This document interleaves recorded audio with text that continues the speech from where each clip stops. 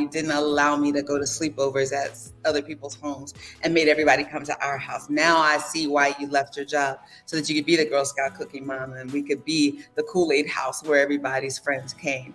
And they begin to understand why you do what you do.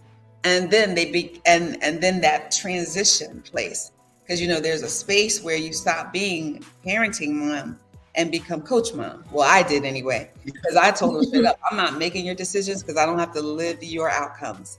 You have to live your outcomes. So you can get all of the wisdom, all the knowledge of my experiences from me. I got that for you, but ultimately the decisions are yours. And just trust God. What you put in them, it's coming back out. Yeah, I see them. Like I see my children and so many of those that are represented in this audience, like literally on stages, ministering the word of God to the masses, to their friends in locker rooms, on soccer fields, at track meets. You're doing a great job. You're doing a great job. You're doing a great job. Yes. Thank you so much. Dr. Katrina, how can folks get in touch with you? Well, I see that the website, the ministry's website is there. If you would need prayer or would like prayer or someone to reach out to you to pray with you or for you, you can definitely go to the website and just put in a little prayer request, or just do the contact us information form, and those emails will eventually get to me if you want to reach me that way. Or Facebook, of course, Instagram, on all of the major, LinkedIn, on all the major platforms, I'm there as well. Awesome. Thank you so much.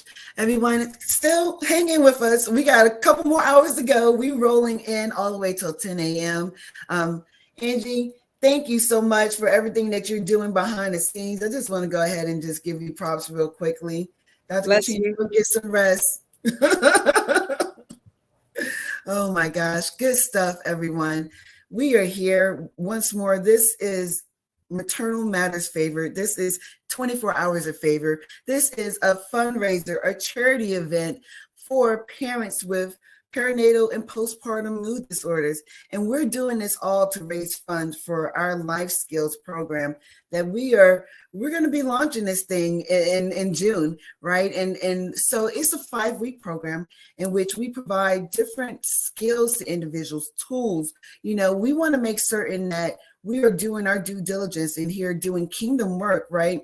That we are helping the next person. And so some of the things that the topics are communication, healthy communication. What does that look like, right? You don't necessarily need to talk at a 10 if the conversation only calls for a 4 or 8, right?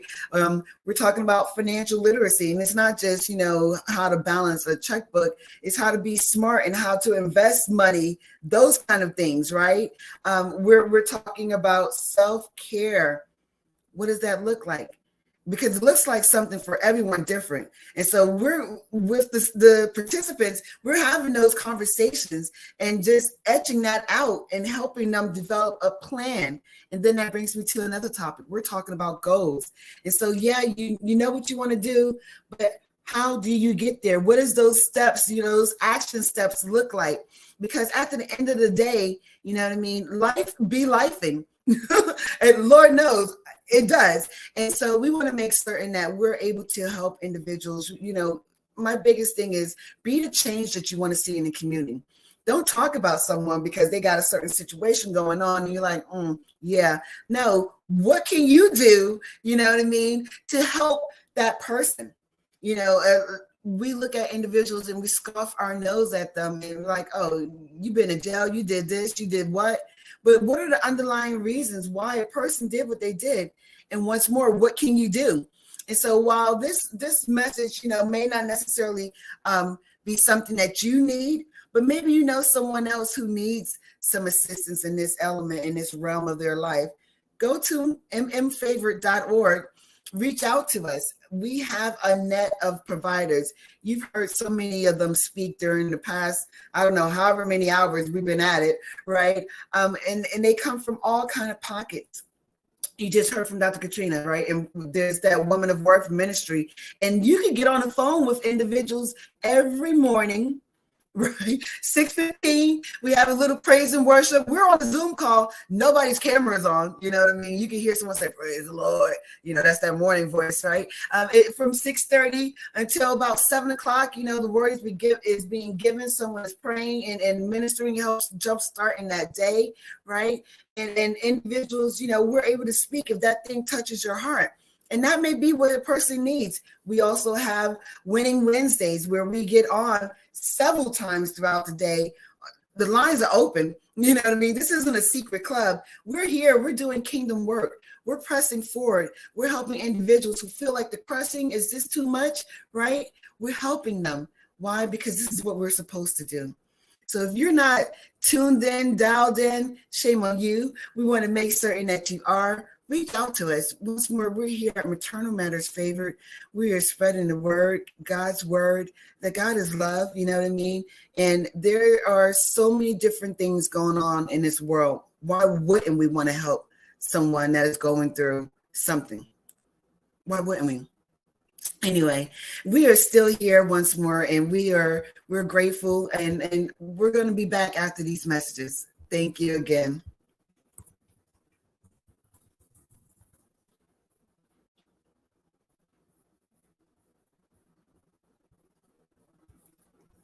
Tam here, coming to you from Favored. Just reaching out to let you know about our upcoming inaugural fundraiser, 24 Hours of Favor. And so for 24 hours, we're going to be broadcasting to raise funds for our Life Skills program. It's a 5-week program in which we provide services to parents that have perinatal and postpartum mood disorders. So we're talking about anxiety, we're talking about levels of depression, we're even talking about forms of psychosis that sometimes take place in these individuals' lives. And what we do as a community, taking a community approach, we make certain that we let these individuals know that they have a tribe in which they can turn to help support them in their walks of life as they're pressing through.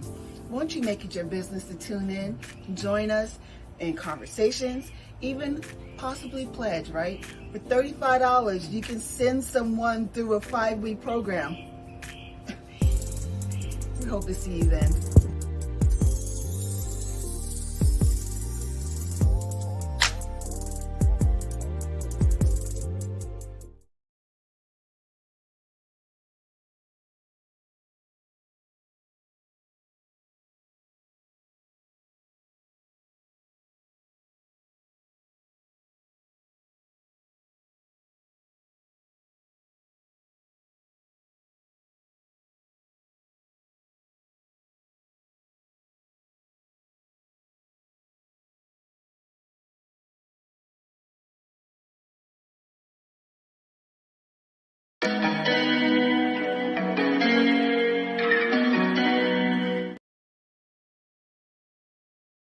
Save the date, September 14th through 17th, 2023, for the 7th Annual Bold, Beautiful, and Bald Weekend Retreat for Alopecia Awareness.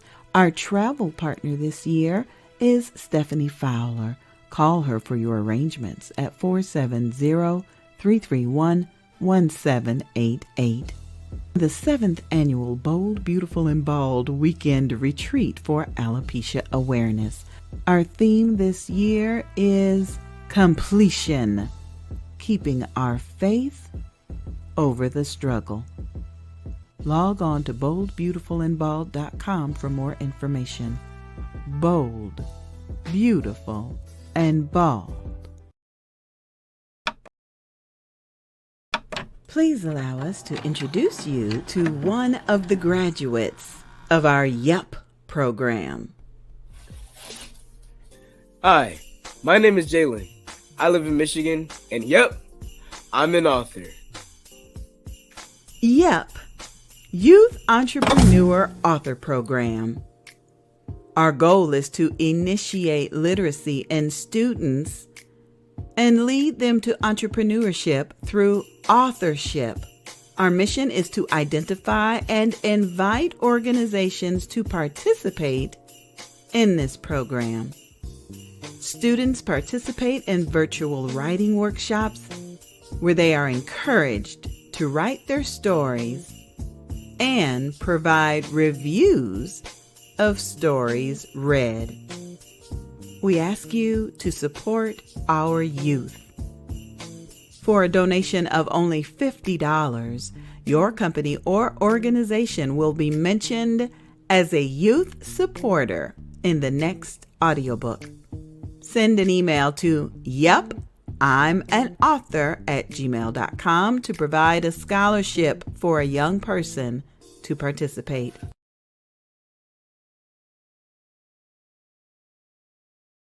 Proceeds are accepted and disbursed by NGB Productions.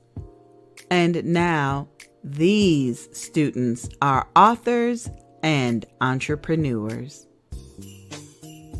Follow us online. Just search for Yup!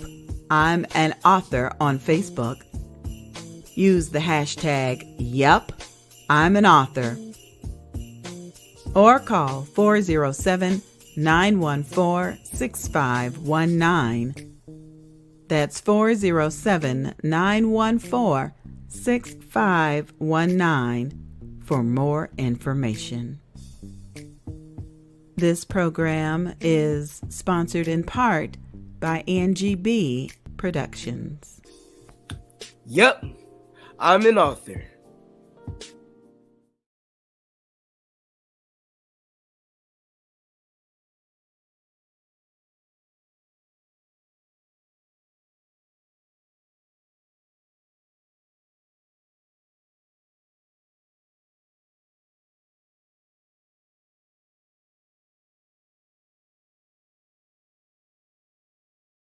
Mental health disorders among parents.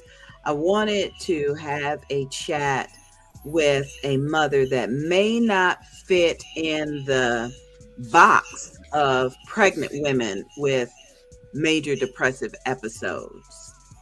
I wanted to chat with a mother who, it's okay if she'd like to remain anonymous, but I wanted to chat with a mother who was in her 40s when she had her first and last child. If a woman, is of that age, she should have everything together to be able to combat and fight against mental health or major depressive episodes. But as we all know, depression can hit no matter what your economic standard is, no matter what your family situation can be, and who is here to help geriatric mothers. I hate to call them that, but who is there to help the grandparents that may be dealing with mental health challenges while they're raising their grandchildren? Who can help those that don't fall in the guideline of being a pregnant woman? So I'd like to welcome my guest this evening. Hi there. Hi.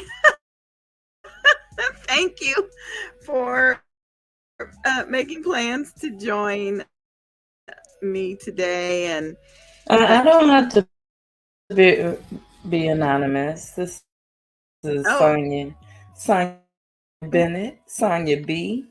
I have no problem with expressing the mental challenges of being a geriatric single mother. No problem.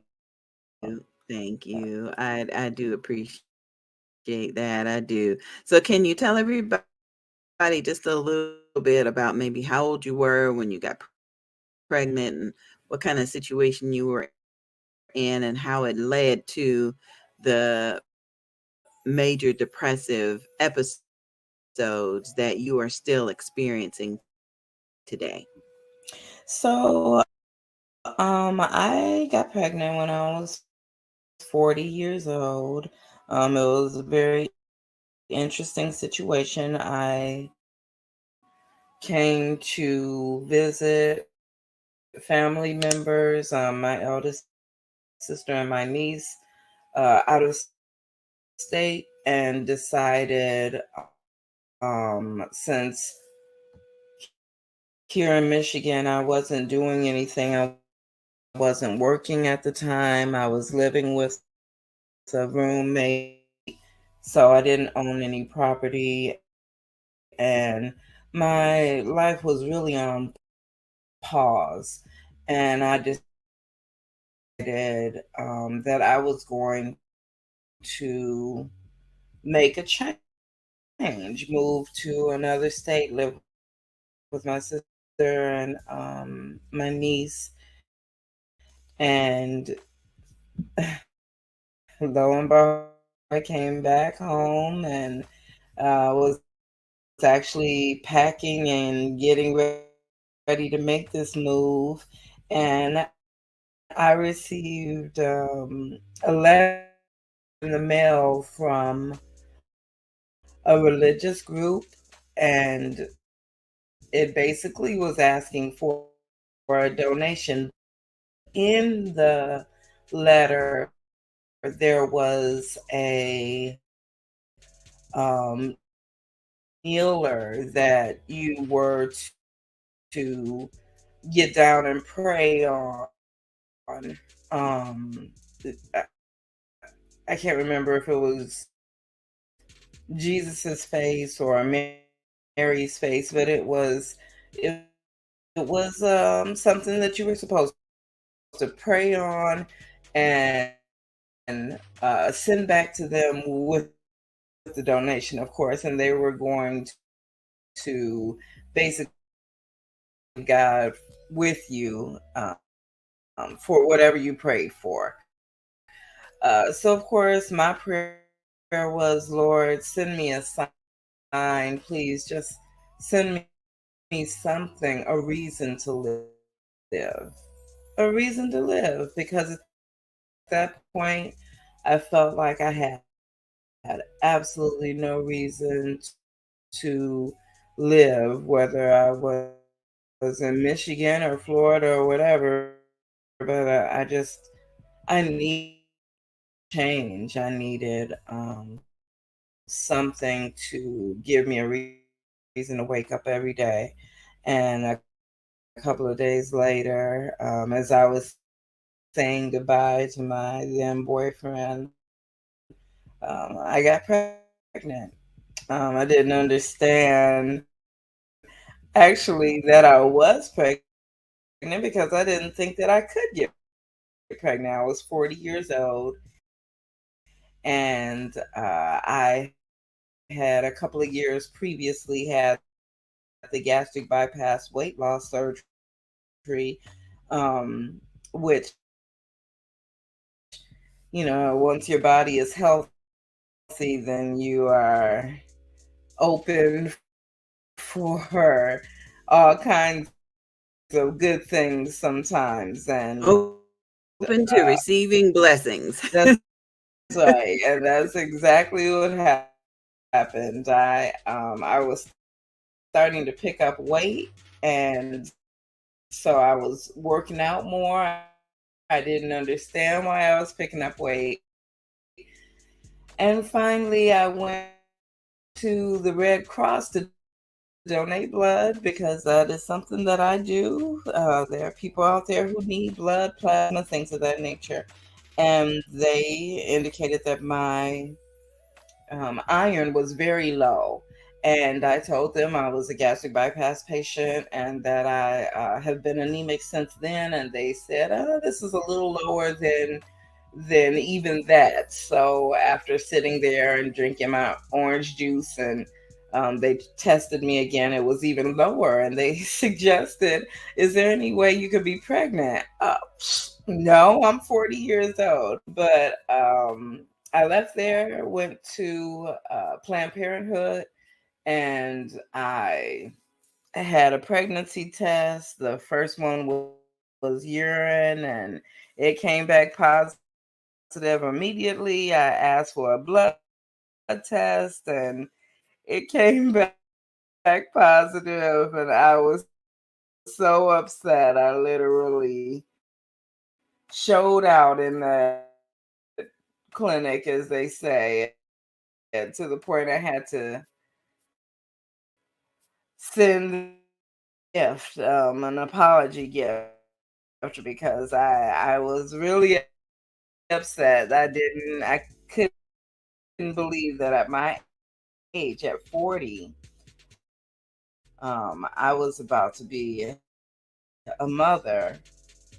And that's kind of how it went. When I spoke to the father about it, he didn't believe it because he was a tad bit older than me, and we really thought that we were safe. And but God works miracles, and my daughter was definitely a miracle.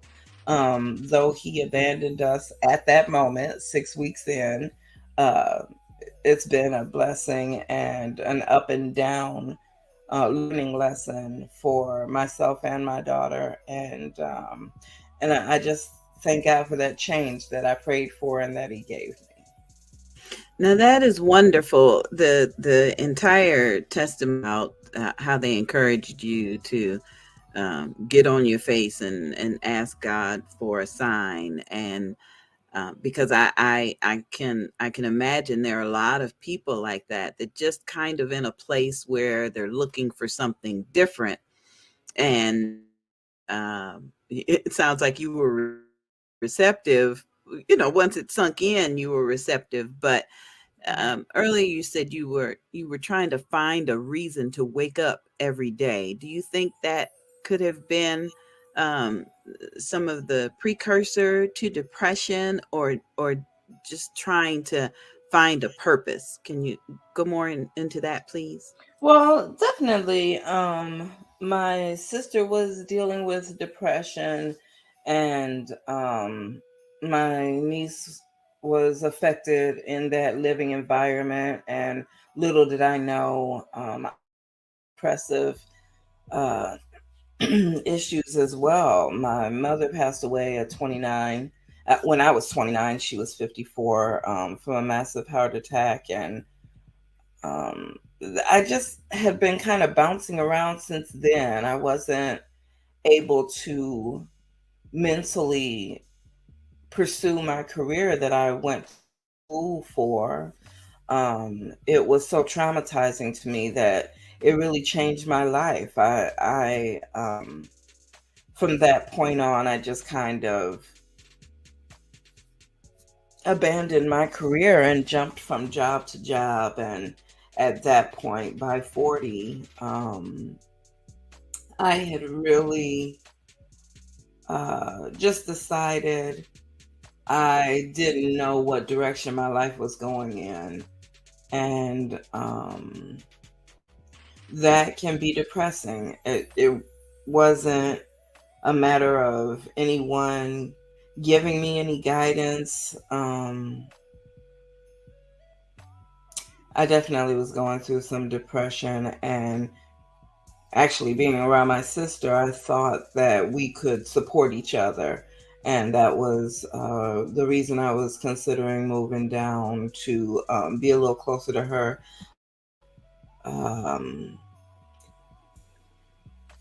Definitely, it was some depression that had nothing to do with being a mother. And then during my pregnancy, um, it exacerbated a lot because I had an OBGYN who was constantly reminding me of my age, and the Oh, I fact. know that probably didn't help. No, definitely not. Well, you're 40, so you can't expect that this is gonna be a viable pregnancy, and you've had a couple of miscarriages before, so you should be ready for it this time. And Oh the no. last time he said that to me, I told him it is your job to make sure that this is a viable pregnancy. I'm going to do my part. God's going to do his part. You better do your part. So it was as if a light switch went off for him. And he started giving me extra hormones that I had to take vaginally, and he started pretending like he was a doctor then instead of just a naysayer.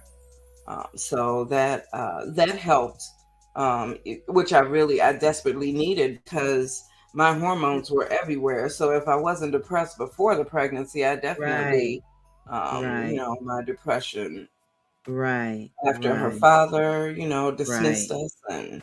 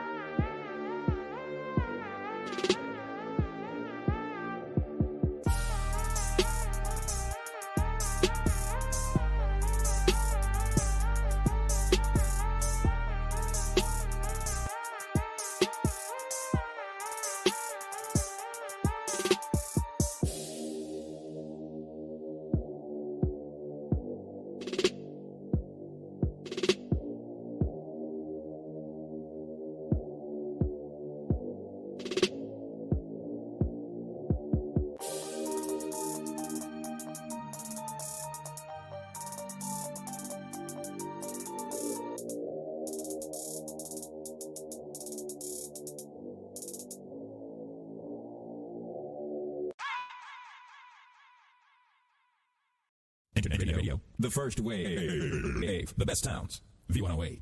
The soul of America. There's no place better than right here and right now with the Queen Bee.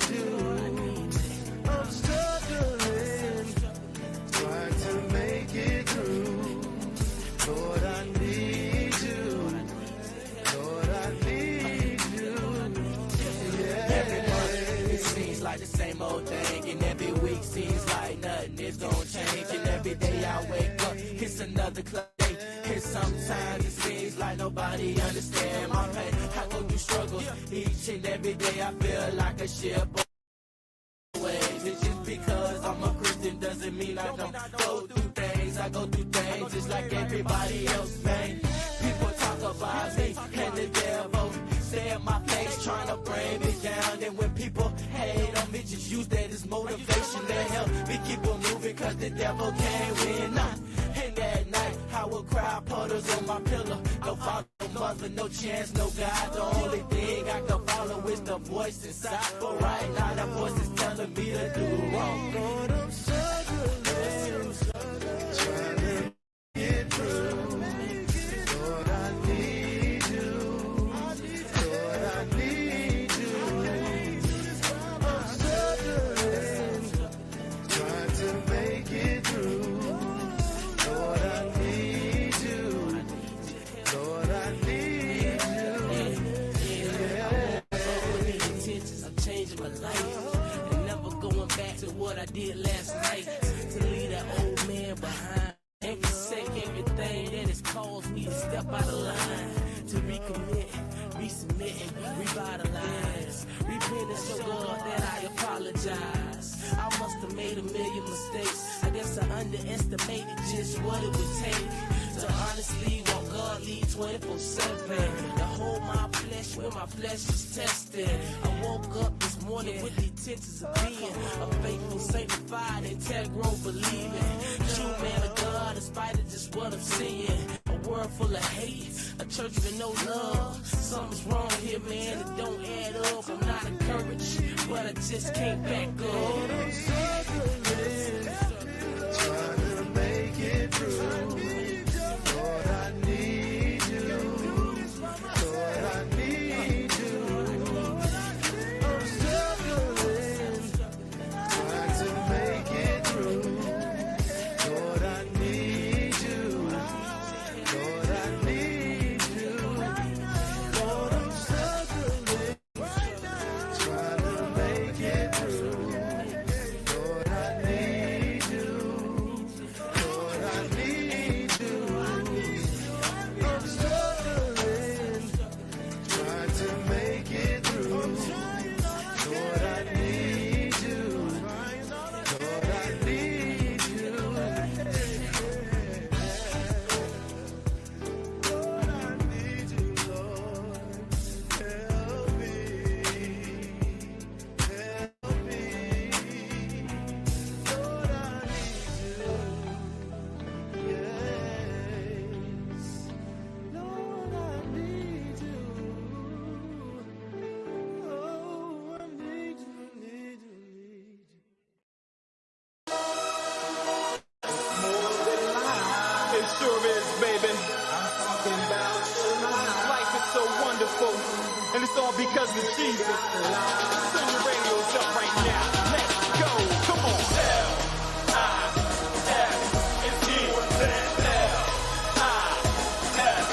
L-I-F-E. L-I-F-E. Yeah, more than life. More than life.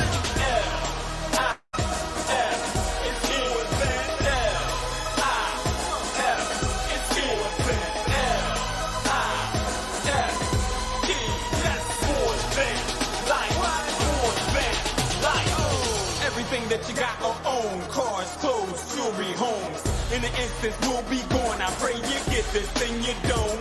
See, one day I'll be gone. One day I'm going home. Material possessions gone. I can't take it with me, no. I value life itself. God is my eternal wealth. Cause money comes and goes, and you know how that story goes. Some get paid for shows, some get paid for flows. But none of that matters, no, no. Man, none of that matters, no.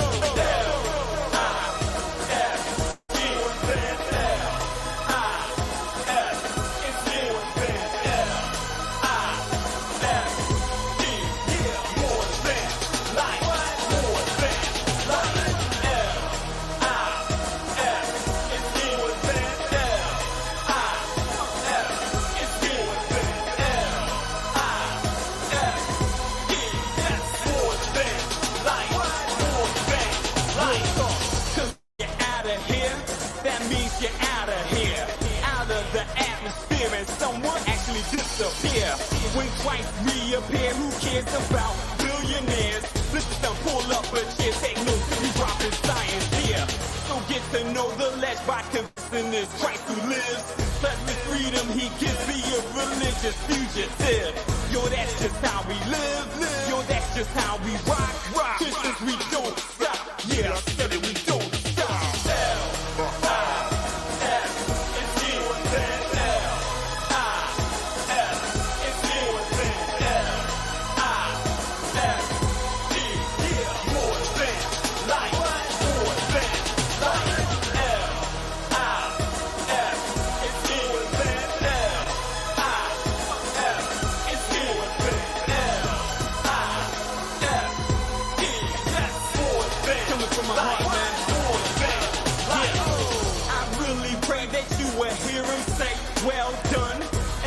you live your life with Christ into my kingdom. So please don't act dumb as if he didn't save some. God be dropping wisdom to free you from your prison. Now that's the reason the begotten son, to redeem those who were lost, destined to be with him. So are you with him, or are you dissing him? You need to learn some discipline. Get right to serving him.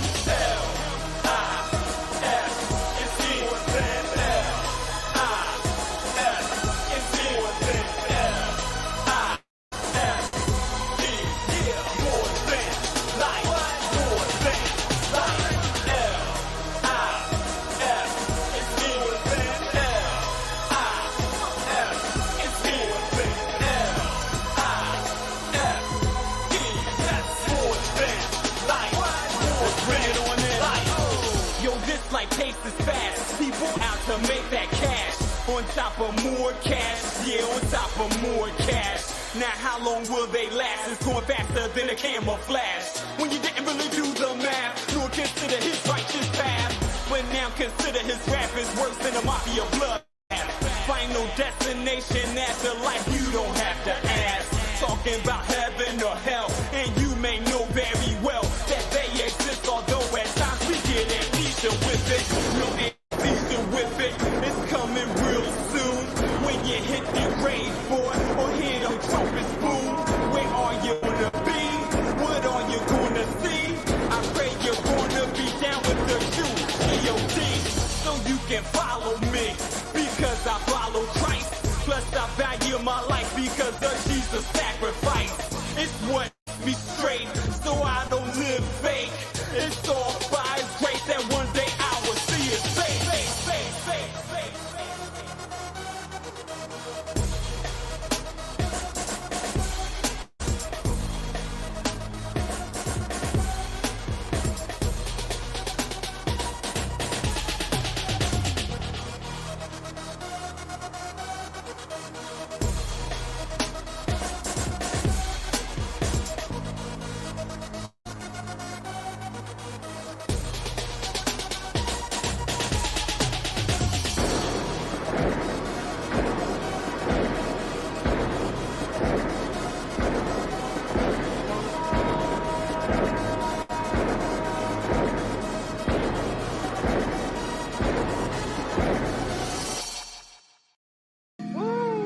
Yeah, man, I was just thinking about how far God had brought me from, how much I done overcame, and God had to pull me out of a lot. Hey, I know he pulled you out of a lot of stuff too. I just hope this encouraged somebody to be an overcomer. Let's testify a little bit. Hey. Look at where he brought me from. Yeah, where he brought me from. Where he brought me from. Look at where he brought me from. A long way, a long way, a long way. A long way, a long way. I used to throw hands up in high school. No woo, had the clan up in high school. 45 fool up in high school. He swung, I swung, that was my rules. Came from a mighty long way. Used to scream, police like O'Shea. Ignore mama words when they came to church. Busy trying to get them girls out them skirts. Smiling in their face, lying in their ears. Running game, playing games, wasting all them years. Spinning dubs, strip clubs, I was out my mind. 8 and 9, Coupe de Ville, I was trying to shine. Switching lanes, in the rain, spinning night, no control. I call his name, I need to change. He heard my prayers, I saved joint air. Fresher than the breast of bear. Look at how far. Look at where he brought me from. Yeah, where he brought me from. Look at where he brought me from. Where he brought you from? A long way, a long way, a long way, a long way, a long way, a long way. You hear that? Look how far he brought me from. Son saw me turn from his face, saw me fall away from grace, but how far he caught me from. How far he caught you from? A long way. And I thought you never asked, but let's get into that. These same lips that once gave was the same lips that blaspheme God on the internet. But hold up, Wait a minute, we ain't finished yet. Such a disappointment, such a misuse of my anointing. I remember dancing with the devil, went from a two-step. Now I'm romancing with the devil. Look how far I led my family away, Lord help us. I got us into stuff that I couldn't get us out. Like how we end up in this mess, Jesus please be my GPS. I need you to course correct and come and switch the route. Didn't know how much more I could take, but the day I sang Amazing Is Your Grace. Look at where he brought me from. Where he brought me from. Where he brought me from. Where he brought me from. Where he brought me from. Me. Look at where he brought me from. You hear that? You hear that? A long way. A long way. A long way. A long way. A long way. A long way. A long way. A long way. A long way. A long way. A long way. A long way. A long way.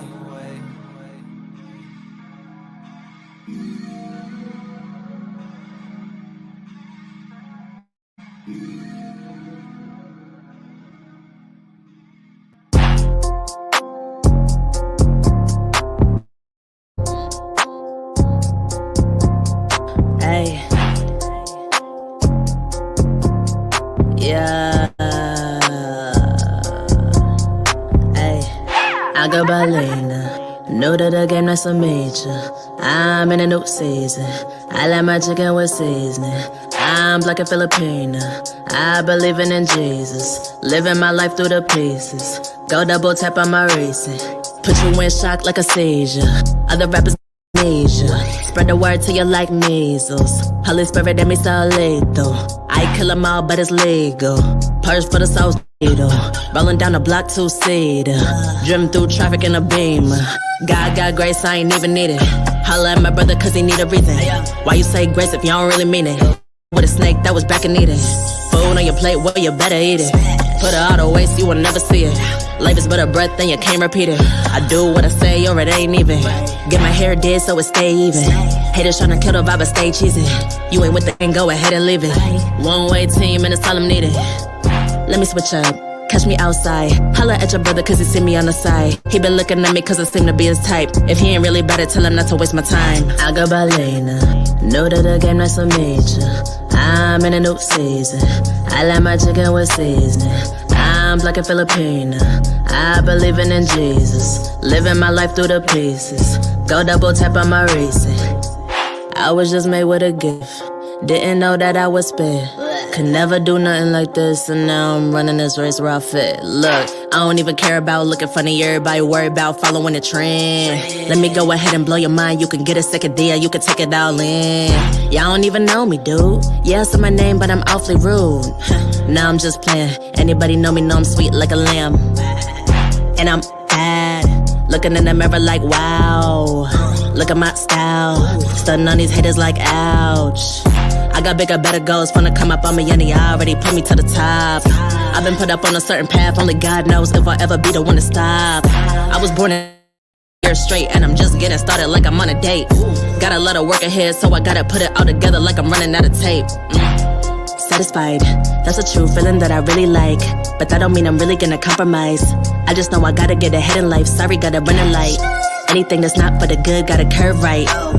And if you ain't with my team, better step aside. I can never fall for another type of life. I go Balena, know that the game that's a major. I'm in a new season. I like my chicken with seasoning. I'm black and Filipina. I believing in Jesus. Living my life through the pieces. Go double tap on my racing.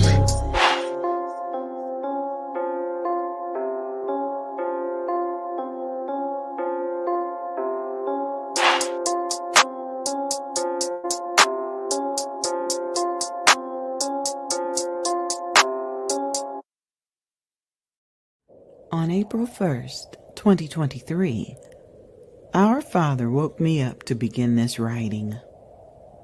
As my computer awoke from sleep mode, a Facebook memory popped up. At first, I didn't want to read it and fall down that rabbit hole of clicking and reading and clicking and scrolling. I had spent March 31st in the ebbs and flows of life, receiving great news and experiencing greater stress. During my waking hours, I longed for a peaceful night of rest, and last night did not disappoint. Now I see how God has allowed me to begin my healing from the grief. A marriage separation is a precarious place to be. On one hand, you miss the good times you shared with another. On the other hand, you find yourself traveling the cycles: denial, anger, bargaining, depression, and acceptance, as defined by a psychiatrist in 1969. This next part of my story made me smile, laugh, and rejoice over the memory. It made me see just how far I have come with my healing towards acceptance. The Winds of Change by Evangelist Angie B.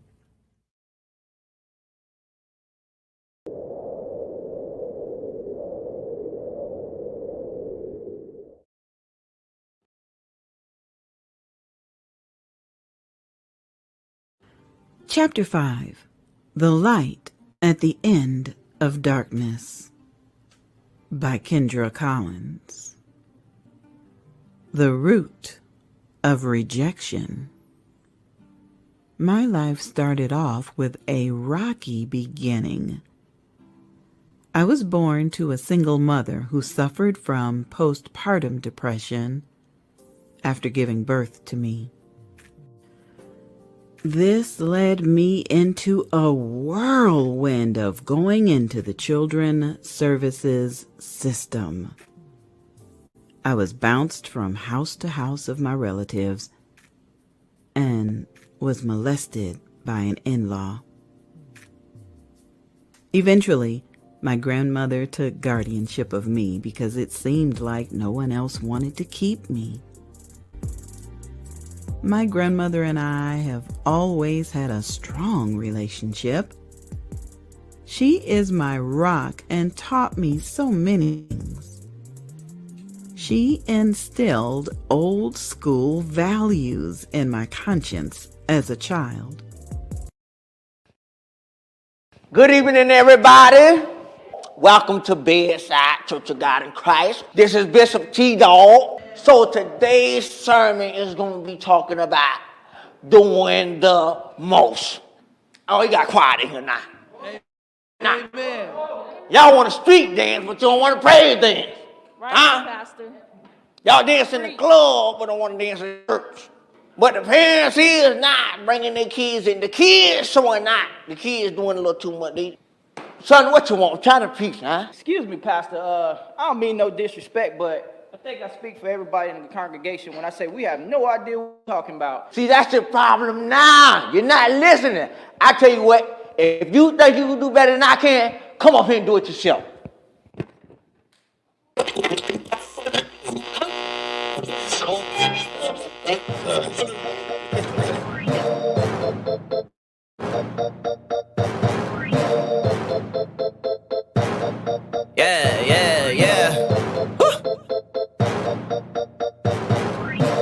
Mr. No compromise in the building. Wax on fire, set fire to the ceiling. Put your hands in the air if you feeling this, cause I'm about to set it out to the picket. Boy, I got time to play. See, boy, I live this. You can catch me running that way, but I'm about my father. Church too concerned about the beat. They don't listen to the lyrics. They trying to put me in the box. Tell me that I'm just trying to reach the youth. Give us something that they can listen to. Try to give us something good for their soul. Call it chicken noodle soup. See, I've been there and I done that. Trying to save them for them landmines. Yeah, the devil's on the move. Yeah, homie, it's game time. I refuse to turn down. I'm on good like Monopoly. Two turned up. Yeah, you can't stop me. Turn down. Turn down. Turn down. I don't really want to turn down. Turn down. Turn down. Turn down. I don't really want to turn down. Can't stop and I won't turn down. Can't stop and I won't turn down. Can't stop and I won't turn down. Can't stop it, won't turn down. Can't stop and I won't turn down. Can't stop and I won't turn down. Can't stop and I won't turn down. Can't stop it. Turn down. Turn down. Turn down. I don't really wanna turn down. Turn down. Turn down. Turn down. I don't really wanna turn down. Turning up is my specialty. It's in my veins, this is what I bleed. In my mouth, yeah, continually. It's my lifestyle, it's daily. Let me give you some clarity. Why the stinking devil, he tired of me. Won't catch me with my head low. Depressed and stressed, that's no go. Not bothered by the status quo. I won't be part of that puppet show. Got victory in Jesus. So turn up when we see. I know some reason. Praising him in season. See, I can't turn down. So watch me, hey, get down. Praising the roof of this place. Don't mind me, just give me some space. Go in, don't you hesitate. Praise him in this holy place. See, I can't turn down. So watch me, get down. See, I can't turn down. So watch me, hey, get down. Turn down. Turn down. Turn down. I don't really wanna turn down. Turn down. Turn down. Turn down. I don't really wanna turn down. Can't stop and I won't turn down. Can't stop and I won't turn down. Can't stop and I won't turn down. Can't stop and I won't turn down. Can't stop and I won't turn down. Can't stop and I won't turn down. Can't stop and I won't turn down. Can't stop and I won't turn down. Turn down. Turn down. Turn down. I don't really wanna turn down. Turn down. Turn down. Turn down. I don't really wanna turn down.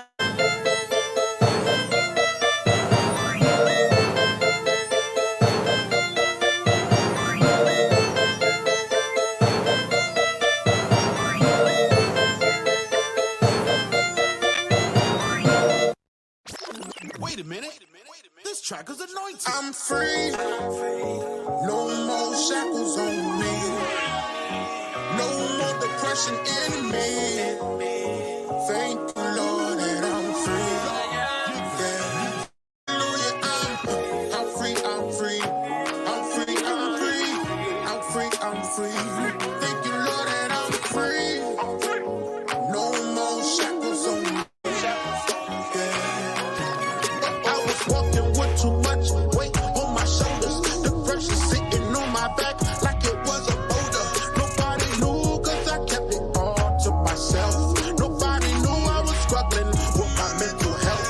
I almost lost my mind at the age of 9. I felt like I was the reason that my daddy died. I felt like I was the reason why my grandma cried. Broken hearted cause her son is no longer alive.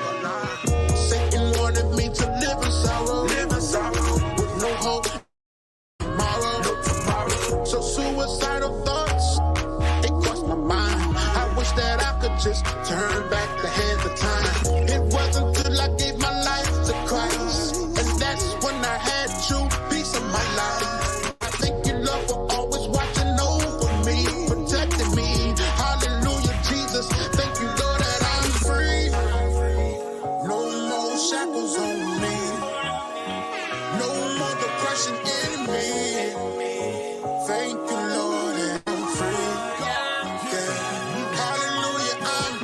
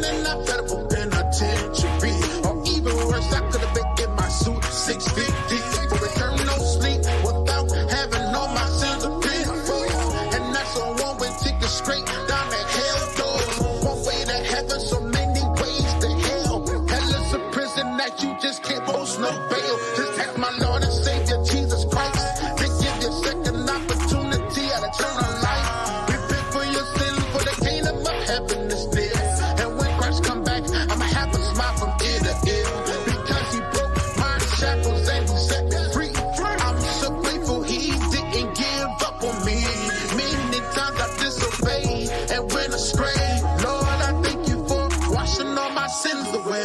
Hallelujah, I'm free. No more shackles on me. No more depression in me. Thank you, Lord, that I'm free. Yeah. Hallelujah, I'm free, I'm free. I'm free, I'm free. I'm free, I'm free. Thank you, Lord, that I'm free. No more shackles on me. Yeah. I'm free. No more shackles on me. No more depression in me. Thank you, Lord, that I'm free. Yeah. Hallelujah, I'm free, I'm free. I'm free, I'm free. I'm free, I'm free. Thank you, Lord, that I'm free. No more shackles on me. Yeah.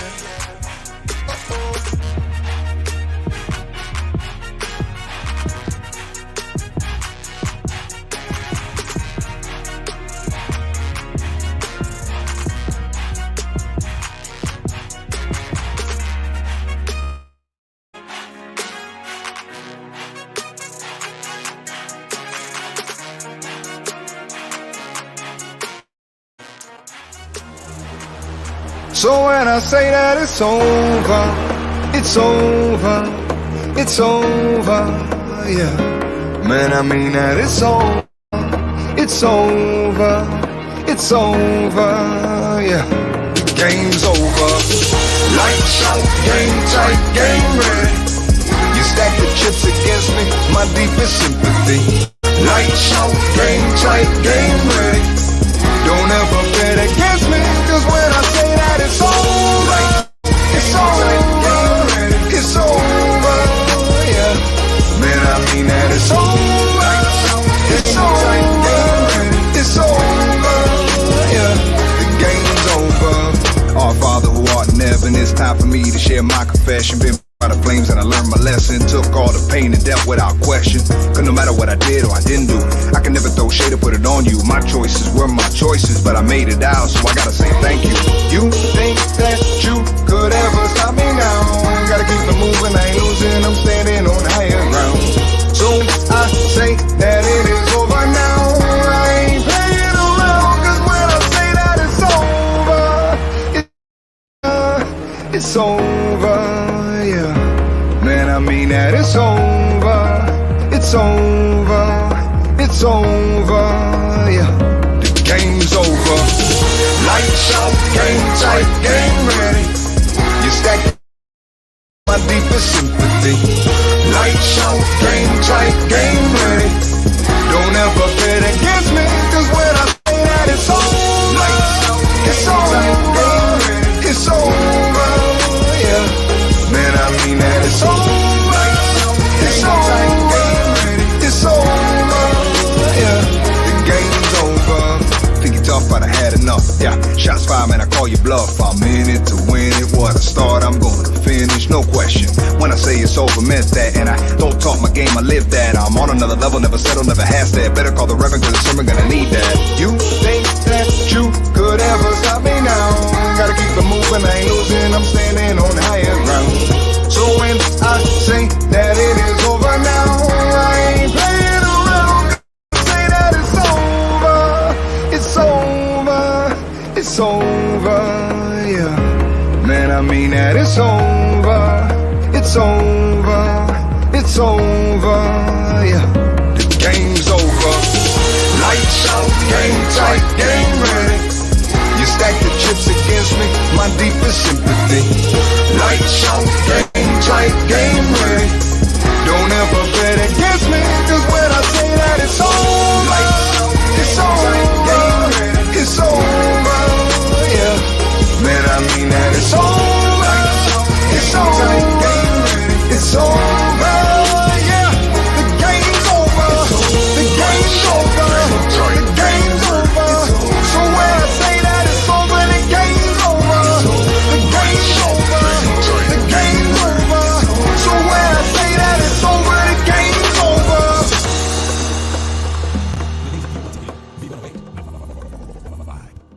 Internet radio, the first wave, the best sounds, V108.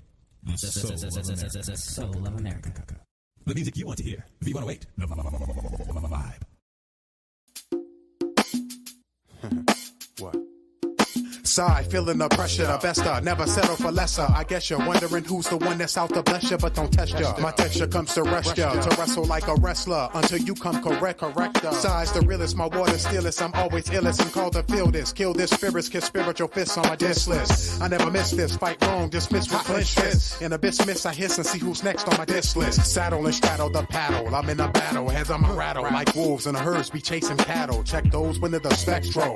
Like a hex show, be pulling hard and never let go. My stress foe, in the view I'm the chosen, fighting spiritual foes and leaving them lyrically frozen, physically dozing, check the pros and see who's the strongest in the limelight, keeping a rhyme tight, saying get saved and at the times writing high heights, filling the space, stay in my place, lifting weights, making haste to never see lost souls of people go to waste. Side fly-bys, doing drive-bys with high cries, lurk the earth in the sky high, standing by my full of strength, pulling hints, rules the earth to the fullest tent, at the fullest length, his wisdom makes a lot of sense. In the blood I'm rinsed, and ever since I made the decision of precision to take up the mission of his son. He's risen, both hands and feet the incision. Complete a mission, the battle is his when it is done. In a street town, giving a beat down in his count to 10 heat round. My foot on his face to keeping my feet down. Procrastinate, my enemies I want to permanently assassinate. Patiently I have to wait till this world pass away. My enemies I want to permanently assassinate.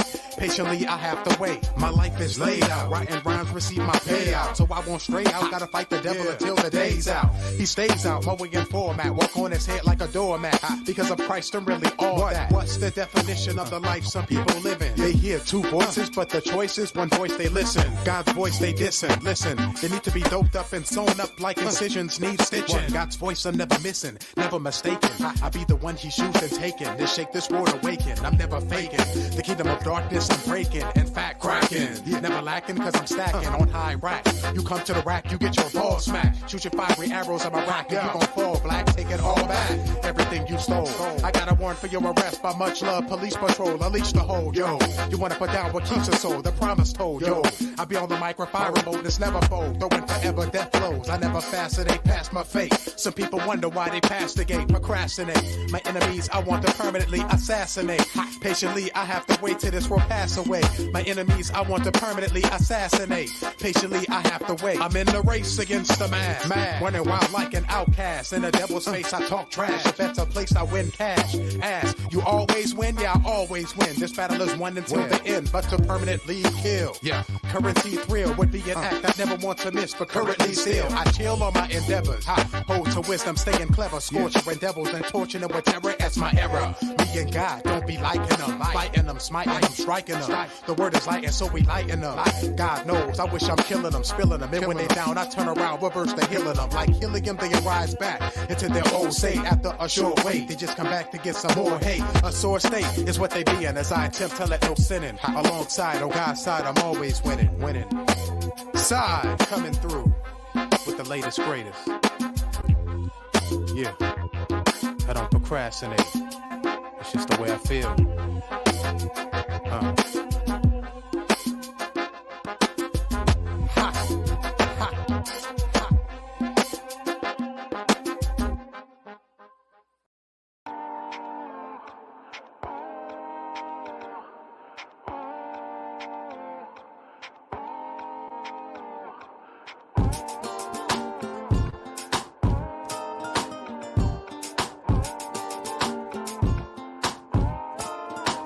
Under your shadow, under your wing, hide me, hide me, hide me, cover me. Alright, yeah. Even in the middle of the night, I know it's gonna be alright. You hide me, surrounded on every side, but my enemies won't survive. Under your shadow.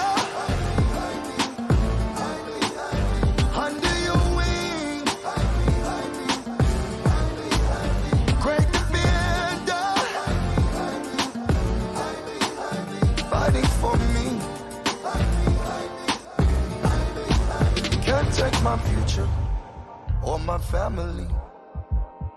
Satan's a robber who wants everything. Yeah. Looking on the brighter side, I can't believe it's still alive. You hide me. I think it's gonna be alright. My enemies won't survive. Under your shadow. Yeah, yeah, yeah, yeah, yeah. I'm under your wing. Yeah, yeah, yeah, yeah, yeah. Break the bend. You're my everything. You keep me safe. Keep me safe. Keep me safe. Keep me safe. Keeping me safe. Keeping me safe. Keeping me safe. Keeping me safe. Bajo tu sombra. Hide me, hide me. Hide me, hide me.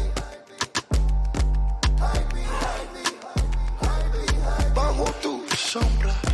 Hide me, hide me. Hide me, hide me. Hide me, hide me. Hide me, hide me.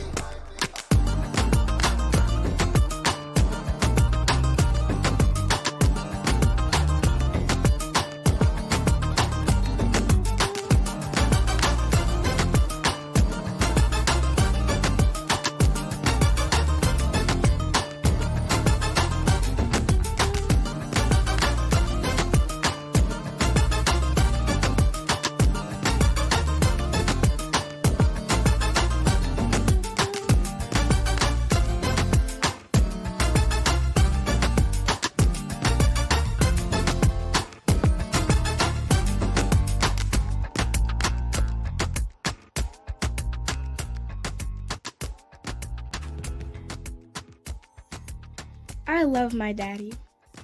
He gives me hugs and kisses when he wakes me up. He helps me make mommy's tea in the morning. He always reads a book to me before bedtime. I Love My Daddy is a heartwarming children's book about the special bond between a little girl and her father. It follows a day in the life of a little girl and her daddy. Produced for audiobook by NGB Productions. Narrated by me, Ramona Young.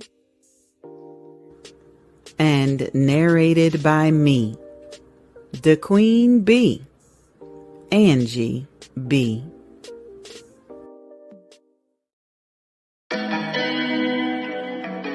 Tam here, coming to you from Favored. May is Maternal Mental Health Month. Yes, it is a thing. Did you know that women of any age, race, culture, and income level can experience perinatal anxiety, depression, and other mood disorders? That symptoms normally start to develop when a woman is pregnant and through their first year after childbirth? And that there are well-researched and well-effective methods for which a person can recover? There is. And this is where Maternal Matters Favored come in. We provide counseling, support groups, and a life skills program to parents and backing them up while they're balancing out parenthood and life all at one time. Remember, there's no manual to parenting, but there is a tribe for every parent. We hope that you join us.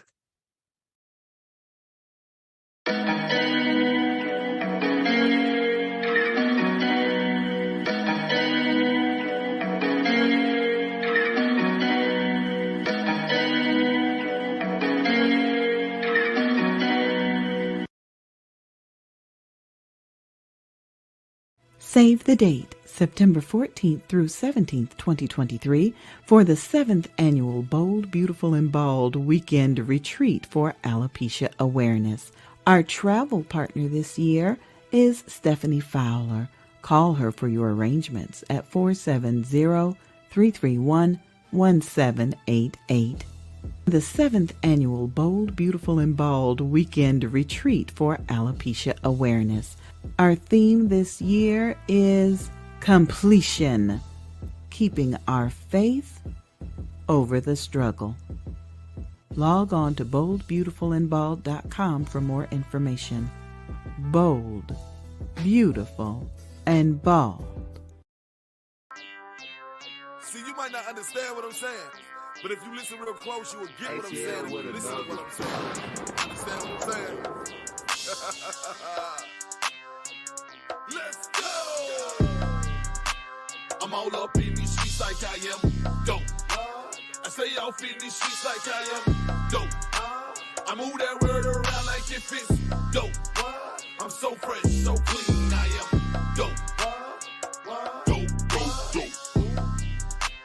I stay off in these streets like I am dope. Dope, dope, yeah. I'm talking number Christ. Yeah, I'm about that life. They say you too Christian. I say show you right.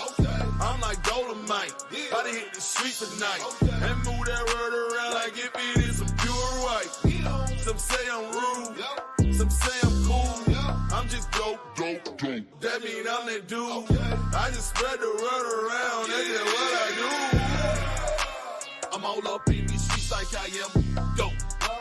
I stay off in these streets like I am dope. I move that word around like if it's dope. I'm so fresh, so clean, I am dope. Dope, dope, dope. I stay off in these streets like I am dope. Dope, dope, dope. I stay so much off in these streets, they think I'm selling. But I ain't going back like DMX off in Billy. Plus I'm a two-time felon, ain't got time for playing. And I'ma spread the word, homie, I don't care what y'all saying. Look at me, dope. Look at you, no. What I teach, hope, you just a slippery zone. I'm all up in these streets like I am dope. I stay off in these streets like I am dope. I move that word around like if it's dope. I'm so fresh, so clean, I am dope. Dope, dope, dope. I stay off in these streets like I am dope. Dope, dope, dope.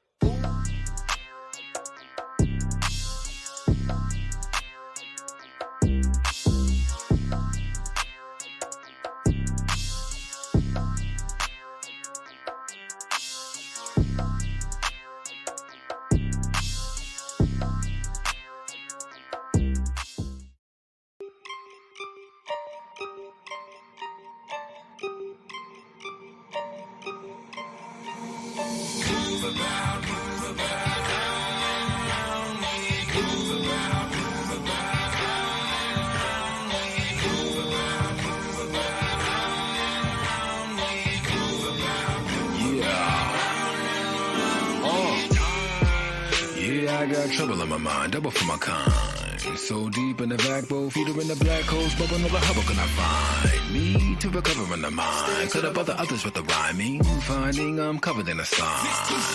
It's a covenant of time. Never again will I flood thee. Said it again, said it within. Said I mean when they made the flood cease. Curse is the ground we've been living. When they slide for the ribbon, in the sky we've been given. It's the promise of a prism. All the promise of grace is upon us. I'm on the shame on we mount on honest. Do 1 minute on a song and a prominent. Move around, move around.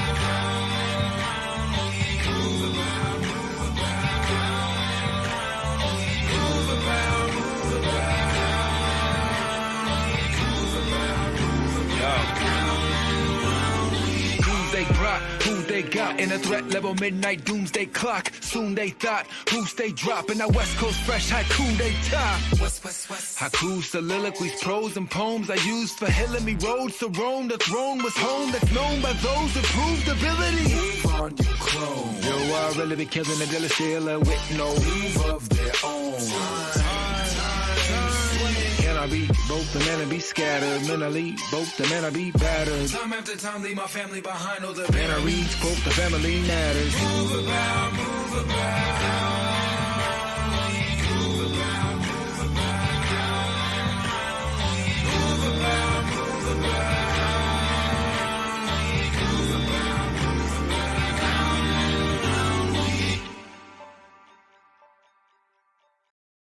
Hey, okay, that sound like the bitch sound good. They talking, I can't even hear. What you say? They hating, I don't really care. Cause I be in the clouds, floating in the air. Hey, glancing down at these people, like man, they're so small. And I feel good, I feel real tall. And I feel like I can do anything. Because I'm plugged in with the streets.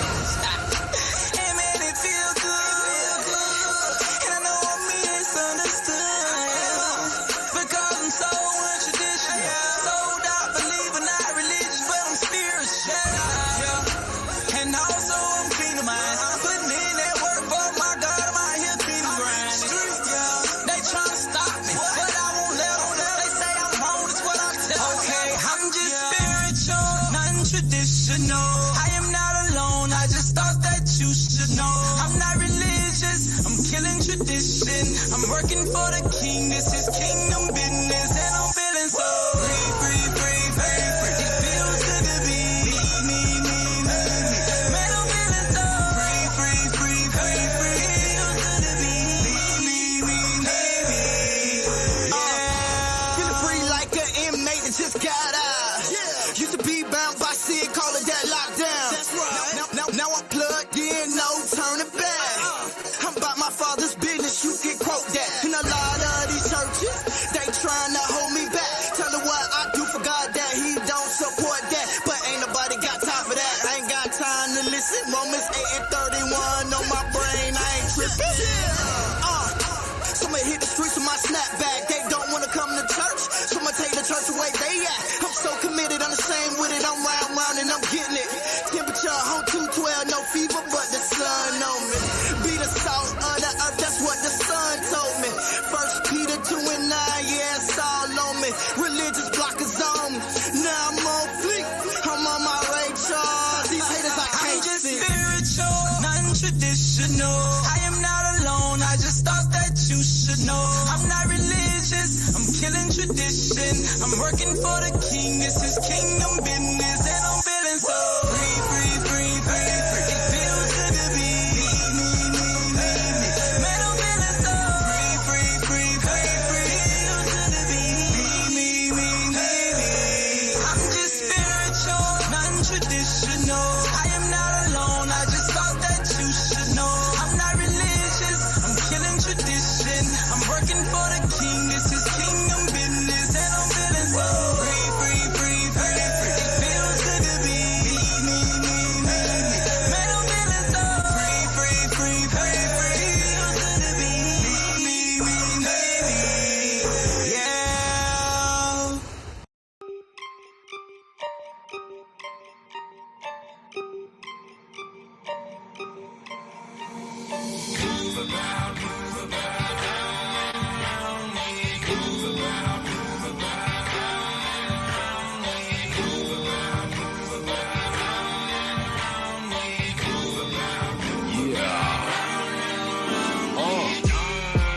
Yeah, I got trouble in my mind, double for my kind.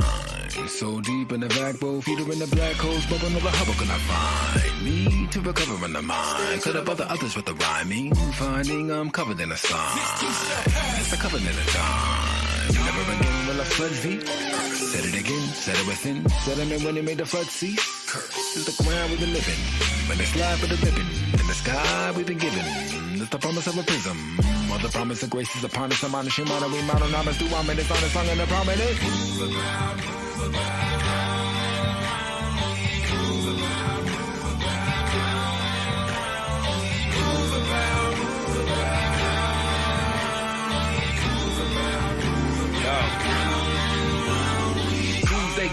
who they got in a threat level, midnight doomsday clock. Soon they thought, who stay dropping our West Coast fresh haiku they top.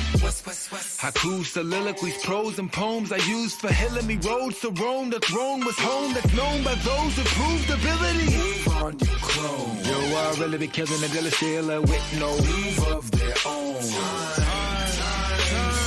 Can I be both the men and be scattered mentally? Both the men I be battered. Time after time, leave my family behind. All the men I reach, quote the family matters. Move about, move about.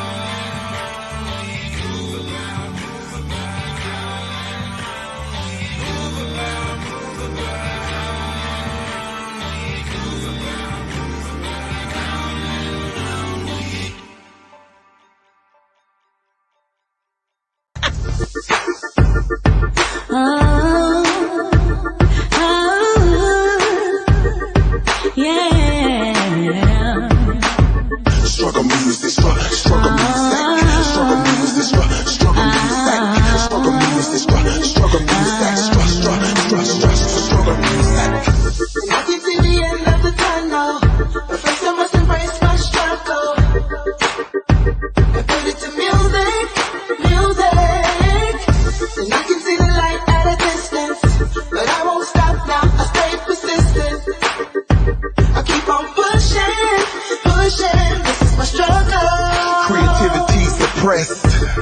Myself, I can't express. I'm looking for an outlet. I got the words, but they just won't fit. But I refuse to quit. I got a hit I can't miss. I got a wife and 3 kids. The urgency is all in my ad-libs. So I fall and I pray to my maker. Hold on, don't let go. Like Jacob, till the day he changes my name. Situation, spirit and mind frame, struggle music. So I fall and I pray to my maker. Hold on, don't let go. Like Jacob, till the day he changes my name. Situation, spirit and mind frame, struggle music.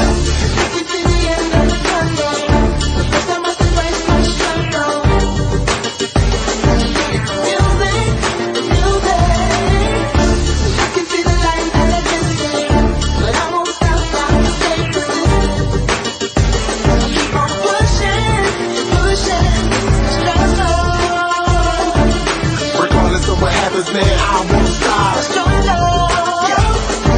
I'm gonna keep on pushing till my casket drops. Regardless of what happens, man, I won't stop. I'm gonna keep on pushing till my casket drops. The Dow Jones going up. The stock market's about to crash. I'm nearly paying $5 for a gallon of gas. Racism still around, y'all. I'm seeing nooses on trees. Troops still in Iraq. Last week another middle school shooting. So I fall and I pray to my maker. Hold on, don't let go. Like Jacob, till the day he changes my name. Situation, spirit and mind frame, struggle music. So I fall and I pray to my maker. Hold on, don't let go. Like Jacob, till the day he changes my name. Situation, spirit and mind frame, struggle music.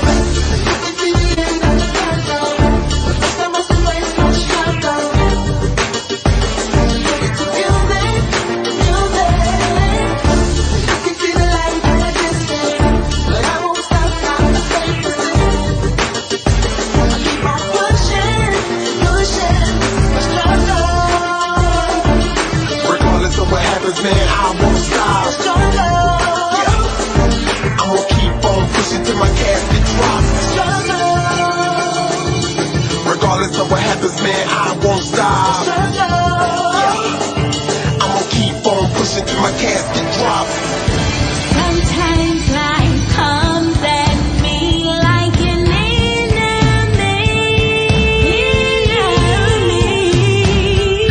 Circumstance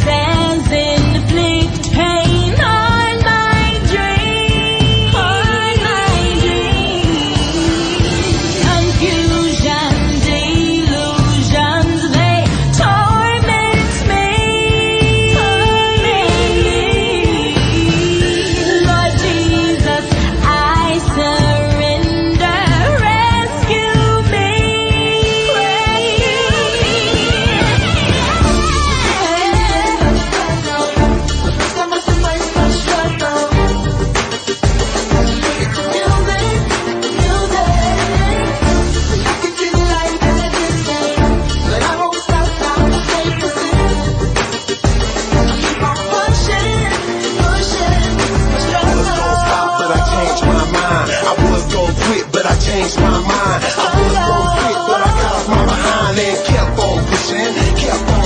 I was gonna stop, but I changed my mind. I was gonna quit, but I changed my mind. I was gonna quit, but I got off my behind and kept on pushing. Struggle music, struggle music, struggle music, struggle music, struggle music.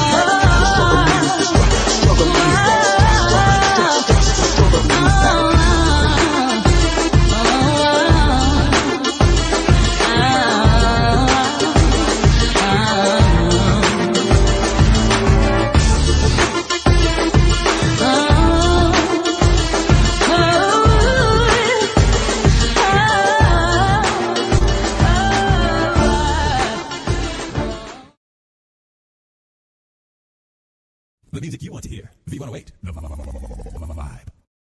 Internet radio. The first wave. The best sounds. V108. The soul of America.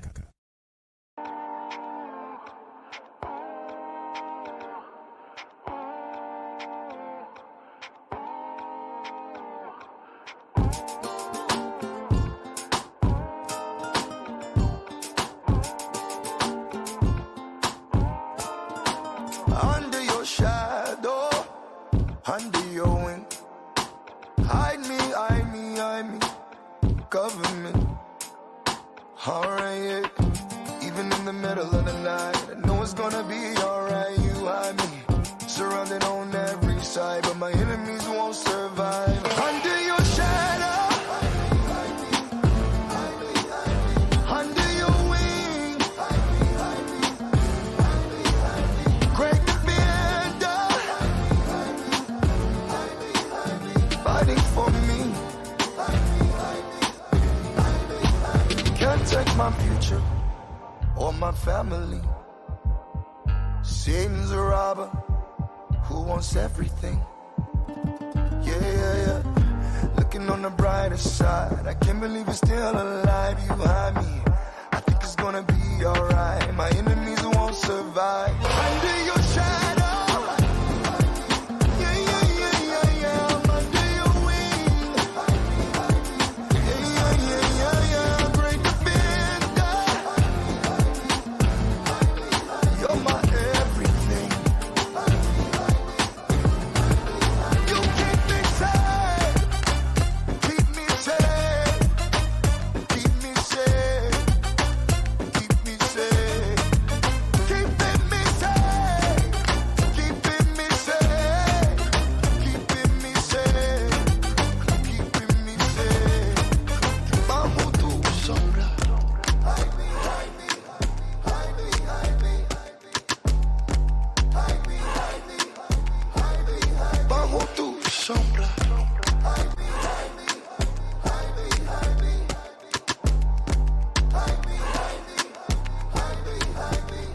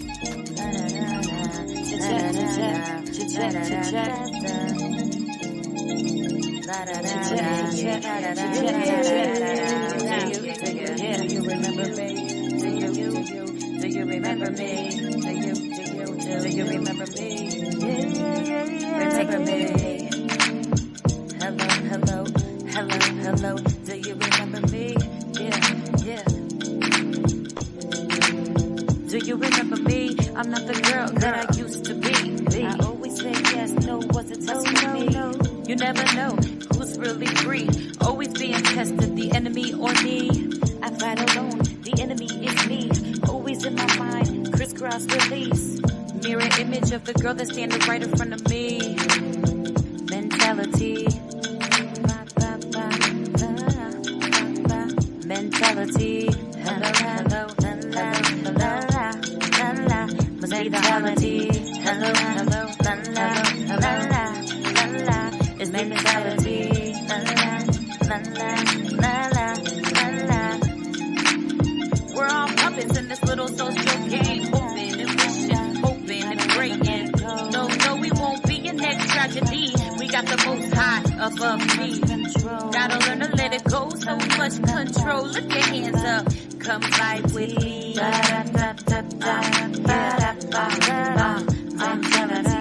You're amazing. Hair, skin, eyes. Don't listen to the lies. Don't paralyze your mind. Don't overthink. Just be a little clearer. You're amazing. Just look in the mirror. So strong, ambitious, a queen. Whatever you set your mind to, you can achieve. Regardless of any insecurities, you can do it. Just do it for you. Do it for you. Stay strong, you too. You got it, you're gonna pull through. I've been there, them insecurities, they don't go away unless you really dig deep. Queen B, mommy mission, I'm on the road. Here's the better days, you gotta let them know. Mentality. Mentality.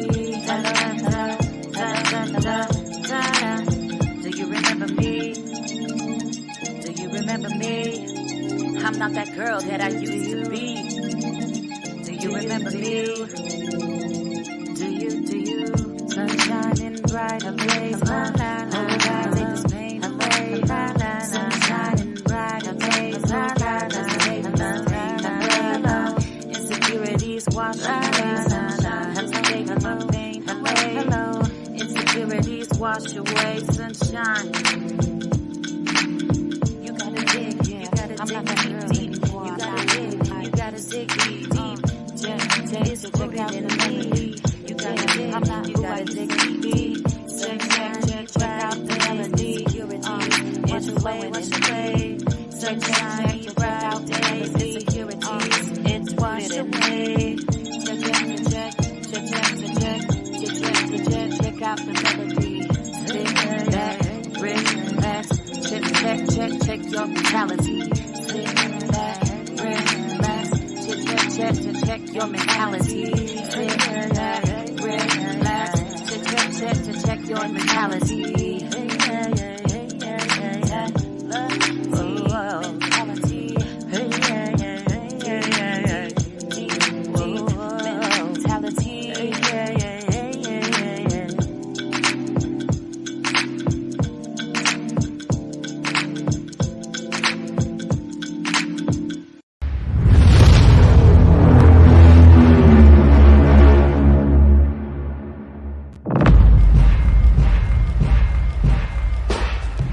Drama beats.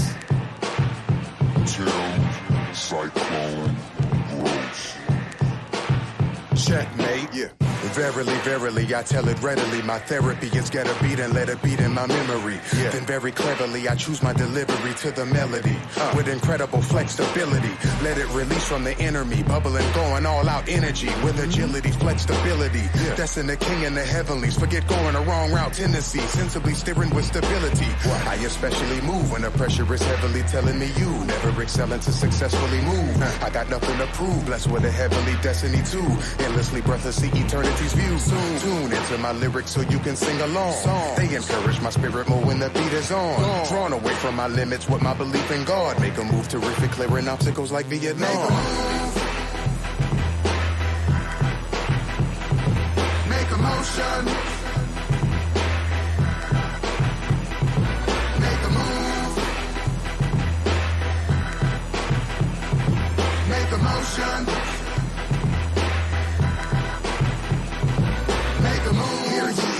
My melody will forever heavily tell of the necessary celebrity.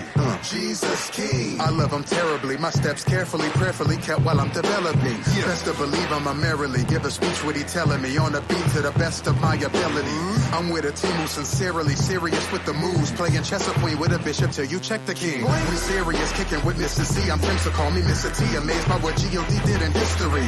Nothing compares to what he is to me, but like the air of mystery. Removes the fear, delivering the victory. What serious people musically moves, the heart of its listeners groove. All into the rhythm and get what we do. Say hello to my crew. Management was something I never could do. Now I got new label and management too. Soon, new music is coming so you can sing along. They will nourish your spirit by what you feeding on. Drawn away from the sinful, that enemy of God. Make a move terrific with this audio I'm speaking on. It's Cyclone. Make a motion. Life is like a chessboard, know what I'm saying? Make a move. Serious people music. Make a motion. We the pieces. Making moves. Make a move. Moved by the hand of God. New move. New start. We in New York.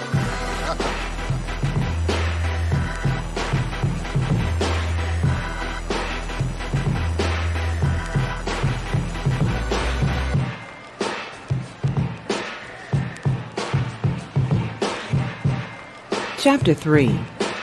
Snap out of it. Why does Sabrina just let stuff happen to her when it comes to men and her body? What mental issues would make her feel so open and sexual with no cap? They knew they were cousins after they were told, and none of them cared, including Sabrina. It was what it was, and everybody got what they wanted. Run from the Pain Within. Written by Maisha Barnett. Produced for audiobook by Angie B. Productions. And narrated by me, the Queen Bee, Angie B.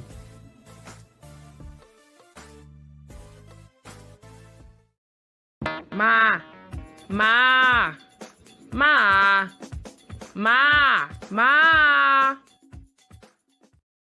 We parents need to understand that our children may know the pitfalls that we taught them, yet they will sometimes have to drag themselves out of their own pits in order to learn to reach up for God instead of reaching up for us, steering them in the direction of God Almighty.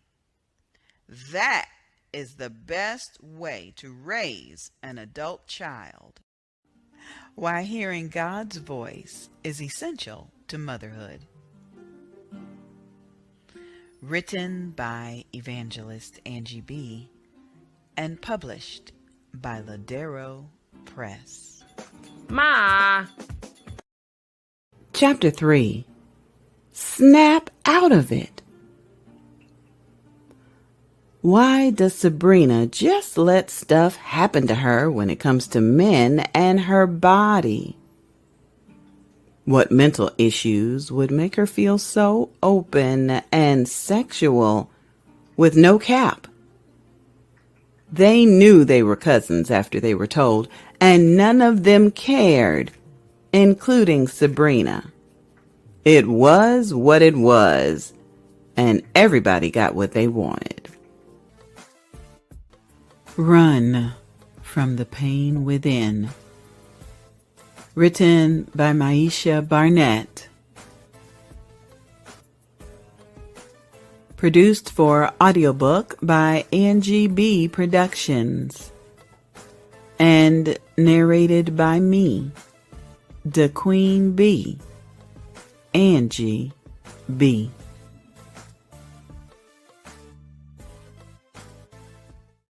You just love the good old-fashioned Southern Baptist gospel hymns? I know I do. I grew up singing them songs in the church choir. I can't get my grandson to listen to my music, though. All he wants to listen to is that Lil Payne or that It fella. Or is it T.I.?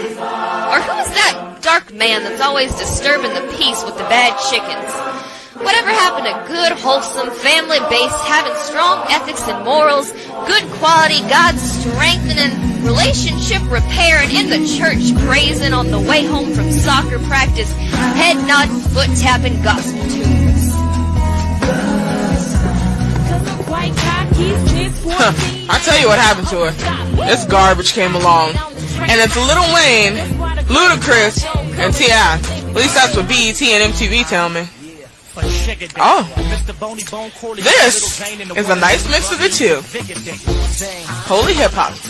That's right. Even the kids know what they need to be listening to. The hottest home hotspot. When the sun shines, when it rains. Never did a thing, not a thing, but a thing, like a chicken wing. When we flying on, what's that airline? Southwest, with our chicken wings, on the hottest home hotspot. Gonna try to degrade. Gotta be in my state of mind to relate. Gotta know this is the end, it ain't no time to waste. Time to face your fate, and I pray you don't end up in the lake. Do whatever it takes, so many mistakes we make, but we gon' all get it right once we down by the river slide.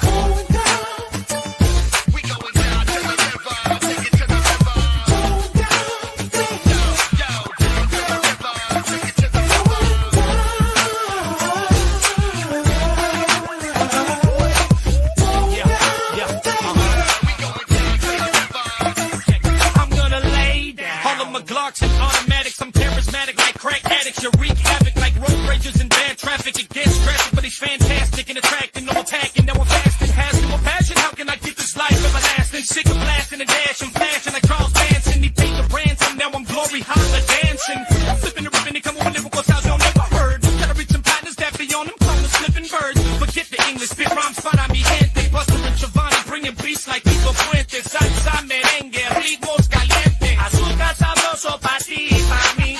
Heading down to the riverside so I can let the old man die. When I come out of the water, a new man feel it come alive. Revive with the Holy Ghost and tears in my eyes.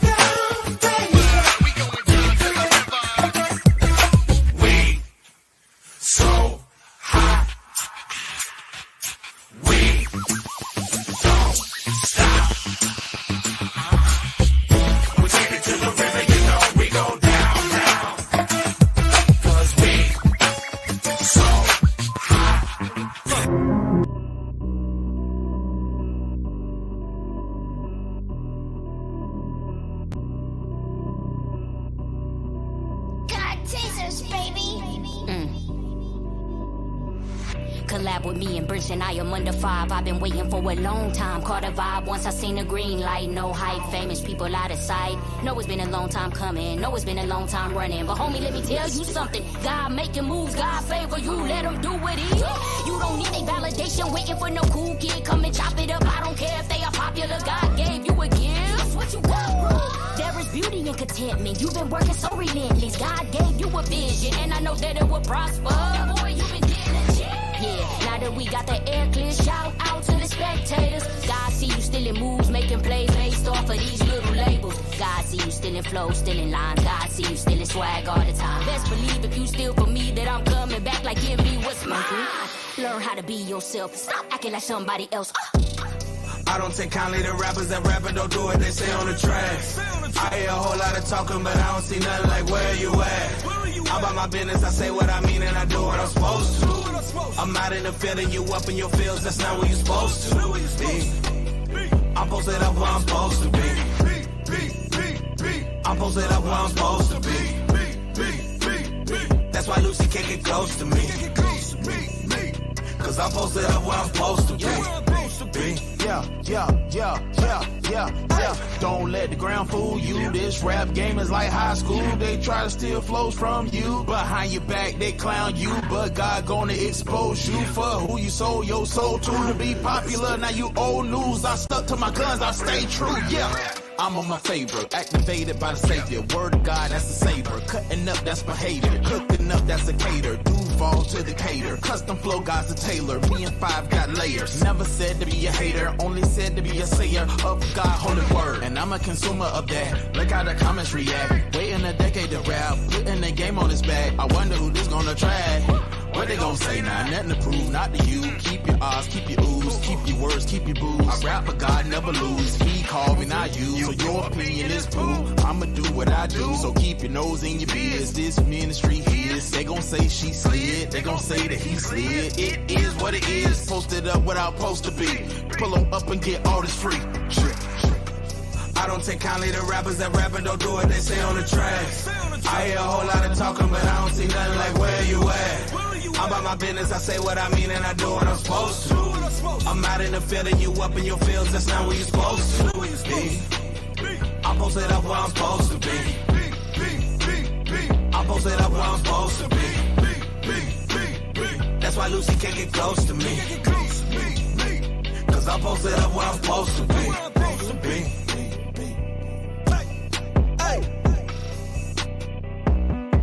Hey, 5. Long time coming. God chases. Post it up.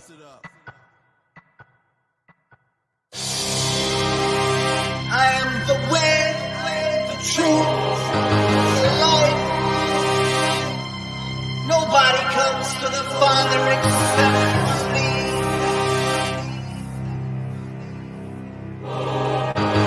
Nobody comes to the Father except through me.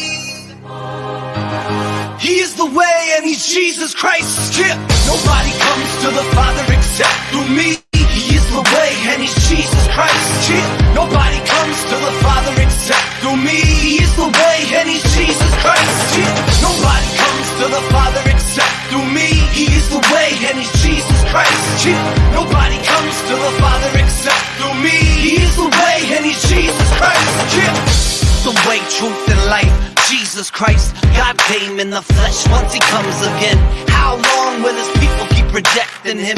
How much more does he have to endure while y'all testing him? Why don't you rest in him? Why you keep wrestling with my angel set? You better just repent, there ain't that much time left. And I don't wanna see you go down that road, you know it leads to death. There's so many on they way, why don't you change directions? Let the word of God be your GPS, and he will show you the way. Call on his name and be saved. I ain't saying that it's gonna be easy. Matter of fact, it might be just as hard, but at least you'll have God on your side when it comes time. For what? You don't know this is war, and before you know, it's gonna all be over. Nobody comes to the Father except through me. He is the way, and he's Jesus Christ. Yeah. Nobody comes to the Father except through me. He is the way, and he's Jesus Christ. Yeah. Nobody comes to the Father except through me. He is the way, and he's Jesus Christ. Yeah. Nobody comes to the Father except through me. He is the way, and he's Jesus Christ. Yeah. This is serious now that you feeling me. Yeah, I'ma speak the truth. It's about to hit you like 100 proof, and the Spirit's proof. Ain't that enough for you? How about his love for you? Y'all acting too cool, he shed his blood for you. See you too comfortable, this shouldn't be old news. Yeah, he made me brand new, so I can't keep doing what I was doing like it's all good. I see it just won't do, because he lives in me, just like he lives in you. Jesus, I gotta live for you, so I ain't doing what I want to. Yo, I'm doing what I got to, and you ain't gonna stop me. What you think, I'ma stop now? Dude, he's on top now. You just a Christ hater, you better stop hating. I keep on patiently waiting, cause I'ma take it from Satan. You better watch what you're saying to me. Nobody comes to the Father except through me. He is the way, and he's Jesus Christ. Yeah. Nobody comes to the Father except through me. He is the way, and he's Jesus Christ. Yeah. Nobody comes to the Father except through me. He is the way, and he's Jesus Christ. Yeah. Nobody comes to the Father except through me. He is the way, and he's Jesus Christ. Yeah. The devil think he's slick, and you know he really is. Slick enough that he can trick 95% of Christians I know don't even know they rolling with him like they was homies. Meanwhile, Christ is the one they claiming to represent, but he the one that's getting left out the game while they busy picking devils on their team. Can't believe what I've been seeing. They don't wanna hear it, but they gon' feel it when it all flips. Don't say I didn't tell it like it is, and still I won't quit. I'ma keep on going till I can't no more, till I'm dying on that cross and it's finished. I'ma let y'all know what the saith the Lord, and you can call it what you want, but I just really wanna know who's really down for the cause, ready to die for the Lord. Is it about what you want? Is it about what he's done? This ain't about just hanging out and having fun. You must be kidding me. How many more gotta die for y'all to see he came to live in me? Nobody comes to the Father except through me. He is the way, and he's Jesus Christ. Yeah. Nobody comes to the Father except through me. He is the way, and he's Jesus Christ. Yeah. Nobody comes to the Father except through me. He is the way, and he's Jesus Christ. Yeah. Nobody comes to the Father except through me. He is the way, and he's Jesus Christ. Yeah.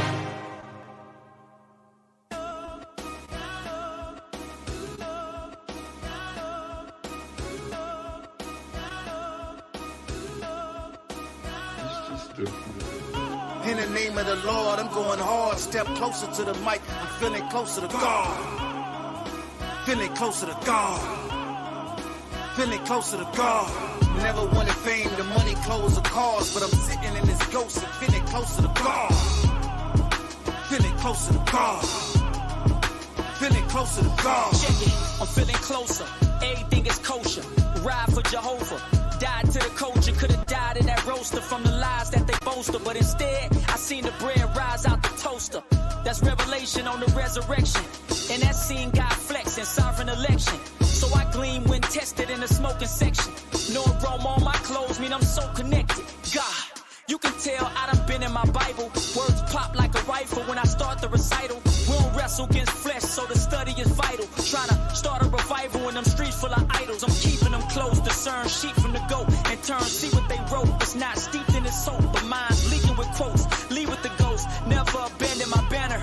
Covered like a cabana, Hosanna from Alabama to Atlanta. I'm slanging this manna. It's legal, but it's still picking up on the scanners. It's a standard, don't confuse me with with scammers on the cameras, on the internet. I'm making the news like Danny Tanner. I ain't finished yet. In the name of the Lord, I'm going hard. Step closer to the mic. I'm feeling closer to God.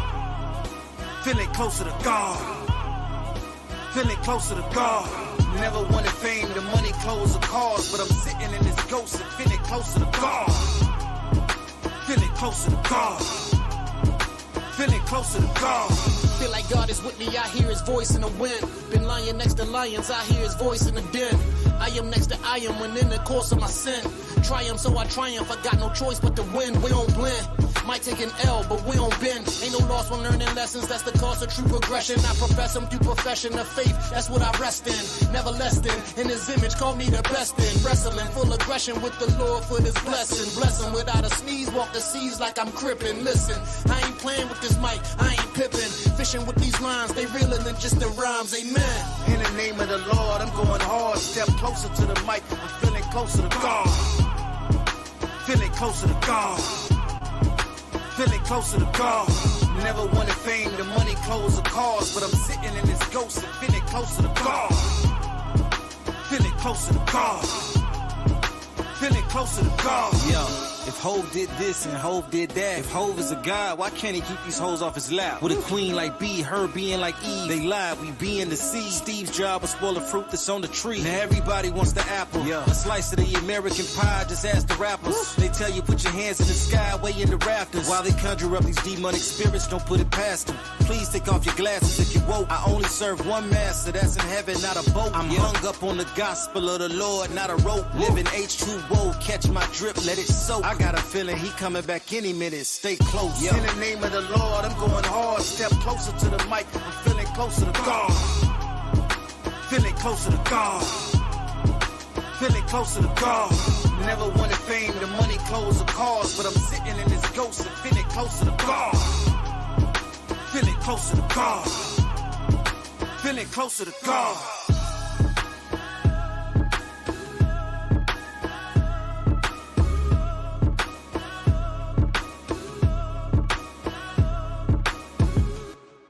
The music you want to hear. V108. The vibe.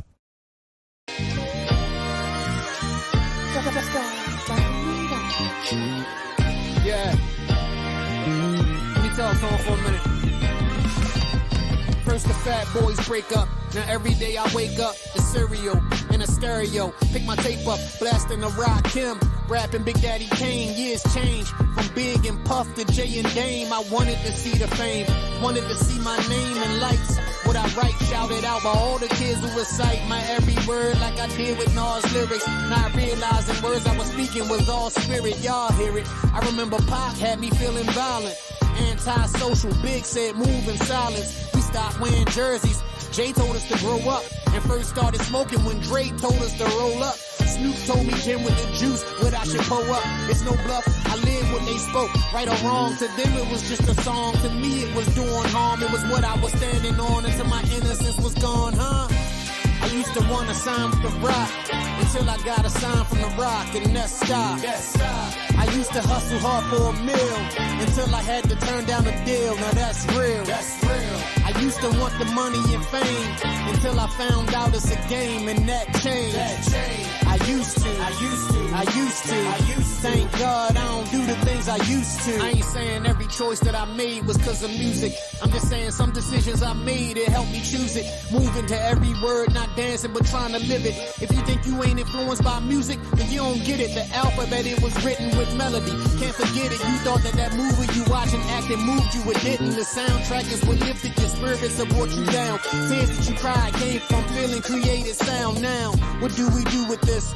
How can the music lift instead of cause destruction? How can we use the gift that's God-given? All prisons filled with potential was simple. We gotta change the mental, from parental to influential. Accountability at the root in every branch. Don't chop it down but build a tree. Ability starts with a seed. Stability is what we need. Reality ain't what we see. This music leaving casualties. Let's set them free.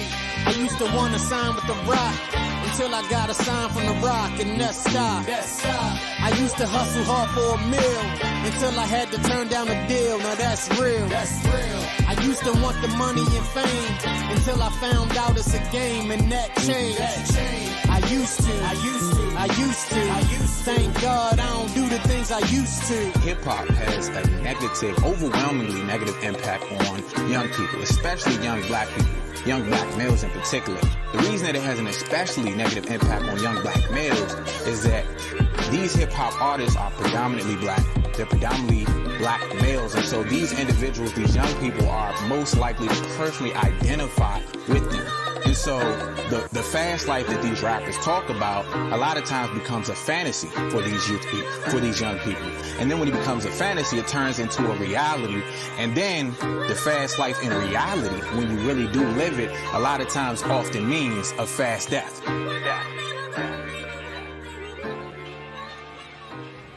First, there was fashion, then luxury, London Fashion Week, lifestyle, celebrities, international fashion, and luxury lifestyle, creativity and advertising.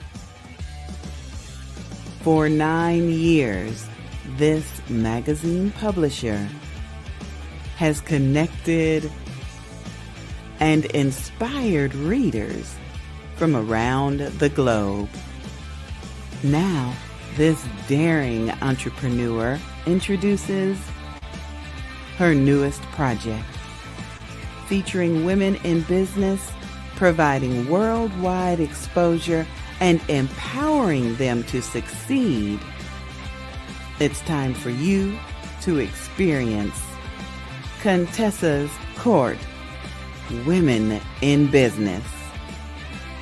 To watch highlight and interview features from those introduced in the magazine, be sure to watch Contessa's Court, the talk show, airing Fridays at 7 p.m. Eastern Standard Time on Facebook, YouTube, and Twitter. For advertising and more information, send an email to contessascourt@gmail.com. That's contessascourt@gmail.com. Conversations about fashion, business, family, lifestyle, beliefs, and more. Contessa's Court, Fridays at 7 p.m. Eastern Standard Time. Oh man, it's been 27 years and I can't believe it. I'm still in love with this thing called teaching and learning.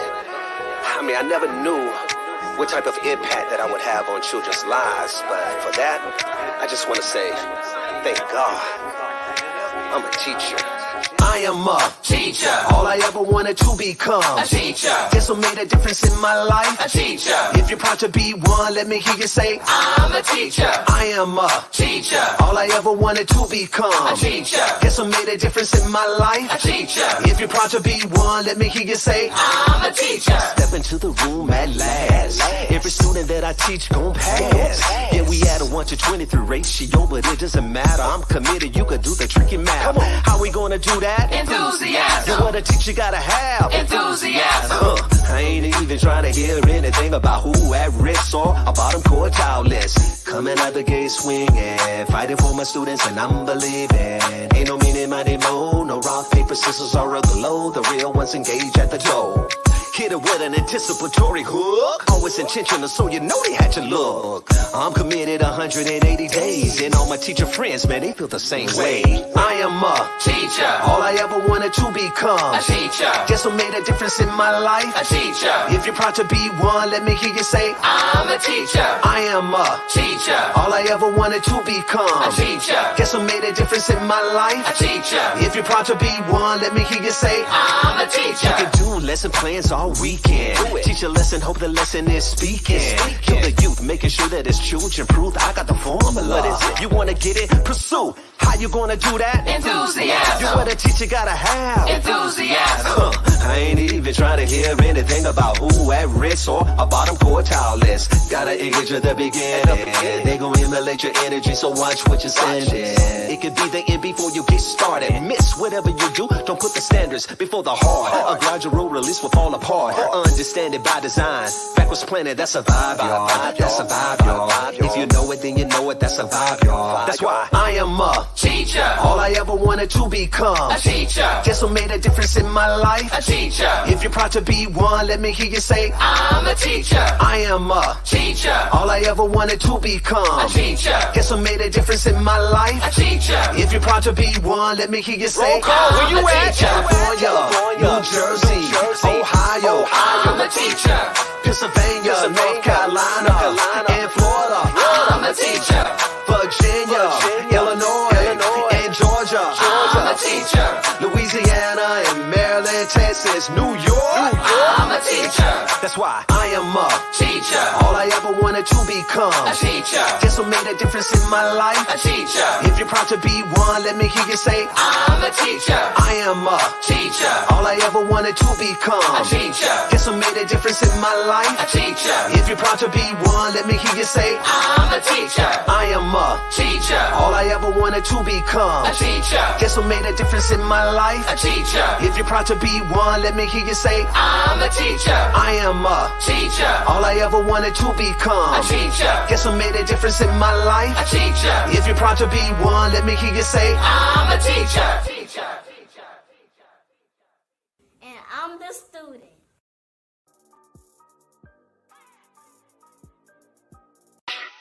Look, hey, I'm so into this, man. I'm in the trenches with it. Oh, Jesus. Look, I'm so gospel, my wife asked me what kind of salad I want. I said, make me a Shirley. You get it? Shirley Caesar? You don't get it? Whatever. He up on followers and friends trying to treat me like you different. But when I check your spirit, started feeling how you feeling. I ain't never been a fanboy, I ain't spinning on the ceiling. I'm just living for the Lord, cause I owe him like he billing. Holy Spirit in my songs, every lyric pin is ceiling. When that power in your life, yeah, that music is different. Really laying hands, casting demons out and healing. You just really need Kevin, I'm big homie in the spirit. Never sneak crazy, never catch me sneak dissing. If you feel conviction, hear my line up to clear. In a studio rapper, ain't no studio Christian. I done preach the gospel in every hood in my area. Send me out, glow, the devil don't put no fear in us. Slide and bringing life, use a slide just to tear it up. Fire on my bones, devil tripping, I'ma air it out. Fire on my bones, devil tripping, I'ma wear him out. This year applying pressure and I'm just getting started. Super holy and high, we gon' stupid, dumb and retarded. Book the glow gang, turn your church to a party. Right with David, son, I ain't talking about Harley. On me in the crate, that's undulated party. Still fall short like winter came early. Ain't no liquor on my cup, not cutty. Ain't no liquor on my cup, not cutty. This is a Shirley. I'ma talk my little talk like I'm Charleston. Praise God, do my little dance like I'm Carlton. Mad that we turning up in here is cause he pardoned sin. You just wanna be heard, why you arguing? Say that church ain't no place for the party in. Like Angels Joyce with the gang when they all repent. You like Westbrook on the team, make it hard to win. We just making this count like we bargaining. Yeah.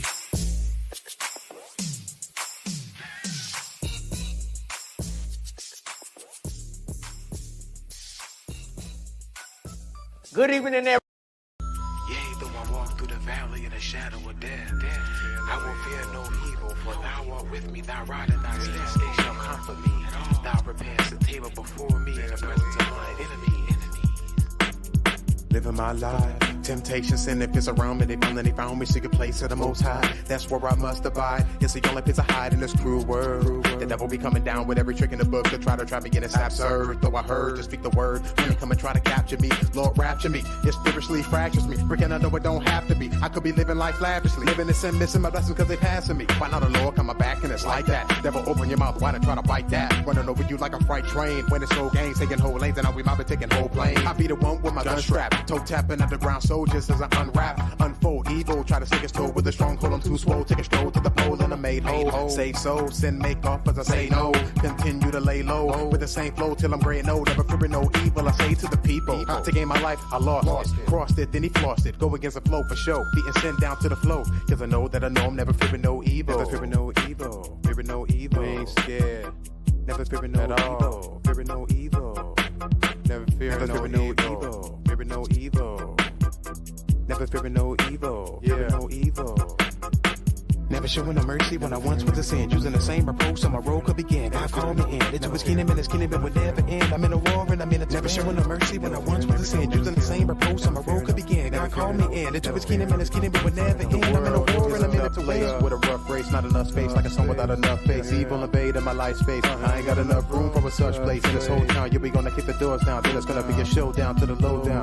We gon' hold down. Throw your hands to the ceiling if you wanna throw down in the show. Cause it's all about soul survival. I'm knocking down every rival. The devil's liable to lie to me. I got the word on the side of me. And coming back like a prodigy. Forget the slang and the cane up in the gang. Cause you gon' either get slain by the bullet or be in prison going insane. It's hard to maintain with the same thing. You go in circles when you train in the same game. Never insane, gotta maintain the life of Christ, a savior. Like fight evil, try to think twice. Yeah, Lord, we need your powerful hand to overcome the war and withstand. You can stand like a strong man. In a battle, you lose. I'm always used to the beautiful cruise. I'm never losing. I'm choosing the bruising enemies cause the mountains are moving. And put the confirmation on the congregation. Trying to save the whole nation. Much love in the seed. We flocking lost souls to the station. Forever patient. And we're steadily be tasting the sweet honey of the Lord. Honey of the Lord. And making that joy for north and to the low, but still we drawing our swords. And I ain't never fearing no man. Beating sin down to the flow, man. In the whole land. Better get with the program cause evil will take it down like quicksand. And I don't never want to see this soul die in a slow life. Taking my lines and my rhymes, I try to grow life. Going against the flow for sure. Beating sin down to the flow. Cause I know that I know, never fearing no evil. Never showing no mercy when I once was a sin. Using the same approach so my road could begin. God called me in. Into his kingdom and his kingdom would never end. I'm in a war and I'm in a never showing no mercy. Never fearing no sin. Using the same approach so my road could begin. Never fearing no. Never fearing no. Never fearing no. I'm in a war and I'm in it to win.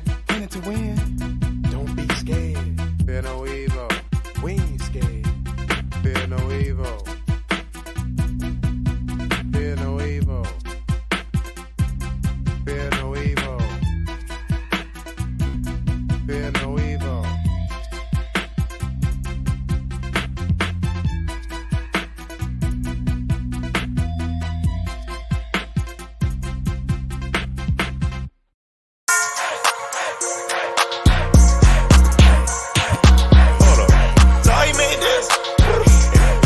Run it up, kid. Wanna. See, I won't, why won't I? Say I won't put God first, why won't I? Say I won't turn this thing up, why won't I? Won't I? Say I won't, why won't I? Say I won't put God first, why won't I? Say I won't turn this thing up, why won't I? God told me go, I'm sliding. You just something crazy, Joe Biden. Give me what up, not an option. You don't want no problems. Already won by a landslide. Though you me bound like my hands dry. Been under my feet, got my cap tired. And I ain't slipping off like a landmine. It's up and it's stuck like it's Enoch. Cause they hung y'all from that treetop. They splintered his hand and his feet up. But the rock steady, this beat pop. Rose on that tomb out that cemetery. Came through like who wrote this obituary. Evil big man, why you looking scary? Can't see my God like he wizard killer. Won't I? See I won't, why won't I? Say I won't put God first, why won't I? Say I won't turn this thing up, why won't I? Won't I? Say I won't, why won't I? Say I won't put God first, why won't I? Say I won't turn this thing up, why won't I? Say I won't hit up the club with Glow Nation. Tell them all put on Stomp by Kirk Frank. Low saving that we headed to the radio station. Got power with us, recreating they whole planet. Kanye West ain't the only one rapping about Jesus. Go to rolling louder with these sarcasms and all the demons. In the middle of my set, and I'm really from the West. Throw money in the air, but I really ain't impressed. I got jewels on my crown, now I'm shining big time. Living for the Lord, you don't know when the end time is. Devil sitting at a table with demons, they big plotting. What we gonna do with Miles, you know he a big problem. Hell's most wanted, got my poster on the wall. I done been in war, bullet holes in the wall. But I got heaven, Tommy sliding through whatever I call. Why when I tell the world about what he did and what I saw. Won't I? See I won't, why won't I? Say I won't put God first, why won't I? Say I won't turn this thing up, why won't I? Won't I? Say I won't, why won't I? Say I won't put God first, why won't I? Say I won't turn this thing up, why won't I? They won't make your church meets, cause God really can. Glow Nation, they been on top, we call them ceiling fans. I've been trying to get it, press go, we call it praise advance. Don't try to doubt what Jesus can, he's more than a man. Stunning on the I've been shooting shots like he told me.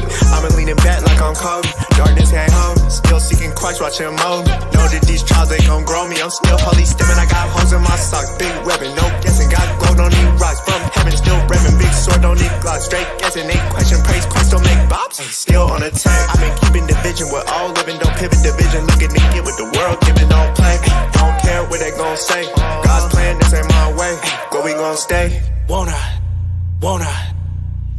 won't, why won't I? Say I won't put God first, why won't I? Say I won't turn this thing up, why won't I? Won't I? Won't I?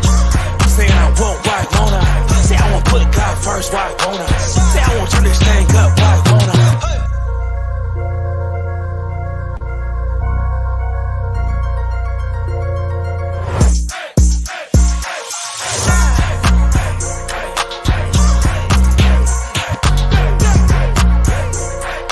Say I won't put God first, why won't I?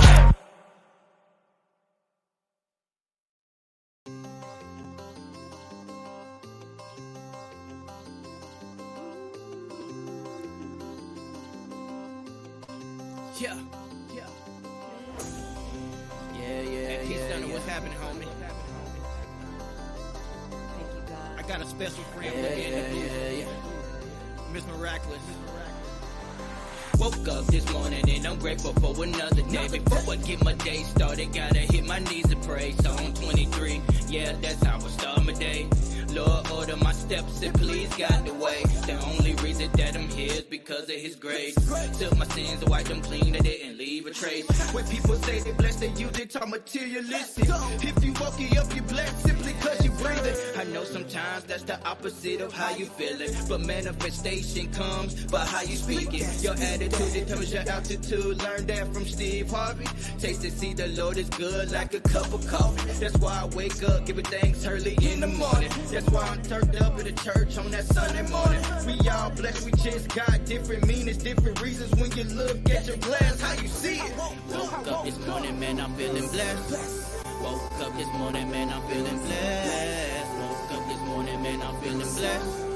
No stress, I'm feeling blessed. Woke up this morning, man, I'm feeling blessed. Woke up this morning, man, I'm feeling blessed. Woke up this morning, man, I'm feeling blessed. No stress, I'm feeling blessed. Woke up this morning and I'm feeling blessed. Woke up this morning and I'm feeling blessed. Woke up this morning and I'm feeling blessed. No stress, we feeling blessed. Thank you, God, for opening our eyes each day. Keep us safe on our walk. In return, we pray. Show us vision of promise and give us the strength. Clear the way, we can do anything. Put our faith in you, so we have no fears. That's aside with us through our joys and tears. Feel the joy, and we so rejoice. So we gon' lift our voice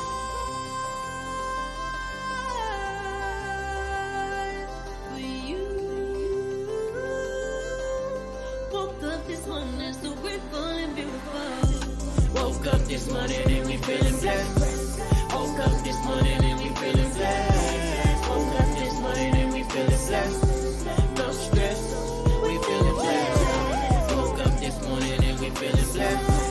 Woke up this morning and we feeling blessed. Woke up this morning and we feeling blessed. No stress, we feeling blessed. Ever since a young in the Lord, been working in my favor. Fast forward to now, I'm here because His grace and favor. The truth is, without a Marvin Sapp, I never would have made it. I see His blessings moving daily. Woo, elevator, kept me alive on the ventilator. Devil had his hands on the detonator. Should've drowned in that pool at a young age, but his plans was greater. Should've been paralyzed in 05. Should've been dead on 75. Drop it with suspended license. Should've been locked up for 6 days. Survivor attack without a scrape. No need for a band-aid. Devil looking crazy, mad face. Gotta keep running my race. Devil keep it moving, get up out of my face. Speaking to existence today, gon' be a blessed day. Woke up this morning and we feeling blessed. Woke up this morning and we feeling blessed. Woke up this morning and we feeling blessed. No stress, we feeling blessed. Woke up this morning and we feeling blessed. Woke up this morning and we feeling blessed. Woke up this morning and we feeling blessed. No stress, we feeling blessed.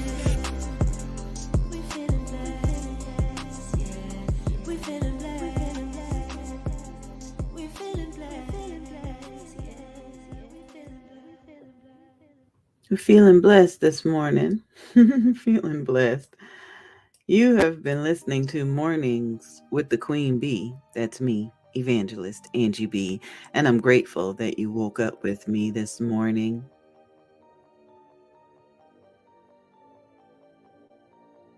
I appreciate all of the sponsors and prayer partners and supporters that allow this show to come to you weekdays from 6 to 8 a.m. Eastern Standard Time on the Soul of America on V108 Gospel Vibe.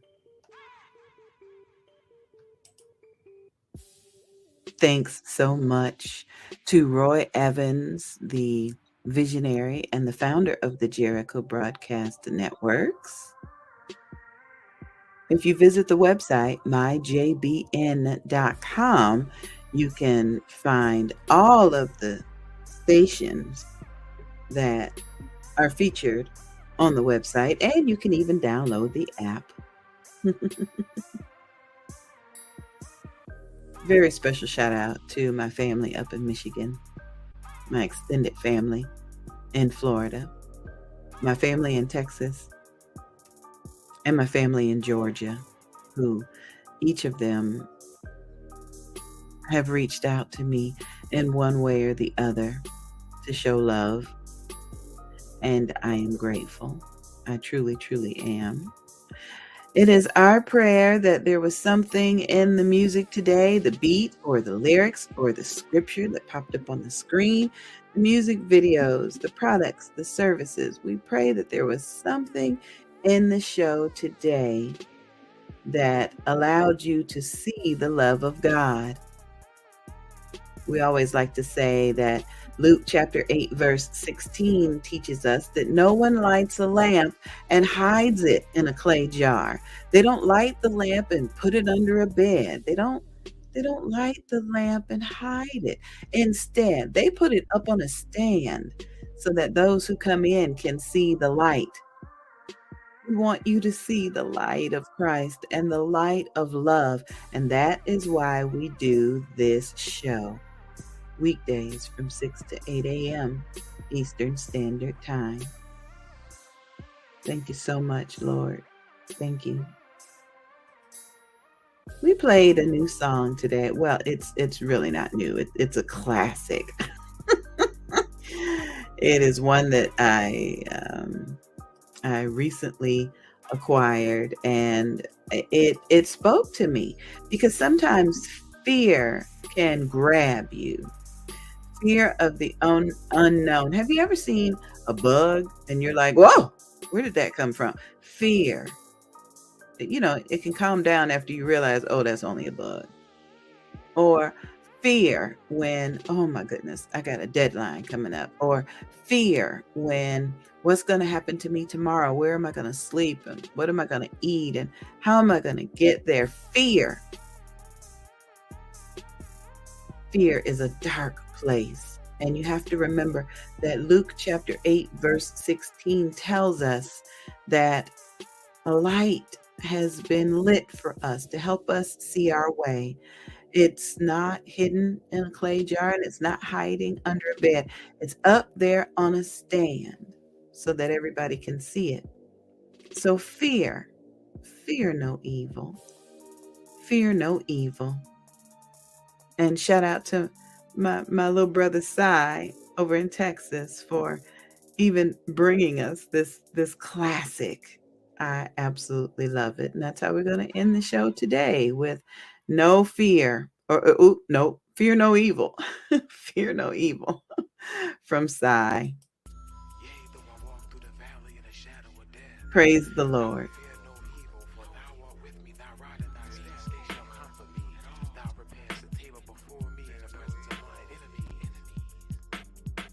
My life, temptation, sin, if it's around me, they found me, secret place of the Most High. That's where I must abide. It's the only place I hide in this cruel world. The devil be coming down with every trick in the book to try to trap me, get it absurd. Though I heard, just speak the word. When he come and try to capture me, Lord, rapture me. It spiritually fractures me. Freaking I know it don't have to be. I could be living life lavishly, living in sin, missing my blessings because they passing me. Why not the Lord coming back and it's like that? Devil, open your mouth, why not try to bite that? Running over you like a freight train. When it's no games, taking whole lanes, and now we might be taking whole planes. I be the one with my gun strap, toe tapping underground soldiers as I unwrap, unfold evil, try to stick his toe with a stronghold. I'm too swole, take a stroll to the pole and I made whole. Say so, sin make off as I say no. Continue to lay low with the same flow till I'm gray and old. Never fearing no evil, I say to the people. To gain my life, I lost it. Crossed it, then he flossed it. Go against the flow for show, beating sin down to the flow. Cause I know that I know I'm never fearing no evil. Never fearing no evil, fearing no evil. We ain't scared.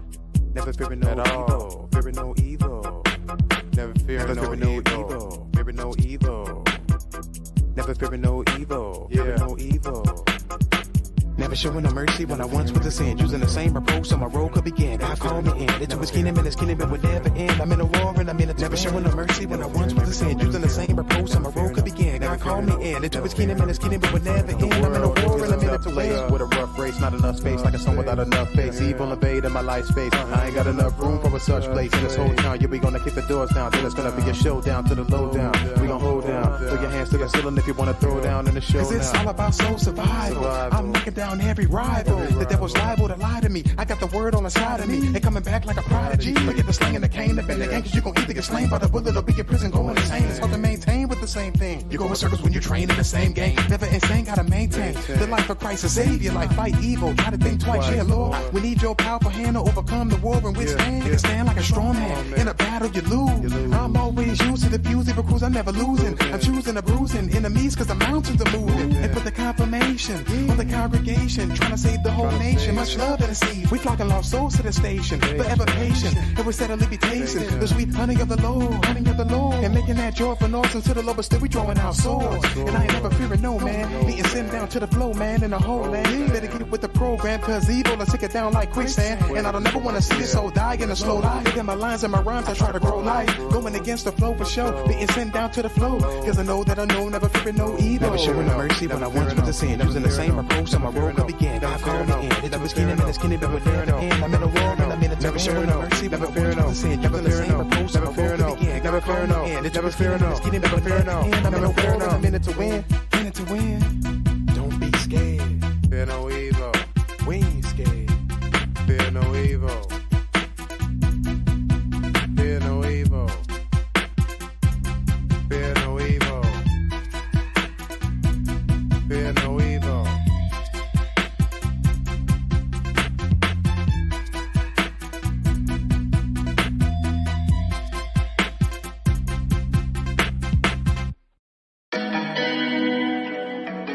Tam here, coming to you from Favored.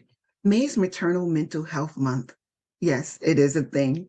Did you know that women of any age, race, culture, and income level can experience perinatal anxiety, depression, and other mood disorders?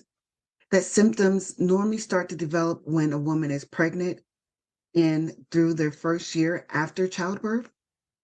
And that there are well-researched and well-effective methods for which a person can recover? There is. And this is where Maternal Matters Favored come in.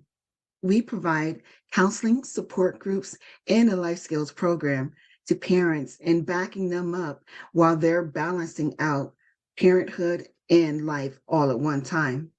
Remember, there's no manual to parenting, but there is a tribe for every parent.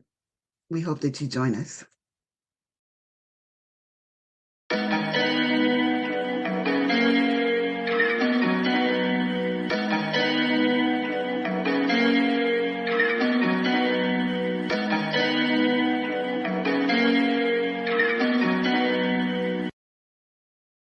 Save the date, September 14th through 17th, 2023, for the 7th Annual Bold, Beautiful, and Bald Weekend Retreat for Alopecia Awareness. Our travel partner this year is Stephanie Fowler. Call her for your arrangements at 470-331-1788. The 7th Annual Bold, Beautiful, and Bald Weekend Retreat for Alopecia Awareness. Our theme this year is completion, keeping our faith over the struggle. Log on to boldbeautifulandbald.com for more information. Bold, beautiful, and bald. The music you want to hear. V108, the vibe.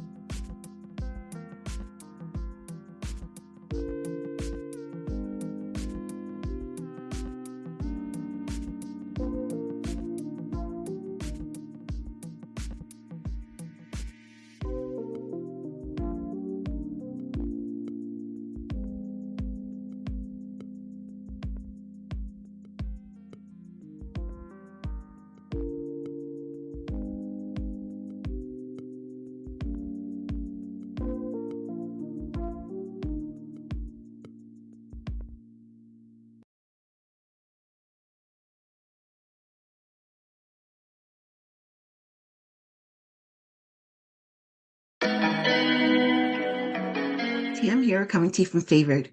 May is Maternal Mental Health Month. Yes, it is a thing. Did you know that women of any age, race, culture, and income level can experience perinatal anxiety, depression, and other mood disorders? That symptoms normally start to develop when a woman is pregnant and through their first year after childbirth? And that there are well-researched and well-effective methods for which a person can recover? There is. And this is where Maternal Matters Favored come in. We provide counseling, support groups, and a life skills program to parents and backing them up while they're balancing out parenthood and life all at one time. Remember, there's no manual to parenting, but there is a tribe for every parent. We hope that you join us.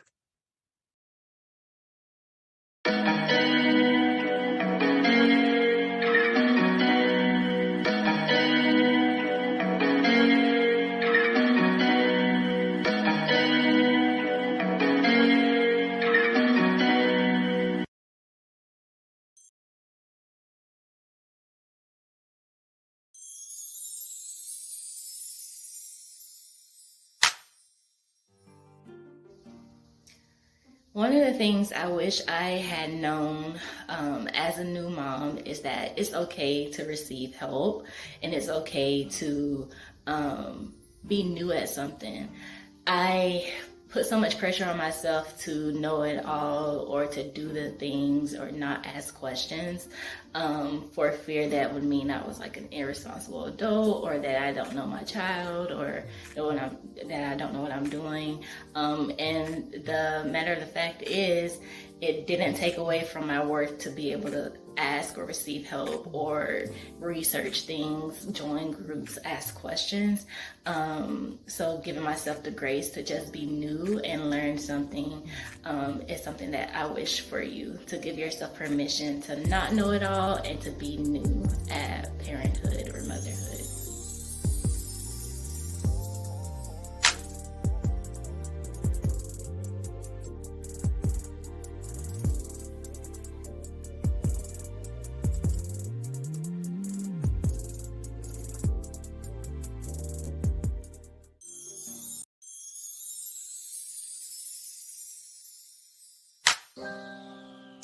Hello, my name is Maisha Marie Langry, and I'm coming to share what I learned about parenting.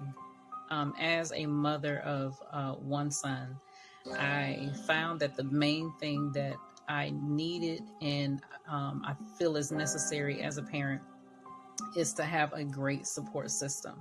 And I know many mothers that have to actually create support systems. They have to make strong and healthy connections with other mothers, other families, because sometimes they may be far away from their biological family, so they may be out there kind of going on the journey alone.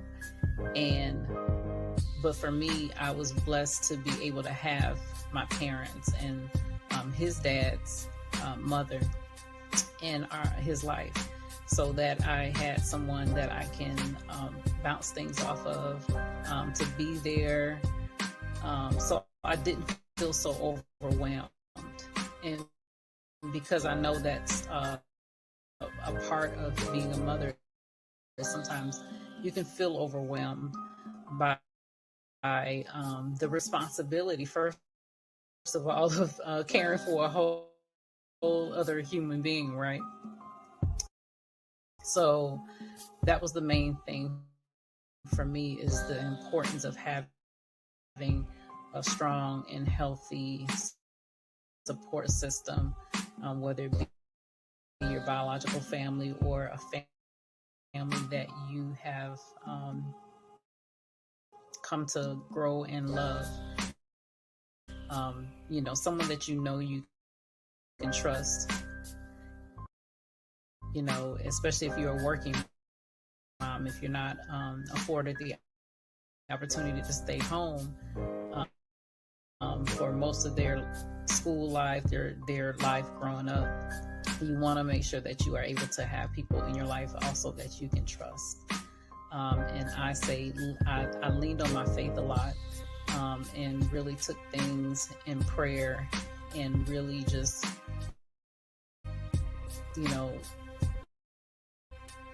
measure those things out. The people that I knew were coming into his life and coming to our life. And so I've seen the fruit of that as he's grown up and he now is an adult out on his own. The other thing is the fact that understanding as a parent, as a mother, as a father, that there are some things that you will never think that you will find yourself doing, but you would do for your child. And for my son, I was able to be a partial liver donor for him because he had a failed liver when he was an infant. And so when I was pregnant and giving birth to him, I never foresaw, obviously, that not only would he have to go through a medical situation like that, but that I would be the one to also be able to almost like give life to him a second time.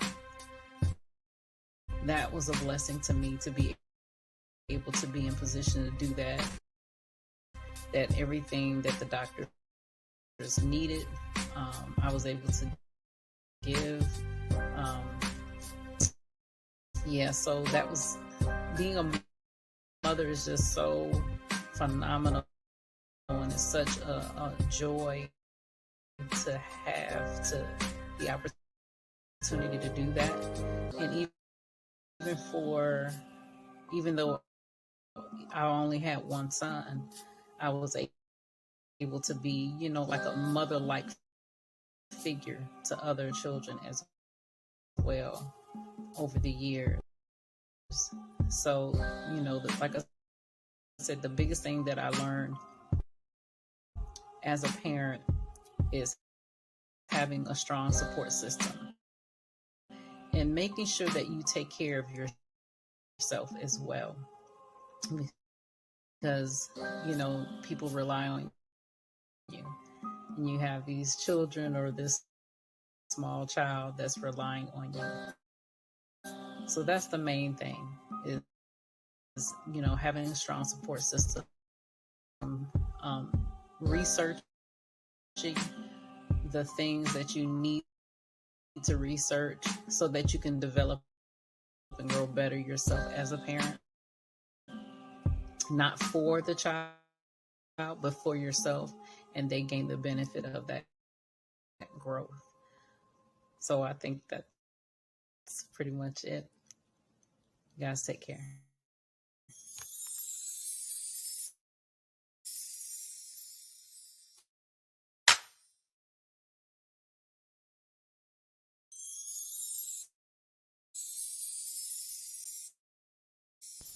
Hi, my name is Sonia Bennett. I am a 52-year-old mother of an 11-year-old daughter. And today I just want to talk a little bit about if I had known then what I know now about becoming a geriatric mom, as they call me. So at 41, I became a first time, only time mother. And it's been such a blessing and a change of my life, even at the age of 40 when I found out I was pregnant. Telling my parents was definitely something that was nerve-wracking. I don't care how old you are, to express to your parents that you are making this huge change in your life can be just a little nerve-wracking in terms of making you feel like you're asking for permission. If I had known that the joys of watching someone form not only in your self and in your image, but in their own personality, their own image, their own likes, their own dislikes, would be this gratifying, I definitely would have done it years ago. My daughter is extremely intelligent. She has her own mind, and I just adore being a mother. If I had known that I was going to lose my own mother at the age of 29, and that I would have to go it alone in terms of not having much advice, because of course being older than everyone around me is older. My friends' children were older, so they weren't trying to babysit because they've already done what they needed to do with their kids. Every now and then I would get some help. My parents, of course, were older. My stepmother would babysit when I would ask, and definitely it was far and few between. This time of technology has changed the game in terms of certain things. With Alexa and alarms and even virtual reality games, I have the opportunity to have some time to myself. Basically, my daughter participates in a game on her Oculus 2 headset called VR Chat, and it gives her a chance to speak with people all around the world, and even to gain help with her homework at times. So, like television, PBS, and shows like that were kind of helping us to grow up in my time. Different things of technology are helping my daughter to learn different social skills, grow up, and even to enjoy learning about other parts of the country. It's been great. I don't know that I would suggest it to everyone. However, in my 20s, I definitely had fun. I did a lot of traveling. I did a lot of things that I, at this point, feel like I'm not missing out on anything. I know that some people think, oh, well, you know, you're older. Isn't this the time to settle down? But she definitely helps me to stay young in terms of staying up on music, staying up on technology, even staying in the know of different cartoons that I never would have thought would have been a part of my life. If I had known at 20, 25, 30, even 35, what I know now about being a mother at 52, almost 53 years old, of an 11-year-old, I definitely would have done it long ago. I encourage anyone that wants to become a parent, whether it is a foster parent, an adoptive parent, or a biological parent like I became, to do it whenever you feel ready. You're never going to be financially prepared. You're never going to have all the answers. However, our parents weren't either. Their parents weren't either. And definitely their parents weren't either. So don't wait for all the ducks to line up in a row, because they never will. There'll always be one out of formation, whether it's the financial duck, whether it's the you don't have the home that you want duck.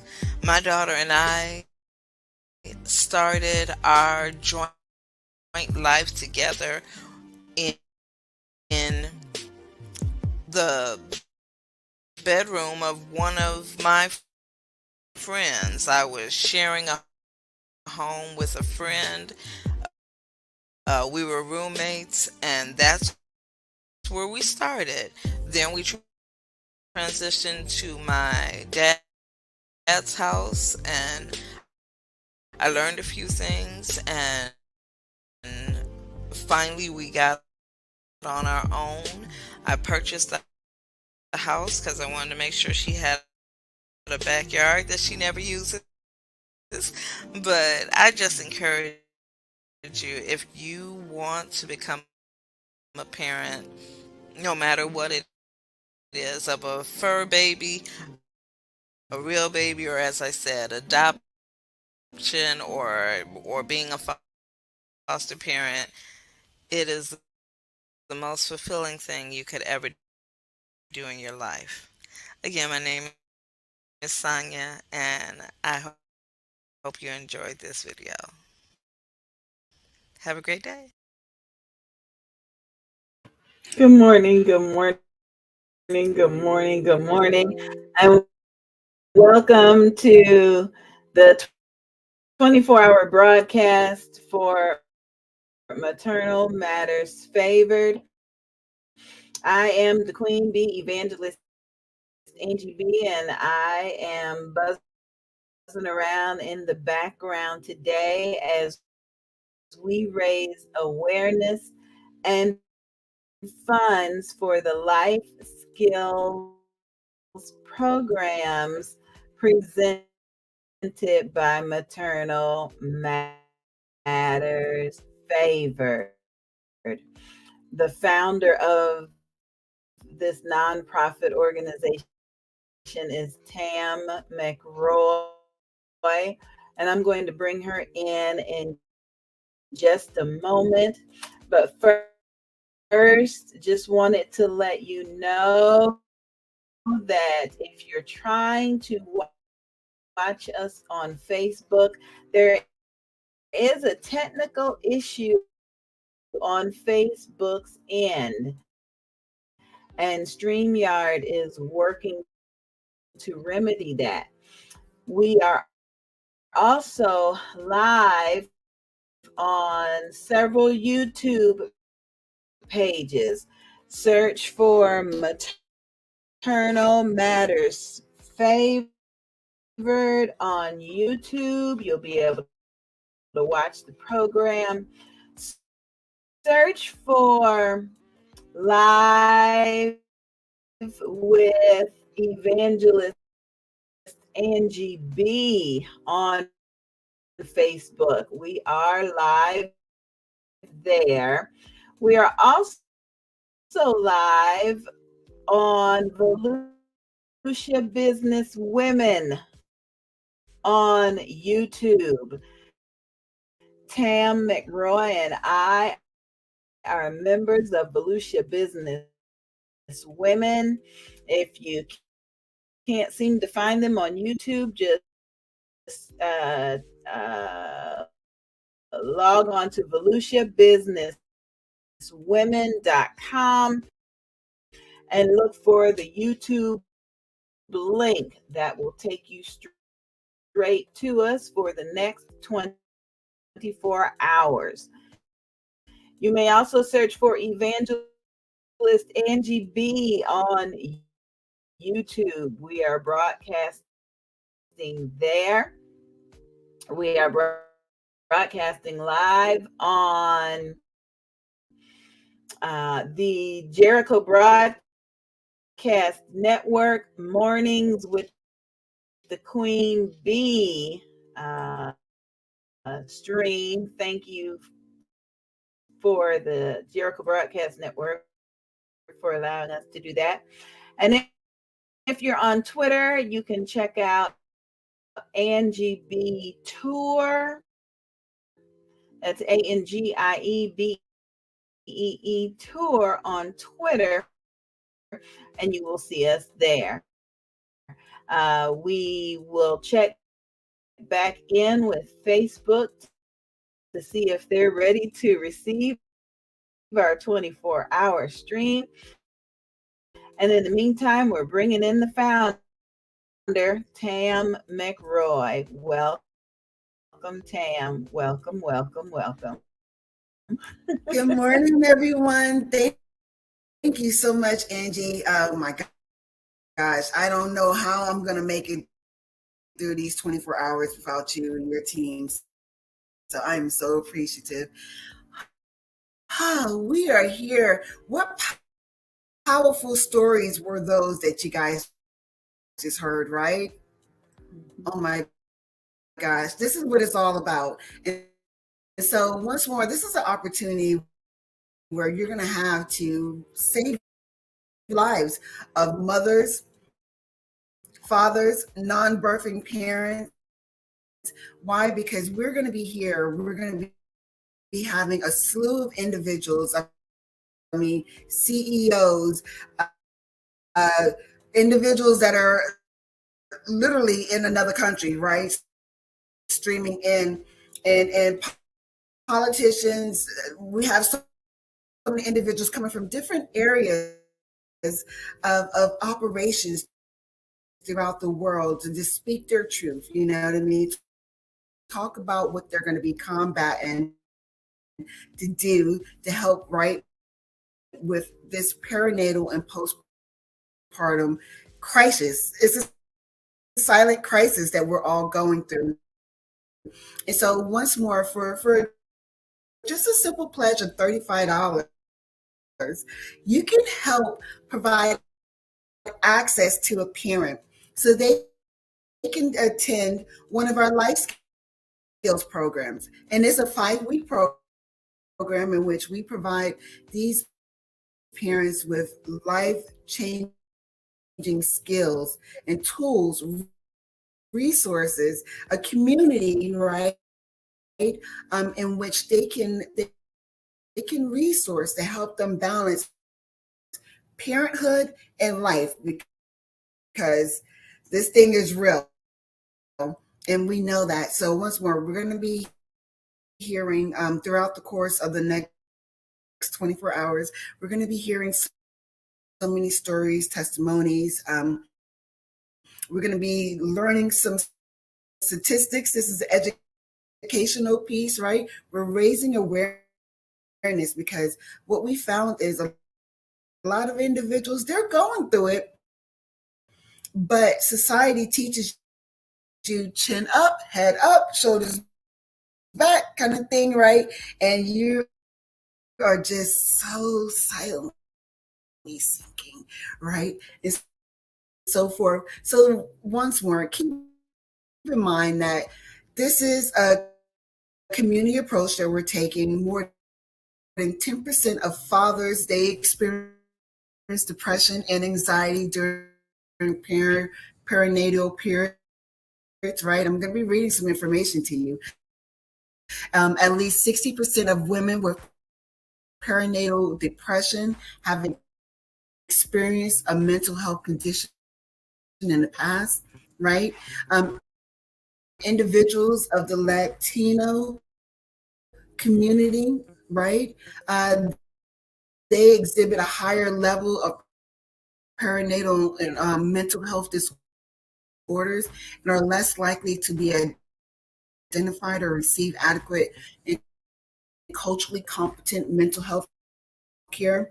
That word, culturally competent, right? And we're going to be getting into some personal stories. And during this broadcast, I'm actually going to be dropping a soft release of chapter 1 of my book, where I speak to my endeavor through my perinatal and postpartum mood disorders and where it took me. And I didn't have that person to connect with, right? And so forth. And so these are different things that just journey with us. We hope that you will stay tuned. I'm going to go ahead and show you a video real quickly. Why? Because this is May, and May is Maternal Mental Health Month. Bear with us as we get everything queued up for you.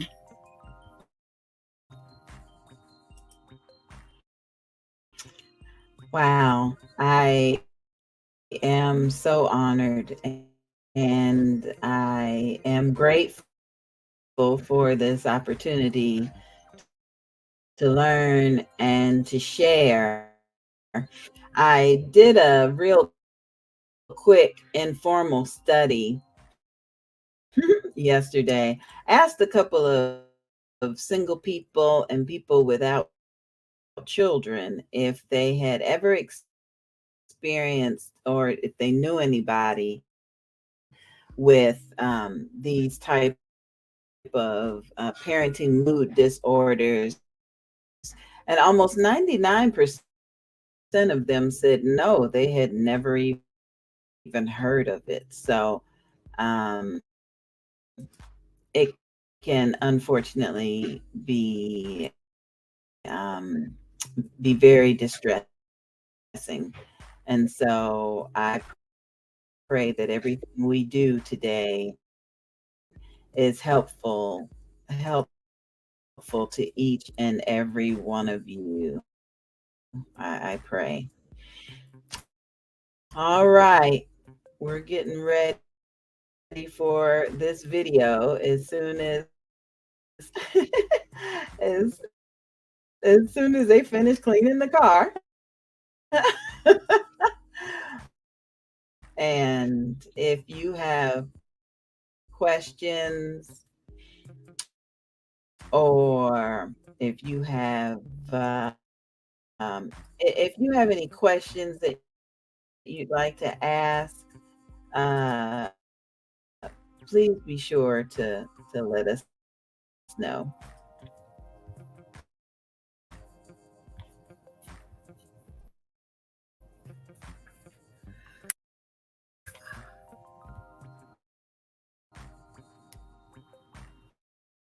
I see it on the screen. That's wonderful.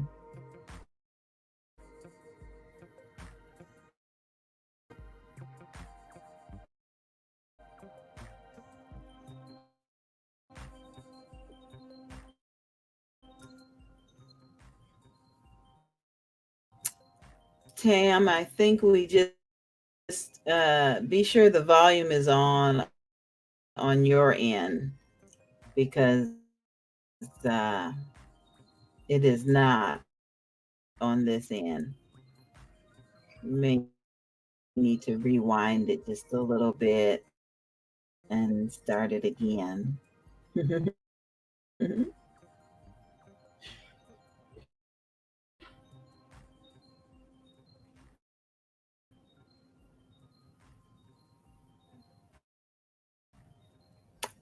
And praise the Lord, it does look like Facebook is up and going again in terms of the connection. So we are going to be adding,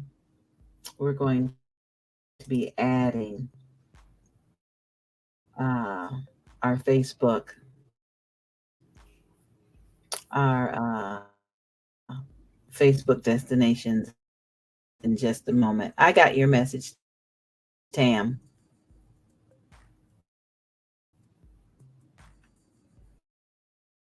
Can you hear it? No.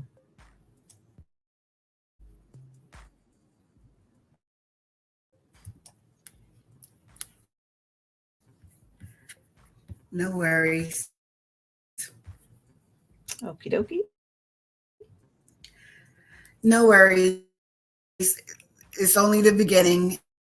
And let's go ahead and just start this thing off right. Father God, we come to you today to go ahead and spread your word, do kingdom work, letting individuals know that there is help available, to spread awareness so individuals know how to help someone that they may know that may be in need. Father God, we give this programming all the glory to you, Father God. Let your will be done for the operations that are set to take place. Father God, we thank you for this opportunity, and we know that you're going to give me the strength, Angie the strength, our speakers the strength to push forth and once more do kingdom work here in this world. Thank you for this word, Father God. Amen. Let's go ahead and get this thing back going. So once more, this is going to be an opportunity where we're going to talk through a lot of different things. It's not going to go perfect as we see here. But I did want to go ahead and just drop in the fact that by this being May and it being Maternal Mental Health Month, that we want to heighten the awareness of folks that there are specific programs, there's specific providers, mental health providers, clinicians, obstetricians, and so forth, that understand the plight in which a parent goes through in becoming a new parent, a reoccurring parent, or even just dealing with life after having a child, right? And so this is not just, I cannot express this enough.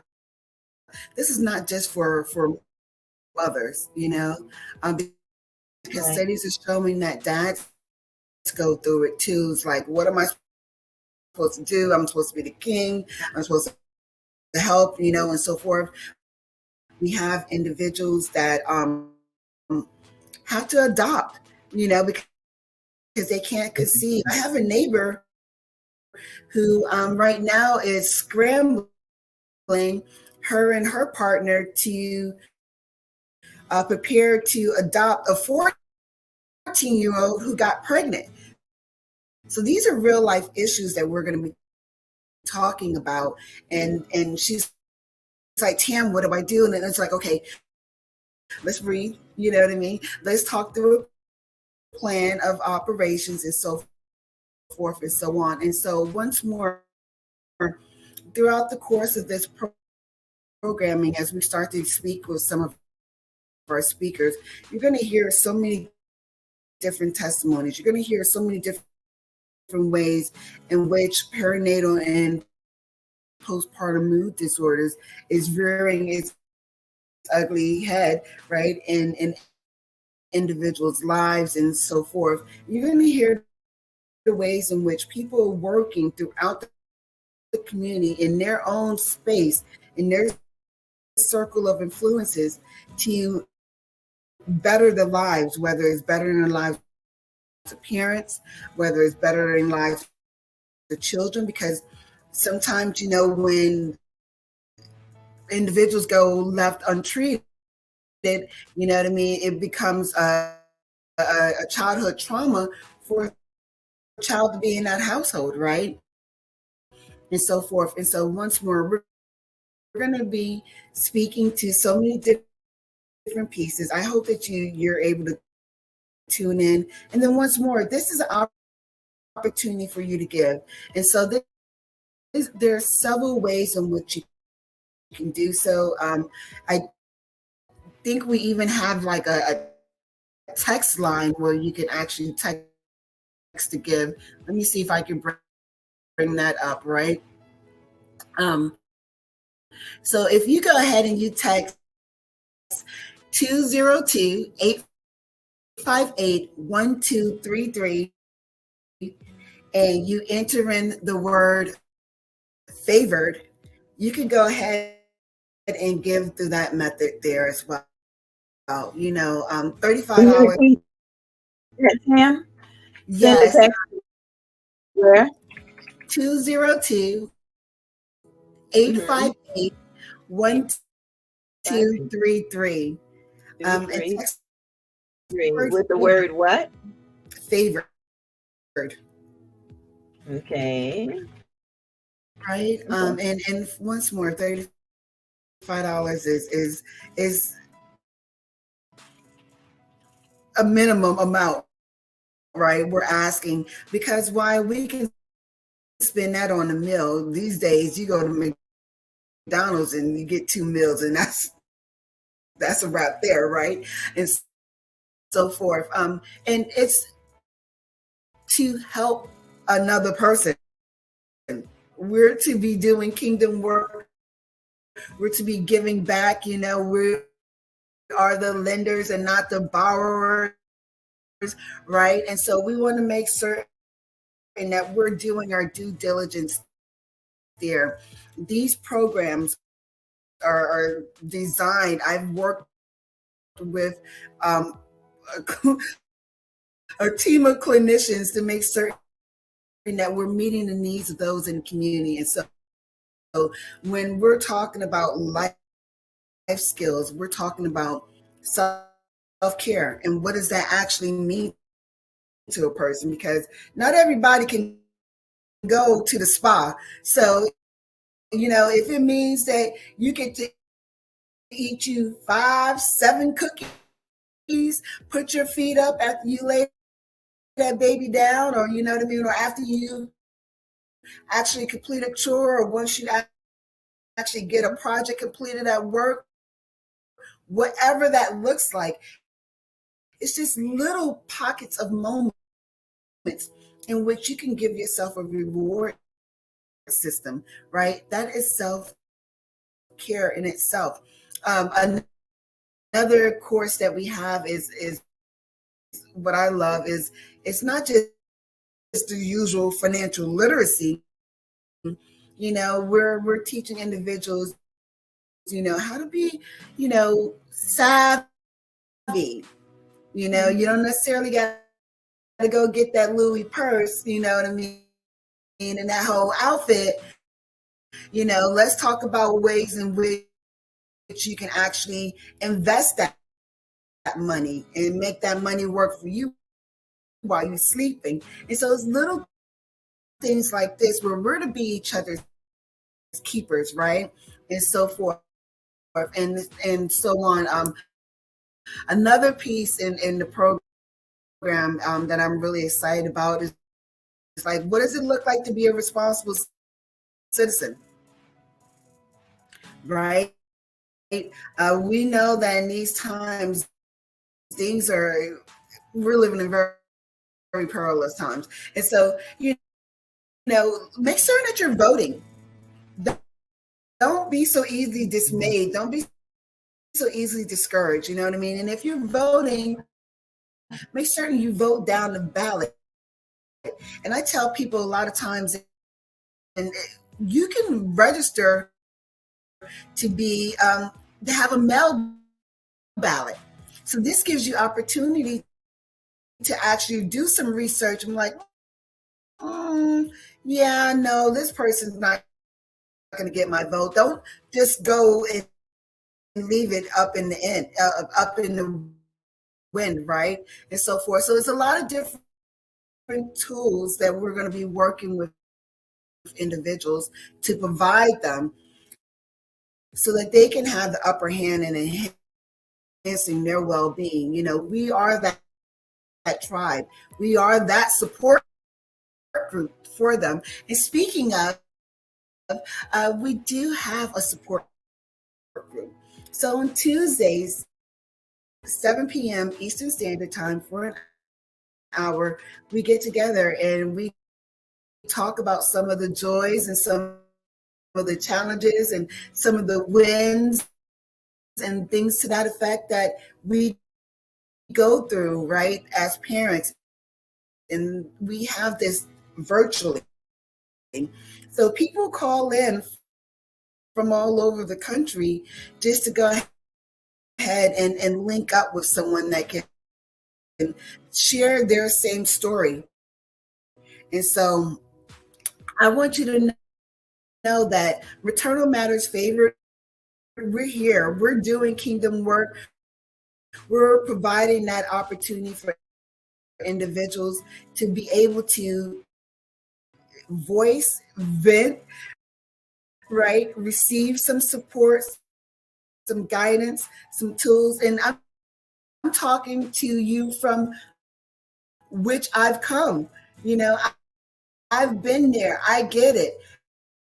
You know, I don't look like what I used to be, what I've been through and everything else. I don't want to get into the word too quickly now, but Lord, thank you, Jesus, right?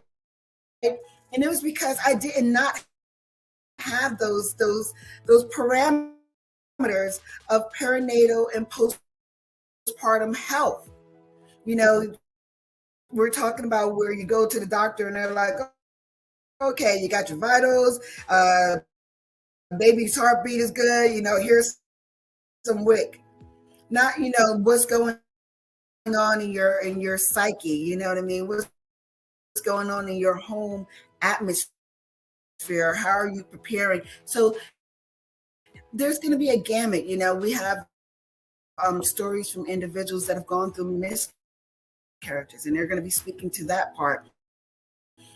There's been individuals that have, you know, had stillbirths, and what does that depression and anxiety look like, and how do they overcome those moments? You know, individuals that are constantly trying to conceive, individuals that, you know, wanted to, they knew that they couldn't go forward having a child, but they were forced to do so, right? And how they were able to triumph over that. And so we have so many raw stories that are going to be coming in. And so it's once more my hope that you were totally here to sit through it all, listen, get you some tools, be able to see how you can spread the word there in your community as well. And just know that little by little, day by day, there is no perfect way. I mean, we're not in yesteryear where everything has to be clean cut and cookie cut, you know, kind of a thing. We are allowed to live in those imperfections and just know that if you give it up to God, He'll help you work that thing on through. You know what I mean? And not to feel that you can't also talk to some other people. You know what I mean? First talk to God, then go ahead and find you a tribe that you can go ahead and talk to as well. And so I'm really hoping that throughout the course of this program that we're able to connect with some individuals. We're going to have so much information on here for individuals that need resources, not just only my organization, but other organizations that are also doing different things and so forth. And just hang in. I think that was my cue to stop talking. Go ahead, Ange, play the video. You're okay. You're absolutely okay. You know, I'm excited because we do have a couple of comments that have come in from YouTube. Toya Blair is watching on YouTube and she says that she loves it. Thank you, Toya. We pray that there's something within the next 23 and a half hours that you can learn about and that you can share and that empowers you. Tam, I do know that you have a guest who's waiting to be interviewed. That's Charla. And Charla, if you'd like to come on a little early, that's fine. Just put that in the private chat and let us know, and we can accommodate you a little bit earlier if you'd like. Wanted to remind you that we do have some sponsors that have supported this broadcast, and I don't want to forget about them. Tell me about this product line, Tam. Oh my gosh! Oh, she's actually one of our speakers coming up shortly here. My Kini is a fabulous swimwear line. So as women, sometimes we're a little conscientious of our curves, right? And our bumps and dumps, right? And so this powerhouse of a CEO, Melita, she created this swim line in which it accentuates our body, and so we still feel, beautiful being out there in the beach. It's kind of like I don't want to get too much into it because I want her to speak to it. So, but it's a swimwear line in which it just makes a woman feel good. Point blank, bottom line.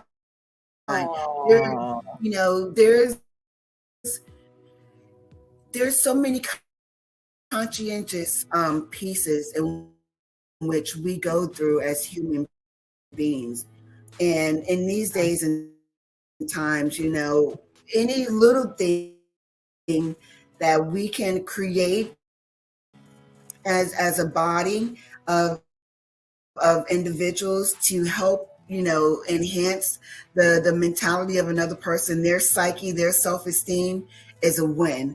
And you'll hear and learn more about this swim where when Melita does come on. I'm not certain who you want to bring up first. Just let me know and we'll just go ahead and get into it.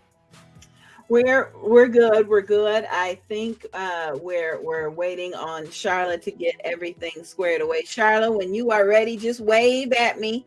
I can see you backstage. Just wave at me when you're ready, and then we'll get going. Tam, I am very, very grateful for this opportunity to be with you and to learn, because while we were all doing research, some very disturbing information came up. I'm gonna put this on the screen so that we can just kind of go over it together to reinforce what you're saying, that maternal mental health has taken a back seat in the United States. And that's exactly what you were saying.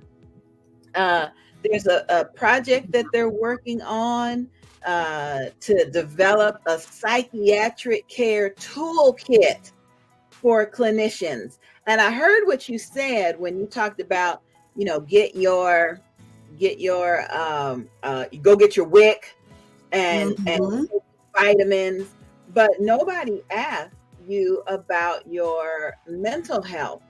And this was a press release that came out in April of 2022.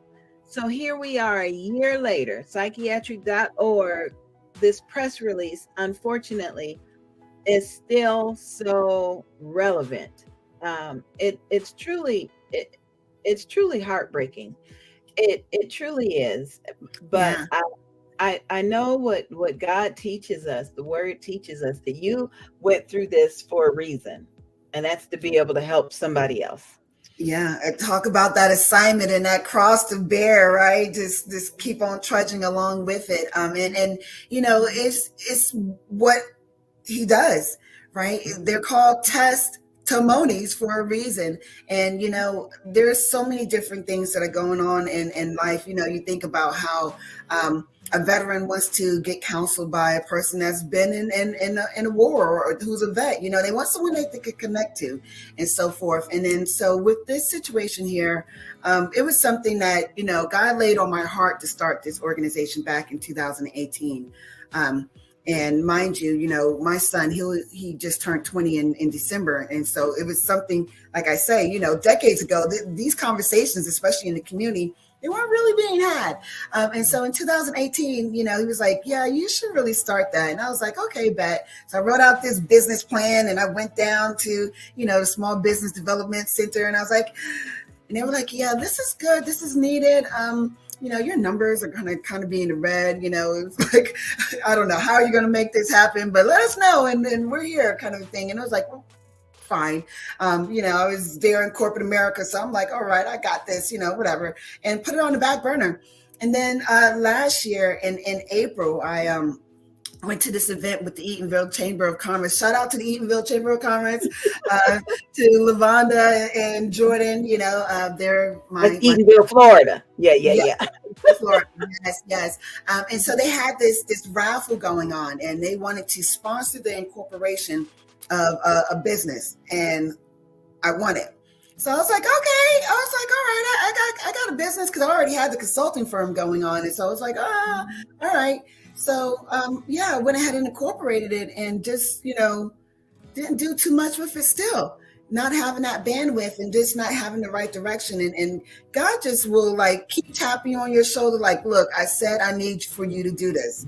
Let me go ahead and open this way. Let me give you a green light. Let me help you over that hurdle. And he provided the right folks, the right opportunities. We actually won a scholarship with the National Nonprofit Resource Center. So shout out to Stephen Forbes.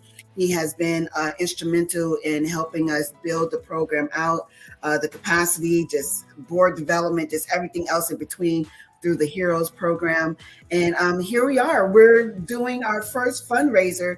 And once more, this is to be able to provide our life skills program. And so we want to make certain that we're able to give individuals these tools that they can have in their back pockets to be able to resource as they're pressing through. This is all a press. You know what I mean? We're trudging, we're pressing. You think about the crushing sometimes and how that oil, God is going to let you go through some things. He's going to show you the means in which you could go and get out of things, right? And it's for you. I'm really big on this. You got to tap that person, hold them on the shoulder and be like, look, I got you. I've been there. Let me show you how to do this. And once more, this is what it's all about. And so it's my hope once more that you're able to hang in here, listen to some of these stories from some of the speakers that are going to be coming up, get some of these tools and resources and pass them out to other individuals.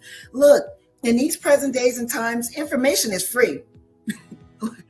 It doesn't hurt to share. When I talk about how we're a tribe and how our organization takes a community approach, is because you know what? if someone comes and there has been some instances, someone reaches out and I'm like, okay, well, I don't speak Mandarin, but I have a tribe, you know what I mean? I have some folks that, can help you, that can assist you. You want someone that speaks Creole, you know what I mean? You want someone who can speak to the fact of having a miscarriage, you want someone that can speak to we get it, someone who, look, I didn't go through, elements, of my health, but I know some providers, that were sick and trying to parent. And what does that look like? You know what I mean? Because you're not at your full, you're not at 100%, and you're still trying to raise this baby, and how that affects your psyche and so forth. So there's so many different pockets of individuals, of providers, of tribesmen and women who are readily available. They are part of our wide net, right, that we have, in which, we can help you. Let us, right? Don't think that you got to burden this all by yourself, because you don't. And that's where a lot of people kind of get caught up into, I can't let no one that I'm going through this and I'm feeling like this. This is, you know what I mean? And you just eating, and that thing starts to fester, and you never know how that could come out. We see stories and numbers, statistic. Everyone loves data. Show me the proof, right? That without the right support tools in a person's life, it turns into domestic violence. It turns into drug use. It turns into jail. It turns into. So let's make certain that we're putting a block in that. You know what I mean? When I tell people, let's link arms and support each other. This thing is real, and this is what we have to do. And so, little by little, day by day, it's not a perfect solution.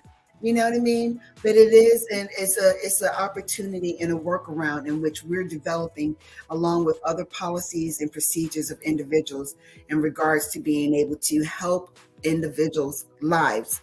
And I keep using the word individuals because if you look at our logo, there's a hand. We're here to help hold anyone up that we can. If you're going through it as a parent, know that there's support, there's help.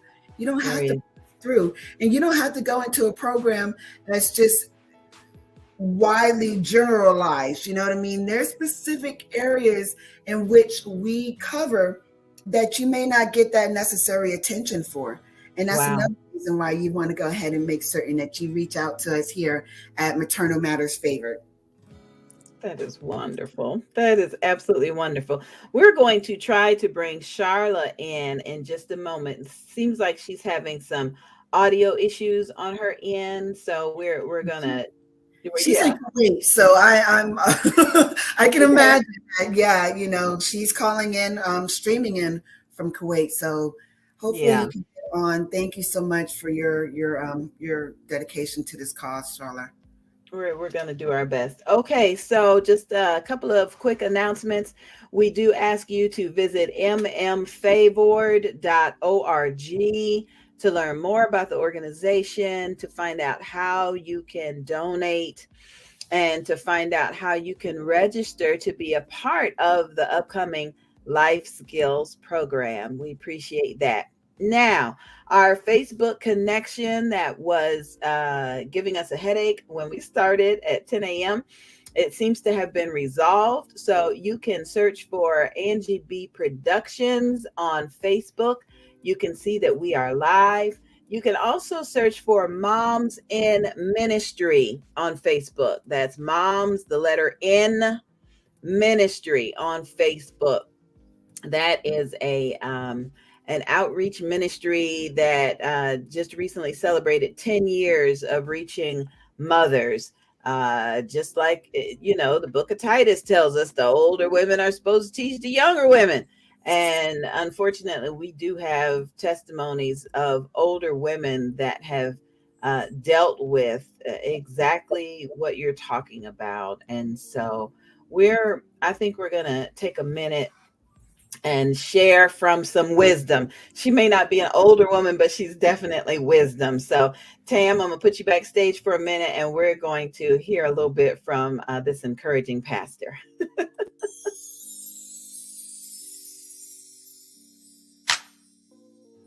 Happy Mother's Day My name is Pastor Dr. Melinda Watts, and I am a proud mother of 9 children with a blended family and 8 grandchildren.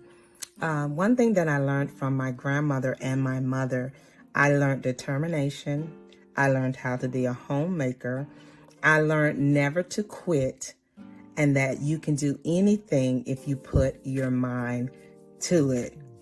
Secondly, what I learned as a mother and a grandparent is, as a mother, each child is different. And as a grandparent, you spoil the grandchildren so that the children can experience the things they put their parents through when they were younger. The children have a tendency to say that the grandchildren gets away with a lot more than what they got away with.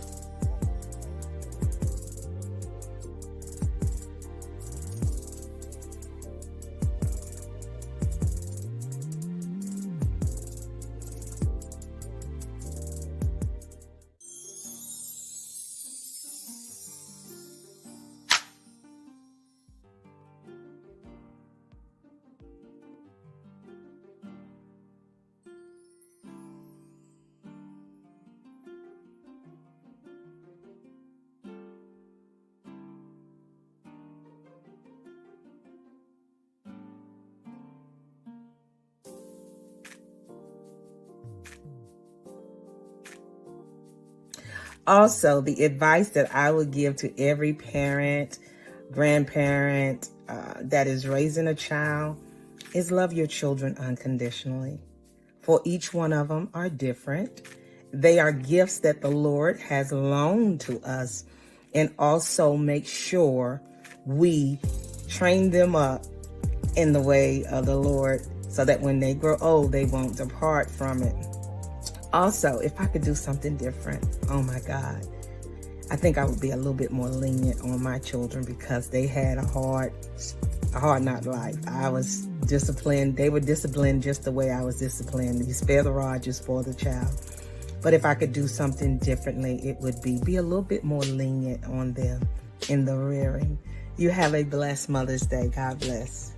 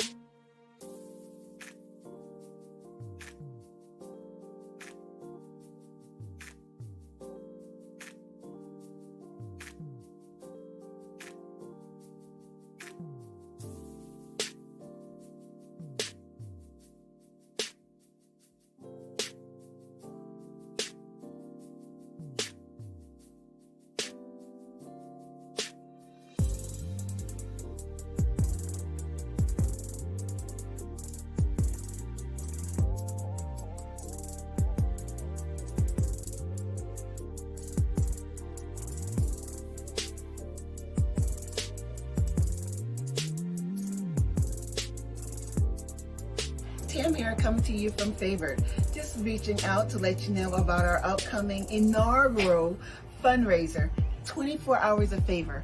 And so for 24 hours, we're going to be broadcasting to raise funds for our Life Skills program. It's a 5-week program in which we provide services to parents that have perinatal and postpartum mood disorders. So we're talking about anxiety, we're talking about levels of depression, we're even talking about forms of psychosis that sometimes take place in these individuals' lives. And what we do as a community, taking a community approach, we make certain that we let these individuals know that they have a tribe in which they can turn to help support them in their walks of life as they're pressing through. Won't you make it your business to tune in, join us in conversations, even possibly pledge, right? For $35, you can send someone through a 5-week program. We hope to see you then. That is wonderful. Thank you so much. Thank you. Thank you. We're going to be bringing in our founder, Tam McRoy, in just a bit. We are very, very grateful for those who are chiming in. And we do have a schedule that we are doing our best to stick to. And I will be making these announcements as we come along. Tam, I see your message in the private chat, and we are not ready for that yet. So I do appreciate you for looking out for us in the background. So Tam, come on in. Just wanted you to know, I let you know when folks are here. So Thank you. No, I don't know how I'm going to make it through this at all without you, Annie. So you just go ahead and That's why you have Angie B Productions helping you out. So that Charlotte, part. Everybody, you need to get you some Angie B Productions in your life. Charlotte, I'm not sure if you can hear us, but I'm going to bring you on camera for just a bit, Charlotte. I'm not sure at Place of Peace, Orlando. I'm still not sure if you can hear us, Charlotte, but we are very grateful for you and that you are here. Charlotte, can you hear us? Can you hear me? I can hear you. Yes. Oh, let me go ahead and do this right. Yes. So Charlotte is a 20-year survivor of domestic violence. She's the founder of Place of Peace Orlando and has been a dedicated soldier, leader, and trainer of the military for 2 decades. Charlotte, thank you so much for being here. Oh my gosh. Yeah, because mind you, everyone, Charlotte's over there in Kuwait. So when we talk about having a tribe and individuals that get it and they're part of the dedication to the cause, I'm forever grateful. How are you? I'm still here. Still trying to get it together. I'm doing good. Thank you for asking. All is well, and I could never complain about opportunities being deployed or, like being here, being able to share with family. So I'm here. Yes. Okay, so I wanted to just run through some different things, right? Why did you want to attend today's charity event? I got the invite, and I was super excited because to be invited is an honor, right? Because who just comes out and be like, oh, you can come and speak. And so anytime I have an opportunity to speak and share on anything that has to do with journeys, healing, and helping people to become whole is always a blessing. And I will never take that for granted. So. Absolutely. And so with regards to creating a space and for those that are going through perinatal and postpartum mood disorders, tell us a little bit about what Place of Peace Orlando does. So Place of Peace Orlando is a safe place for women or survivors of domestic violence to help them to transition from homelessness and into a life of independence, and to get them on to a healthy journey to be able to live on their own outside of the traumas that they have experienced due to domestic violence.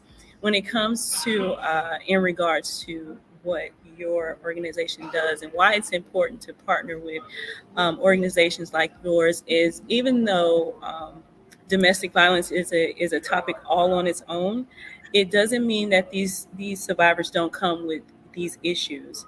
Some survivors have new babies. Some survivors have older babies, but yet to not have the opportunity to get the proper care that they need when having children and postpartum. And when you think about that in the perspective of postpartum and domestic violence, when you are trying to take care of a newborn or when you're trying to raise children and you're being abused in any kind of way, that in and of itself could cause a woman to go over the edge, or could push her in a direction to where she could start to resent her children, because it could be a question of, why are you here? Why, I can't deal with you because they're dealing with this or not dealing with it. You know what I'm saying? So when you're speaking about women and postpartum is a mental situation that it's something that me personally, I could say I may have overlooked, because when I was shot during that time, I did not have an opportunity to deal with postpartum anything. I I was shot. I found out I was pregnant, and I had a baby, and boom, that was it. No room for, wow, this happened. Oh my gosh, I had no room for self in that. And so, but I was blessed in a way that I did have a community of people. And even though I was dealing with postpartum and depression, it was within myself, and it did not spill over into my daughter. So to her and in her life, there was never anything wrong with mama. But in that time, in those first 10 years of her life, I was either deployed or dealing. And so, even in my dealing, I was losing weight, I was underweight, I was, it was just a journey that, had I not been in the military, had it not been for my military community, um, I, I probably would have went a completely different direction. But it took me to visit a therapist one time, right? Because in the army, you don't really get to be mentally ill. Back in those days, you didn't, right? Right. If you said anything about mental, they'd be like, "Oh, you finna get put out." And I literally had just got in, and so after I had my daughter, I went from a healthy 140, 150 pounds to 120 postpartum. Post having a baby, I'm down to 120, and my dad's looking at me like, "They don't feed you in the army," and I'm like, you know, yeah, I eat all the time, but I really wasn't eating, and my hair was falling out, and I didn't know how or what to do. I just, pressed forward, and to deal with that, like I said, I went to the doctor, and I thought I had something going on with me physically, and she said, no, it's mental, and that then was like, wait, I can't accept that. I had to try to figure out another way. And it took me some years to accept the fact that it was a mental issue and not a physical issue, because it didn't matter what I did for PT, it didn't matter what foods I ate, it didn't matter any of that. It was here in my head. And to have to still move through the days and moving through fear, because I was not divorced.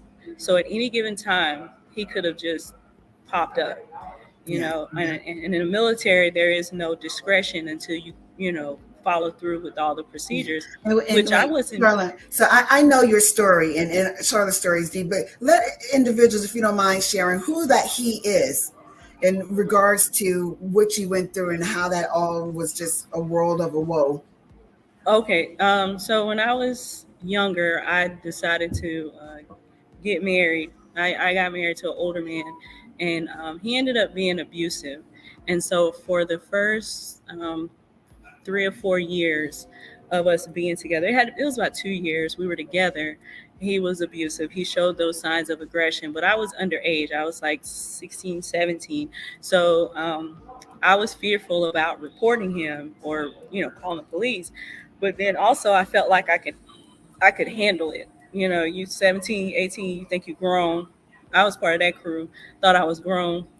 And so it just turned into a whirlwind of abuse. And it was both mentally, and then it became physical. And then I thought I can get away. I joined the Army. Even though I had plans to join the Army before, I had used that as my escape physically. Mentally, I could not get away, and I ended up marrying him, and that just took the cake when we finally were able to be together for a short period of time. And in that short period of time, I had to express to him that my next assignment, I couldn't take him with me, and he just did not want to accept that, and he tried to take me out. And in that, once that happened, that happened in November of 98. Oh my gosh.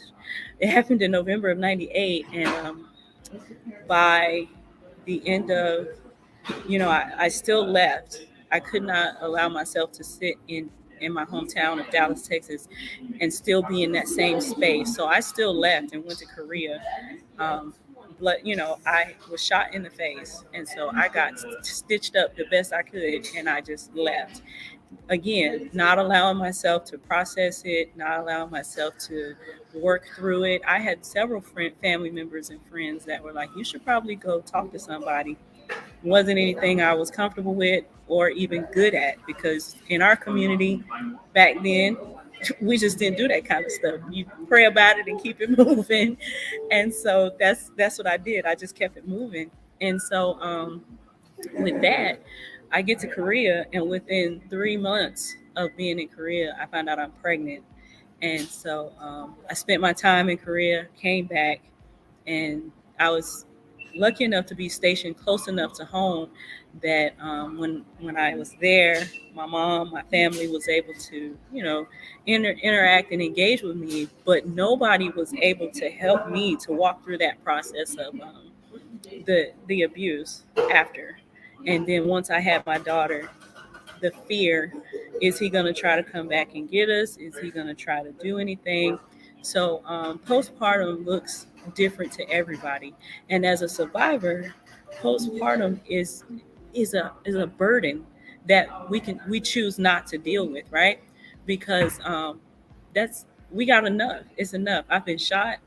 I'm healing from all of that, trying to heal, and yet not dealing with the mental, only dealing with the physical. And then I have this newborn baby, and within months, I'm being deployed. So then I'm getting deployed, and then I got to come back. And it's a terrible cycle that it took years, many years, for me to decide, Charlotte, you need to take care of you. And so got married again, thinking, if I do it, try again, I'll get past it. And that was not the answer either, because I turned around and got married, got pregnant, had another baby, and you're like, okay, now I got 2 babies, and I got another bum husband that ain't worth it. And it's, again, I'm not dealing with the true issue, and then having these new babies are not helping, because nobody is helping my heart, nobody is helping my mind. Yes. And all I can do is just focus on the babies, right? As long as I'm loving my babies and giving them what they need. But I end up homeless. So what I'm gonna do with my babies if I'm homeless? So end up homeless and pregnant again. So I'm 2.5 babies in, and I still can't get it together because I am not getting the true help that I need. And again, because I had an amazing community around me in the military, I was able to get myself together, but I had to be separated. So I had my 3rd child at 9 months. I was in Iraq and he was back in Texas. So I'm separated from all 3 of my babies, and all of them are under the age of 4, and all I could do was disconnect. So now I'm disconnected from my children, and I was listening to one of the speakers, and she said, you have to learn how to build your community, right? Sometimes we have to build a community outside of our family. And that's very much what happened when I got stationed in Fort Bragg. I didn't know anybody, and I really didn't have room to trust anybody. I've been married twice to 2 men that beat me up. My family didn't really do for me as someone would expect. So then what am I supposed to do? And I literally just got to Bragg, and I was like, I don't have nothing. But everybody that wore that same uniform was like, I got you. And I went from homeless to staying with someone that I absolutely did not know. Him and his wife just opened up their home to me and the kids. And I stayed there long enough until I was able to get a home on post. And my unit, my first sergeant, everybody was collectively able to help me get to a better place. But that better place was only for a short time because then I deployed. And so I had to send my kids right back and then mentally disconnect from my children. But in that, it was the support of the strangers who were not The tribe. strangers. And, yeah, the tribe of people, because in our uniform, we're all the same. And so if you see someone in uniform that needs help, you help them. And so that's how I was able to maintain some type of stability. And it was a complete stranger who opened up her home and took in the kids and was like, we'll keep the kids while you're going to the field. We'll keep the kids while you're, and I never had to pay out of pocket for anything. That my kids spent more time at her house because I was in so much training. They lived with her. They practically lived with her for almost 3 months. And I was visiting them at a stranger's house who was no longer a stranger. Now she's family. Yes. Now, 20 years later, she's family. And so that is the process that I had to go through. Is I had to give myself grace, as one speaker said, and I had to know and trust the people that God put in my path. That's a perspective you have to look at. Is when you reach a level of discernment, you have to trust that discernment, and then you have to trust that this person or these people are brought here for a reason. And it's just a matter of asking God, like, what is their purpose? Some will tell you, I'm here to help you. Others will just show you, and then you have to ask God, is this what it really is? Like, is this what this really is?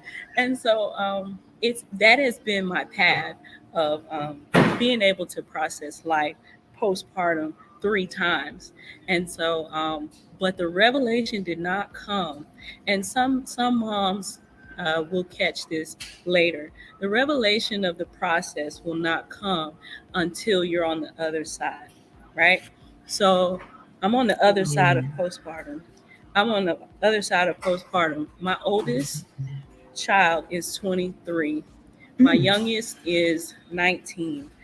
It wasn't until, every day those children show me that my process was right and it was done the way God intended it for it to be. Because when you're going through it, you're pulling hair. You're like, you don't hear me. You're not listening to me. But when we move in the way that God graces us to do, you'll see it on the other side. So, you just have to be an example. And so I live my life in a way that my daughter can look at me and be like, Mom, now I see what you were saying. Those are the confirmations that God tells me. God be like, see, I told you she was listening. But in the moment, 2 years, 3 years ago, I wouldn't think she heard anything I said. But now, 23 years, last year, yesterday, Mom, I remember what you had said.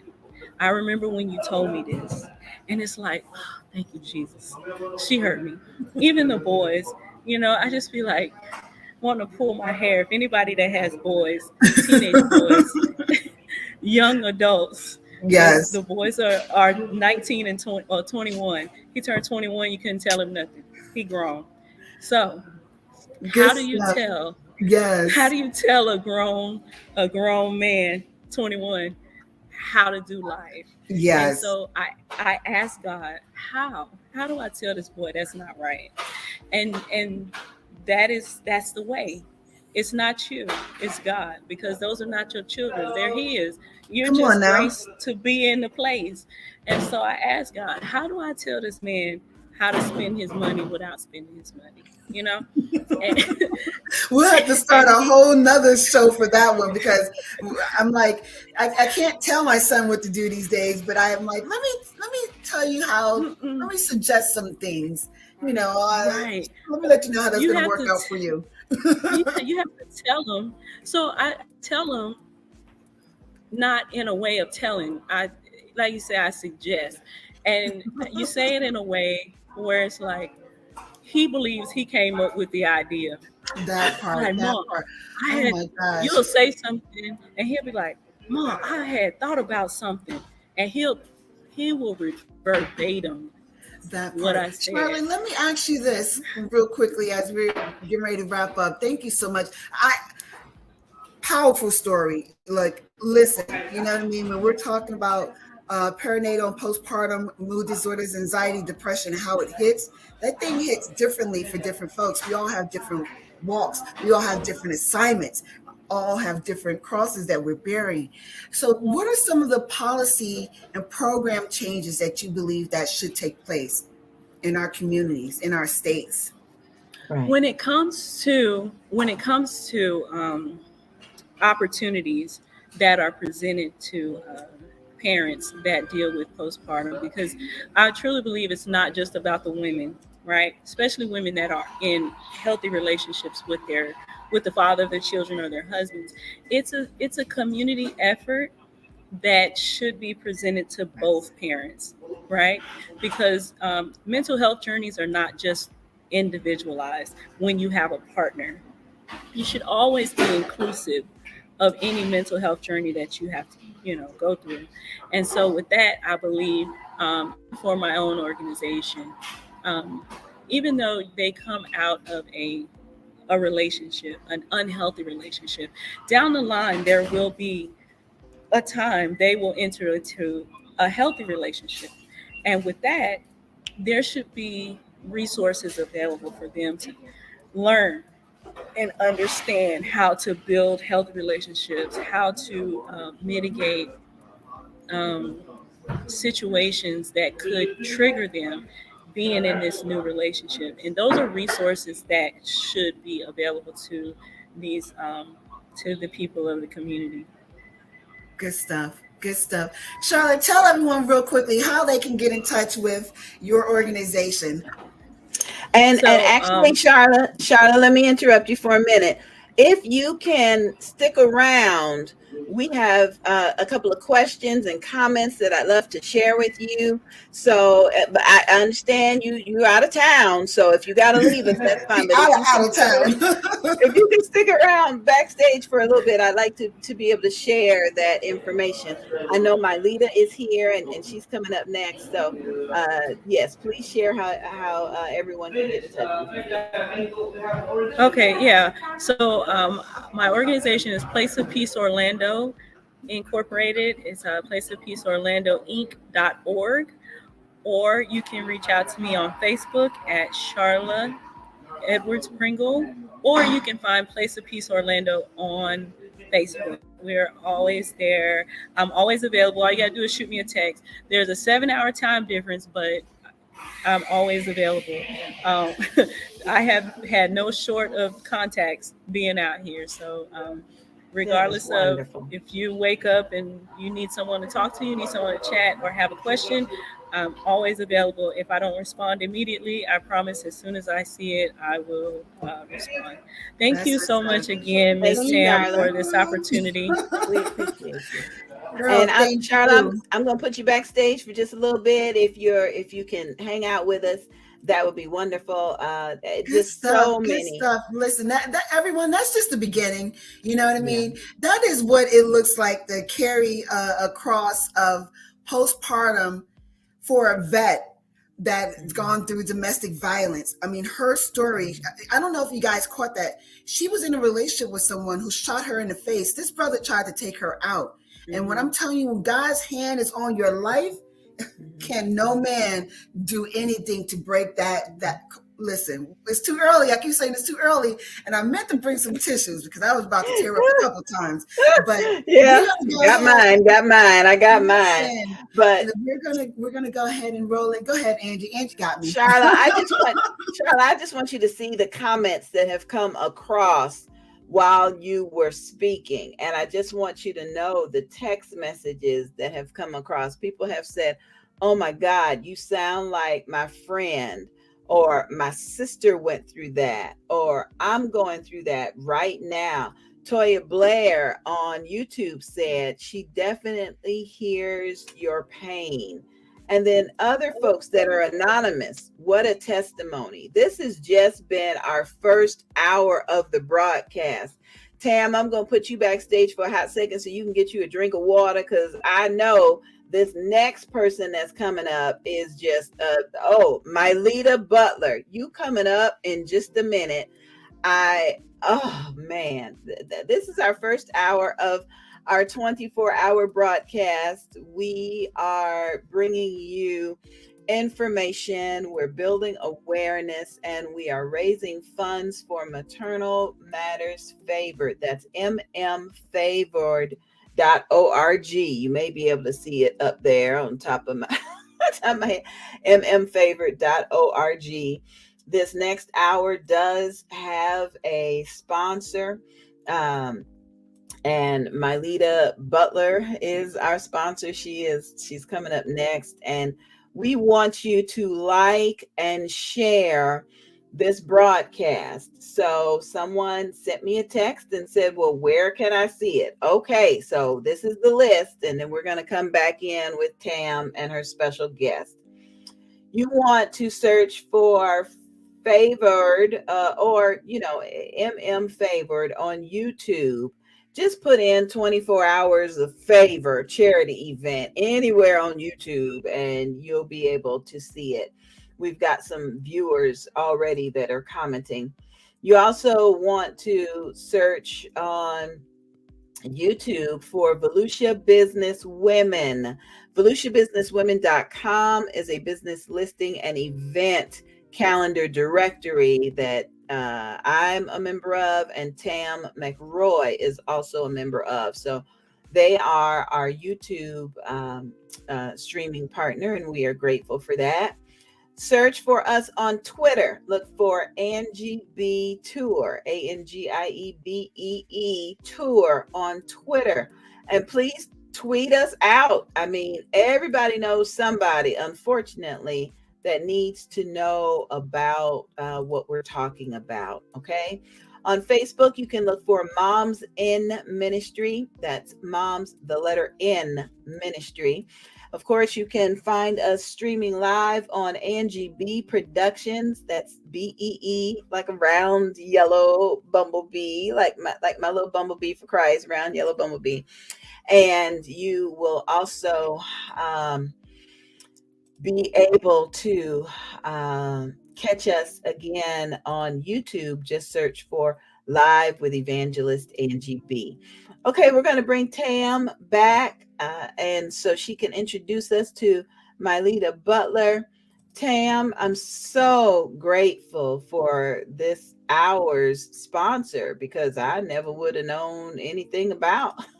Listen, come September, when we're out there in Daytona Beach for the bald and beautiful bazaar, and we're on the beach, we're going to be in our bikinis. Okay, that's good. Well, Myleta, we're going to bring you in, and thank you for being a sponsor of this broadcast for the next hour. Take it away, lady. Hey, Myleta! Hi! Hey, Tam! How are you? Good to see you. Oh my gosh, I'm so happy to see you. I don't know. I just gotta. This is amazing for me, right? This right here, this woman of God, I've known her since I was pregnant. This is one of my original OG village people, as I like to call them. Okay. My sister-in-law, very, very amazing individual. Let me go ahead and do this thing right with your intro. Here we are talking with Miss Myleta Butler. She is a former 300-pound New Yorker who is the CEO founder of My Lakini Swimwear. In her debut book, Slim Down, Level Up, she shares her journey to taking back her health, learning to love herself more, and she also has this amazing 6-week weight loss program for readers to follow. Hey, girl, hey! Oh my gosh, thank you so much again for coming on board, and just gonna jump right into it. Who are you? What do you do? What's going on? Well, first of all, let me just pause and say I commend you and Angie B for doing this. This is amazing. And I was able to be backstage and hear a little bit of the previous story, and I commend her because it takes strength to leave out of a violent relationship, a domestic violence relationship, as well as when there are children involved. And so then you add in the piece that she was a soldier. And so there was just a lot going on. And so I'm glad that you created a platform like this so other people can hear her story, hear her testimony, and draw strength from it, and use her story as the key to unlock maybe a situation that they're currently in. And so I applaud you for that. I say happy Mother's Day to all the mothers who are tuning in on this fabulous Mother's Day weekend. And I would say for me, so I'm someone, as you say, we go way back. So I was very honored when you asked me to come and be a part of your event today, because mental health is near and dear to me for several reasons. As you said in my intro, I am a former 300-pound. I say I'm an obesity survivor, as I like to call it, because I was closer to the grave than I wanted to be. I'll say that. And the unfortunate part was I was more focused on getting my hair and nails done than taking care of my health, right? Like I was window dressing myself, but I really wasn't taking care of myself on the inside. And unfortunately, what I was doing was I was eating my pain, Tam. So I was self-medicating, right? And a lot of people don't realize food can be a drug of choice. And to me, it's one of the hardest drugs to overcome, because unlike alcohol or let's say, cocaine or something like that, I had to eat every day, right? We got to eat every day. We can't just go and hibernate like bears and be fine. Like I had to eat every day. So I had to learn how to develop a new relationship with food on my journey to healing. And so that was how I was able to conquer the weight and take back my health. But a big part of that was I had to learn and reconnect with my self-love. And only way I was able to do that, Tam, and this is why I'm going to tie it into the mental health piece that I know we're going to get into, is I had to remember my self-worth.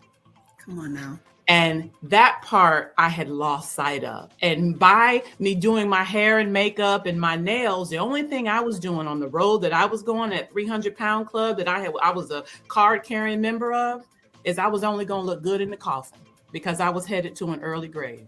Come on now. And that was not the path that I knew God had for me.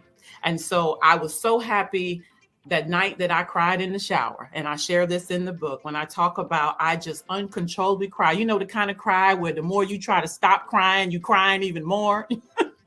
That good, ugly cry. That good, ugly cry. When I had left the doctor's office and he had told me, if you don't do something about your health, you are going to die an early death and you're going to have a lot of problems going forward. And I cried and cried, and I got out that shower and I did something that a therapist had told me years ago, because I had went through some childhood trauma, which we can talk about that later.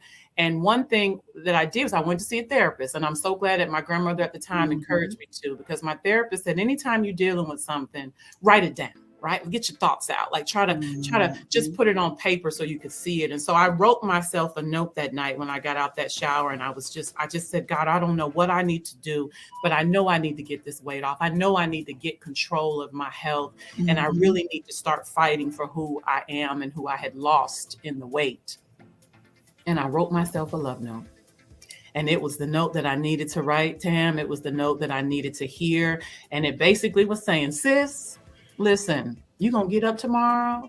You're going to fix your hair and makeup. You're going to put on that dress that you think you're too big to wear, and them cute high heels that you think you can't wear anymore.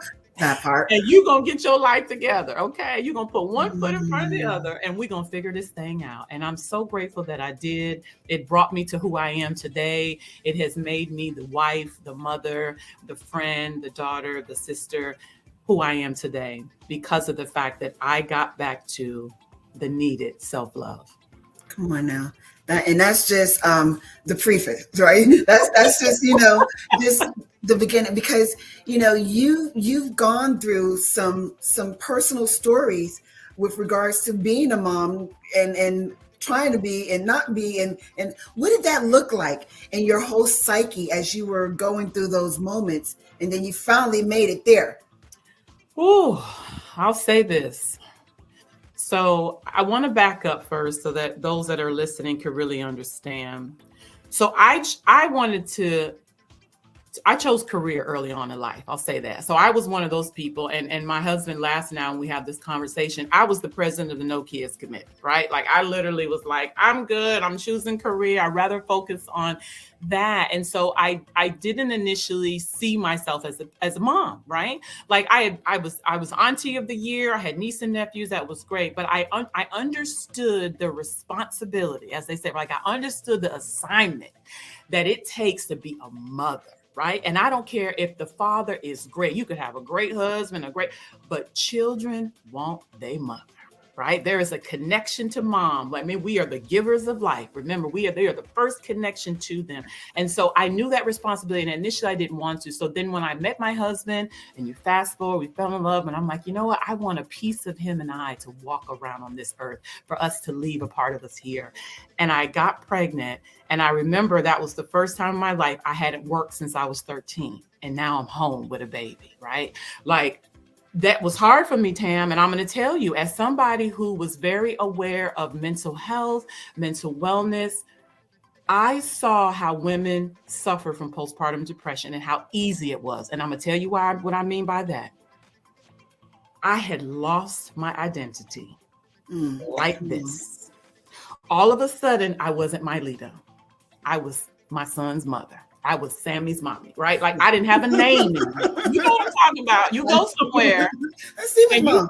You so-and-so's mom. You don't have a name anymore. And I didn't realize how important that was for me to fight for my identity until I was they say you don't know the triggers, right? That's another thing we talk about mental health. We learning your triggers, right? I remember being at a birthday party with my son, and I think he was maybe 2 at the time, 2 years old. And this lady said, "Oh, Sammy's mommy, come here." It was a trigger. It was a trigger, Tam. Like I kind of just lost it. I said, "Excuse you, I have a name." I said, "My name is Myleta." I said, "And before there was Sammy, there was me." And she looked at me like I was crazy. And I really didn't realize in that moment that I was silently fighting that battle of self-identity, right? Like I had this new title overnight, right? Like we push this baby out. We have these 9 months of preparation. We know the baby's coming, but then it's something else about once the baby's here that all of a sudden now I'm mom, right? Like that's a new identity. What does that look like? And for me, and as I said a few minutes ago, my husband he's a great father. He's a great man. However, my son wanted mama, right? 24/7, wanted mom. And I felt suffocated. And to even have that conversation with somebody made me almost feel bad. But then I realized that I shouldn't feel bad about it because it was my feelings, right? Like that's what we have to get away from. We think that we should not talk about our feelings, but we should. We should absolutely talk about our feelings, and we shouldn't feel bad about talking about our feelings. Can you hear me okay? Yes. Okay. Hold on. I was like making sure. So I remember wanting to talk about my feelings. And then I said, okay, why am I feeling this way? Like, what is it? And I had a conversation with my husband, and I'm so grateful. And I think the young lady that spoke earlier talked about how it needs to be multi-dynamic. And that is so true because mental health is not just linear, right? It's our journey. It's those connected to us, right? Especially if you're in a relationship. And so I had a conversation with my husband and I said, I'm beginning to resent you and I don't want to. Right? Like, I feel like resentment is a terrible emotion to enter a relationship. And the reason I said that is because I felt like nothing in his life changed once I gave birth to Sammy, but everything in my life changed, right? And I see you shaking your head, so you know what I mean, right? Like he still got to go to work every day and leave the house and be challenged. And he didn't have to worry about how many diapers to change. And I can tell him how many times he was going to eat. And my life almost became like so repetition to the point where I could tell you exactly how many times, how many Mickey Mouse episodes we were going to watch. And I was just like, I was losing it. Like I literally was like this. And I had the conversation only because I wanted him to realize that I was very grateful for the time I had with my son. Because remember, we never get that time back, right? Like, they're only kid once. But I also realized that I wanted to make sure that I still fought for my identity. I was still who I was as a person, right? As Myleta, the woman, then the wife, and then the mother, right? And how to separate that and what that looks like, right? And so that was a big part for me, I would say, welcoming to the world of motherhood, right? That was a big piece for me. That's real. That's a lot, you know what I mean? Because I'm loving this, because honestly speaking, we aren't us anymore. We're them. You know what I mean? Everything is, centered around, this motherhood, and how do we balance, our equilibrium is off. And so just for you to even just divulge that, is kudos, because a lot of individuals need to hear that. It's happening. It's something that takes place. And let me tell you how you can overcome it.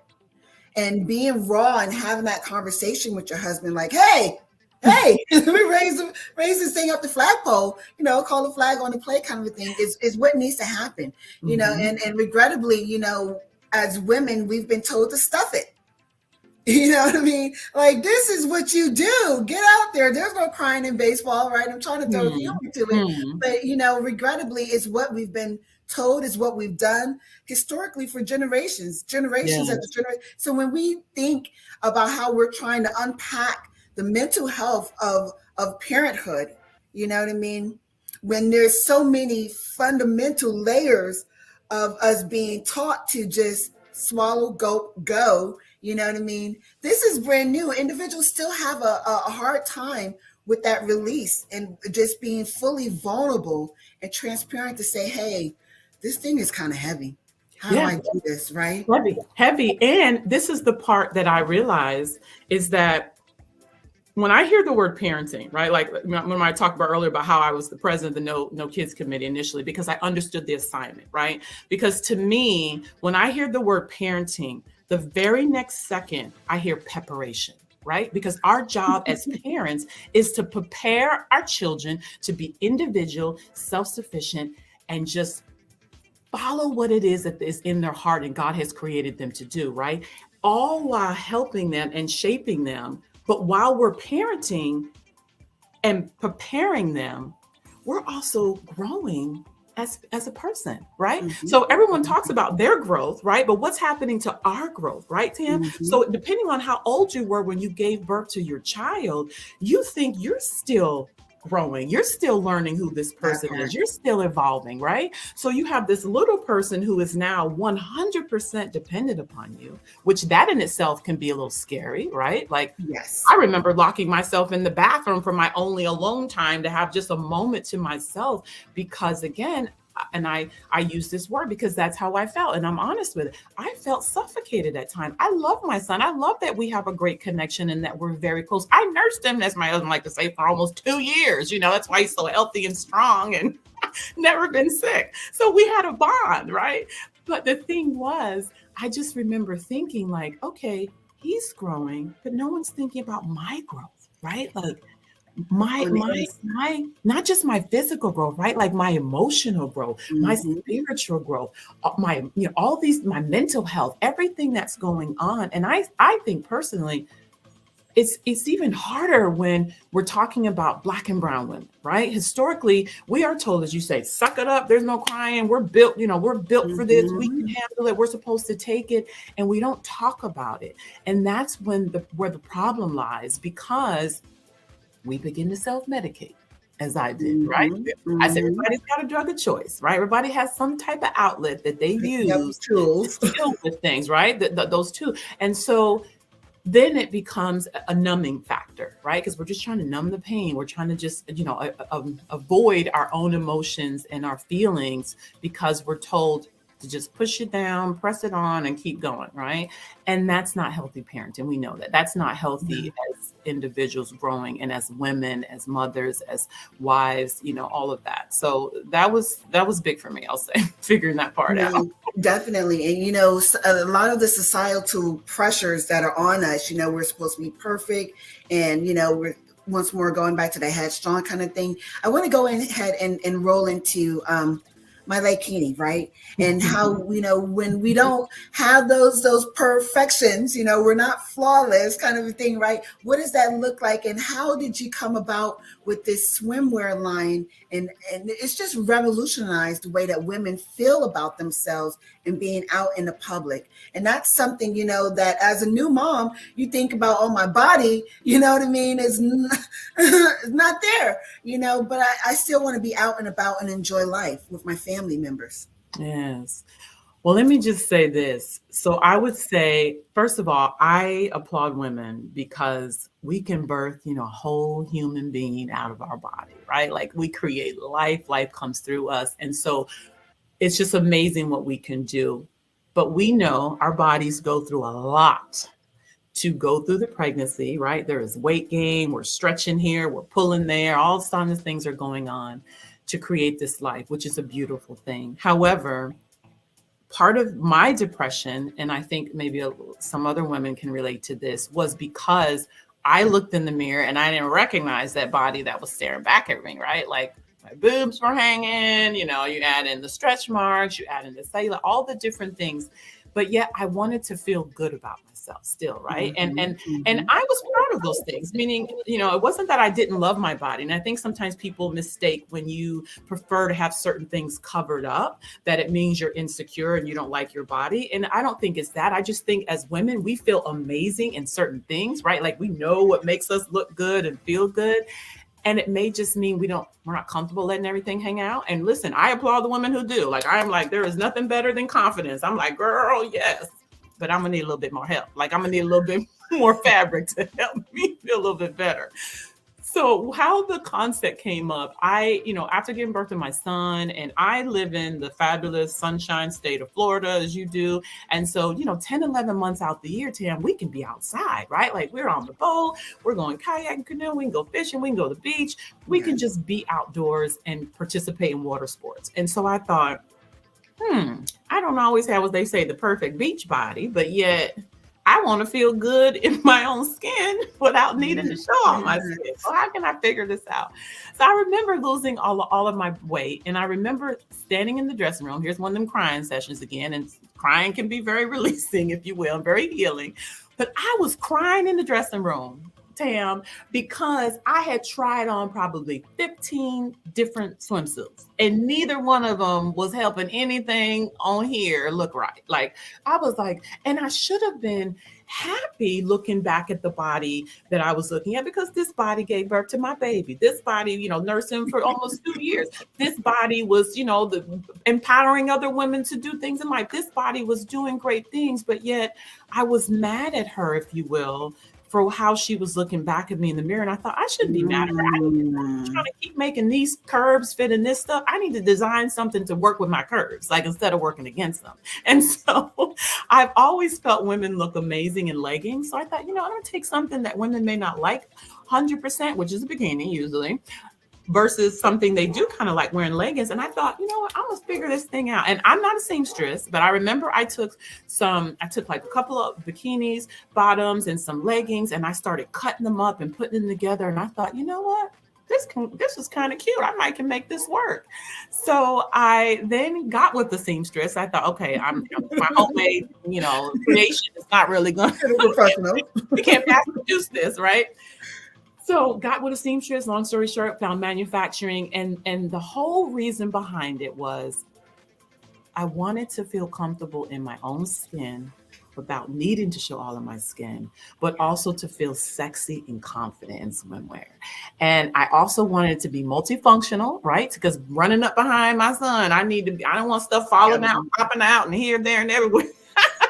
So I thought, okay, we got to come up with something that I can play with him on the beach, run up behind him, get in the water and not worry about it. And not do the uncover and take cover. Because that's another thing. I was mad. I was in that dressing room trying on 15 swimsuits. Not the uncover and take cover. You know what I'm talking about, Tam?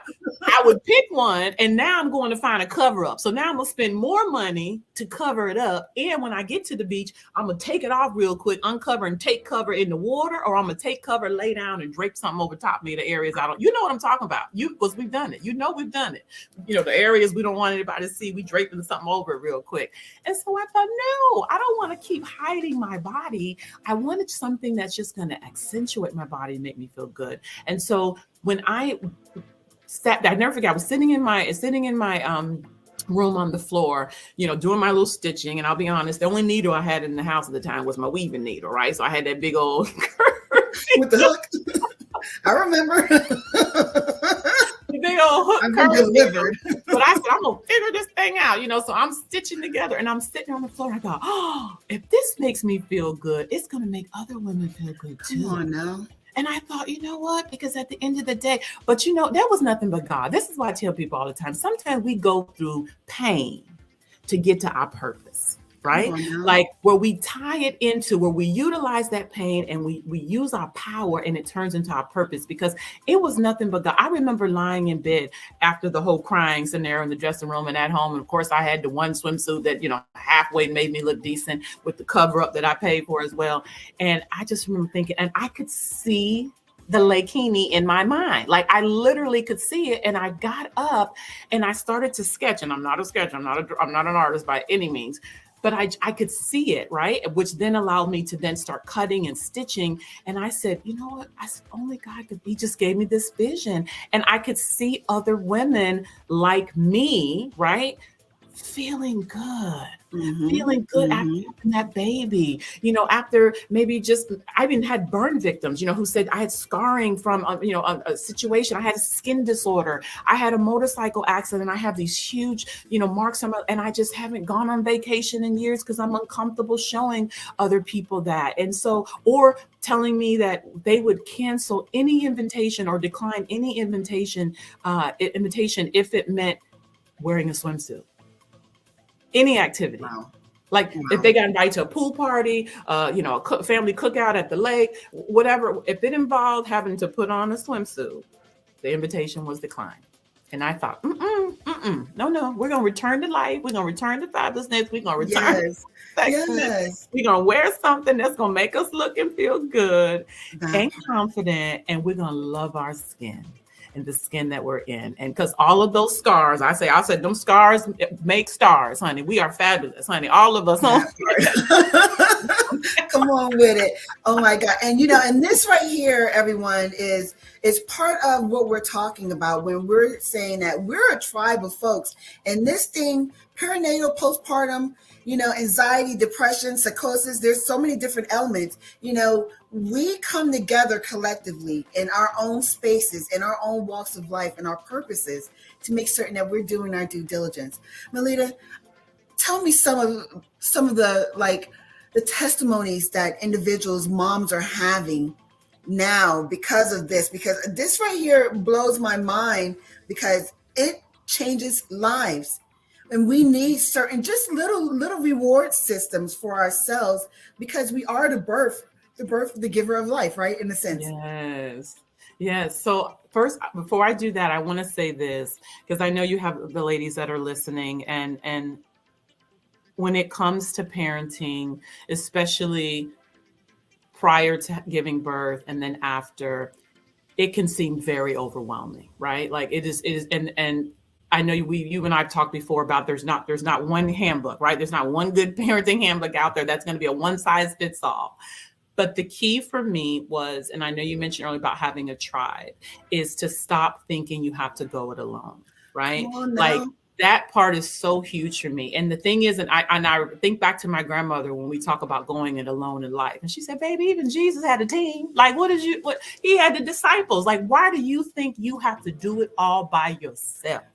And so building your tribe, reaching out, not being afraid to ask questions, right? Like, and seeking those from those who've already been down that road. And then the other key thing I realized is that we think we have the disadvantage, right? We're like, oh, I'm overwhelmed. I don't know. These kids are driving me crazy. But really, we have the advantage. We have been where they are. They have never been where we are.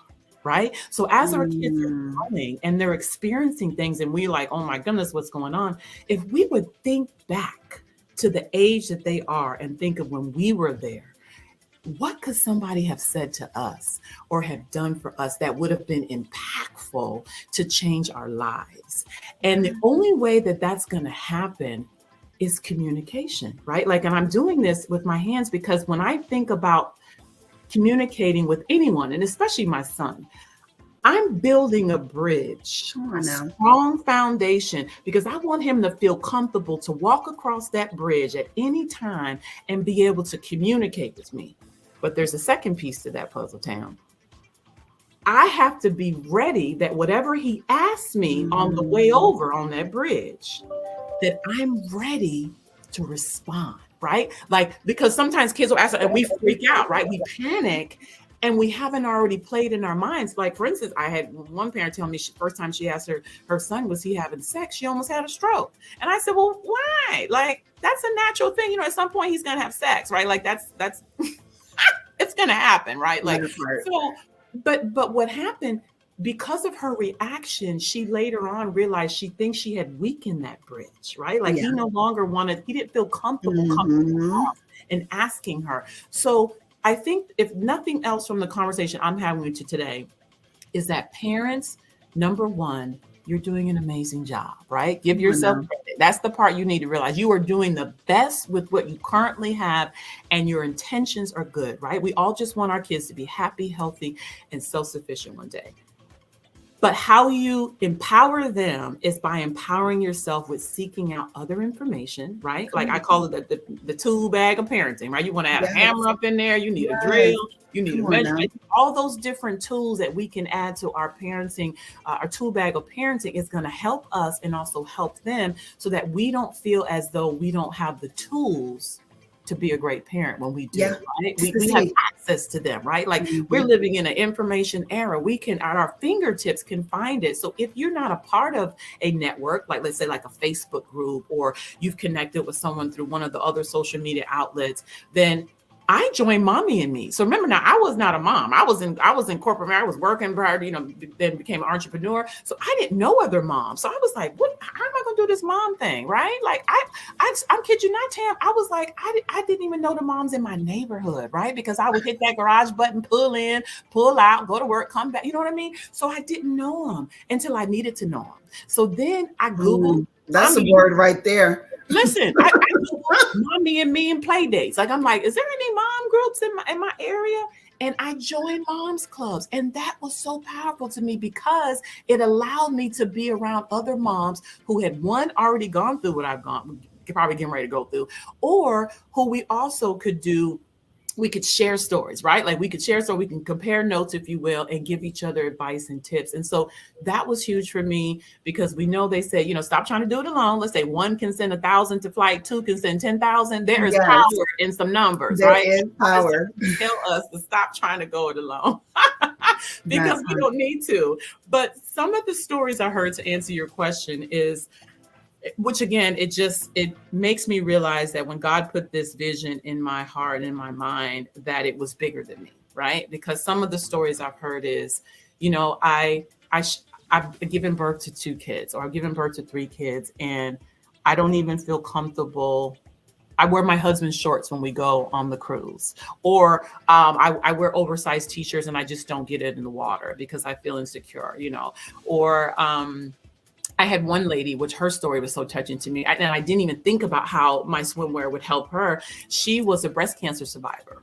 She had a double mastectomy. And so she had the prostheses in, and she told me she had not found a swimwear that made her feel confident wearing her prosthetics, as well as she had additional scarring and things because she was born with different skin disorders and things like that. And so she's like, I just would often just, wear regular clothes, and sit around the pool or sit at the beach and would never. And she goes, so the first time when I saw your swimwear, she's like, oh my goodness, like I could wear that. And I feel jazzy. I feel sexy. And so currently we go from size small to 2XL, which we're looking to expand that even more as we're continuing to build and grow the brand. But really it's about, and I call it swim and gym, because really you could do yoga on the beach with it. You can go water aerobics. You can do all types of different activities with it. And again, it's all about women feeling good in their skin without needing to show all of their skin. And that is the whole goal and the whole focus of what we wanted to do, because we know we're dealing with a lot as moms after giving birth. The last thing we need to worry about is not finding something to make us feel good and confident. Absolutely. Yes. Absolutely. Angie, thank you for throwing up those pictures of the swimwear. Yeah, ladies, look, being a parent, being a brand new mom, we deal with a lot. And one of those things is, there's body shaming going on, right? Or just with our own self-esteem. There's a product out here, you're looking at it right now, in which you can go ahead and purchase and get back out there and live, because at the end of the day, we want to have, when we're talking about that toolkit, we want to have a basket of things that we can have in our arsenal to help us to alleviate some levels of anxiety and depression, in which we kind of sink into little lows and so forth. Melita, thank you so much. How can folks get in touch with you? Oh, so on Instagram, I'm Myleta Butler and Mylakini. And then on Facebook, the same thing, Myleta Butler, Mylakini on both of those. And then our website is mylakini.com. So it's just instead of a bikini, think of a bikini for your legs. That part. Thank you so much for joining us. If you can hang out, I know that there's probably some questions going on. I saw a few pop up and so forth. Thank you again. And I will see you. And I love you. And thank you for doing this, because we know that the true wealth is mental health. So I'm so glad that you're focusing on this, because that is where we want to be. We want to get to a place where we are checking up on our health, just like we go to get that mammogram, just like we get that pap smear every year, get our teeth clean and all of that. We want to normalize that it's okay to not be okay, and then to go and seek help for that. So Thank you for this. Absolutely. Thank you. Oh my gosh, guys, we are just getting started. We're coming towards the end of hour 2. Melita is one of our sponsors. And I just want to go ahead and just give a quick shout out to some of the individuals that are just donating. Melita, we have Jean Lovejoy, we have Andre Brown, Mary Hope, Sonia Bennett, Miss Juanita Banks Whittington. We have Miss Mirilagro Vasquez, Katrina Harris, Dinah Simmons. Wow. Amy Reddix and Sylvia Blair. Thank you all for the love and support as we are here at the beginning of this hour. I just want to say that at the beginning of, before we even went live, just with our sponsors, we had over $500 raised. Ooh. And actually, since we've gone live, and with regards to donations, we're sitting at $410. Oh my! 6 sponsors. Thank you, guys. Thank you.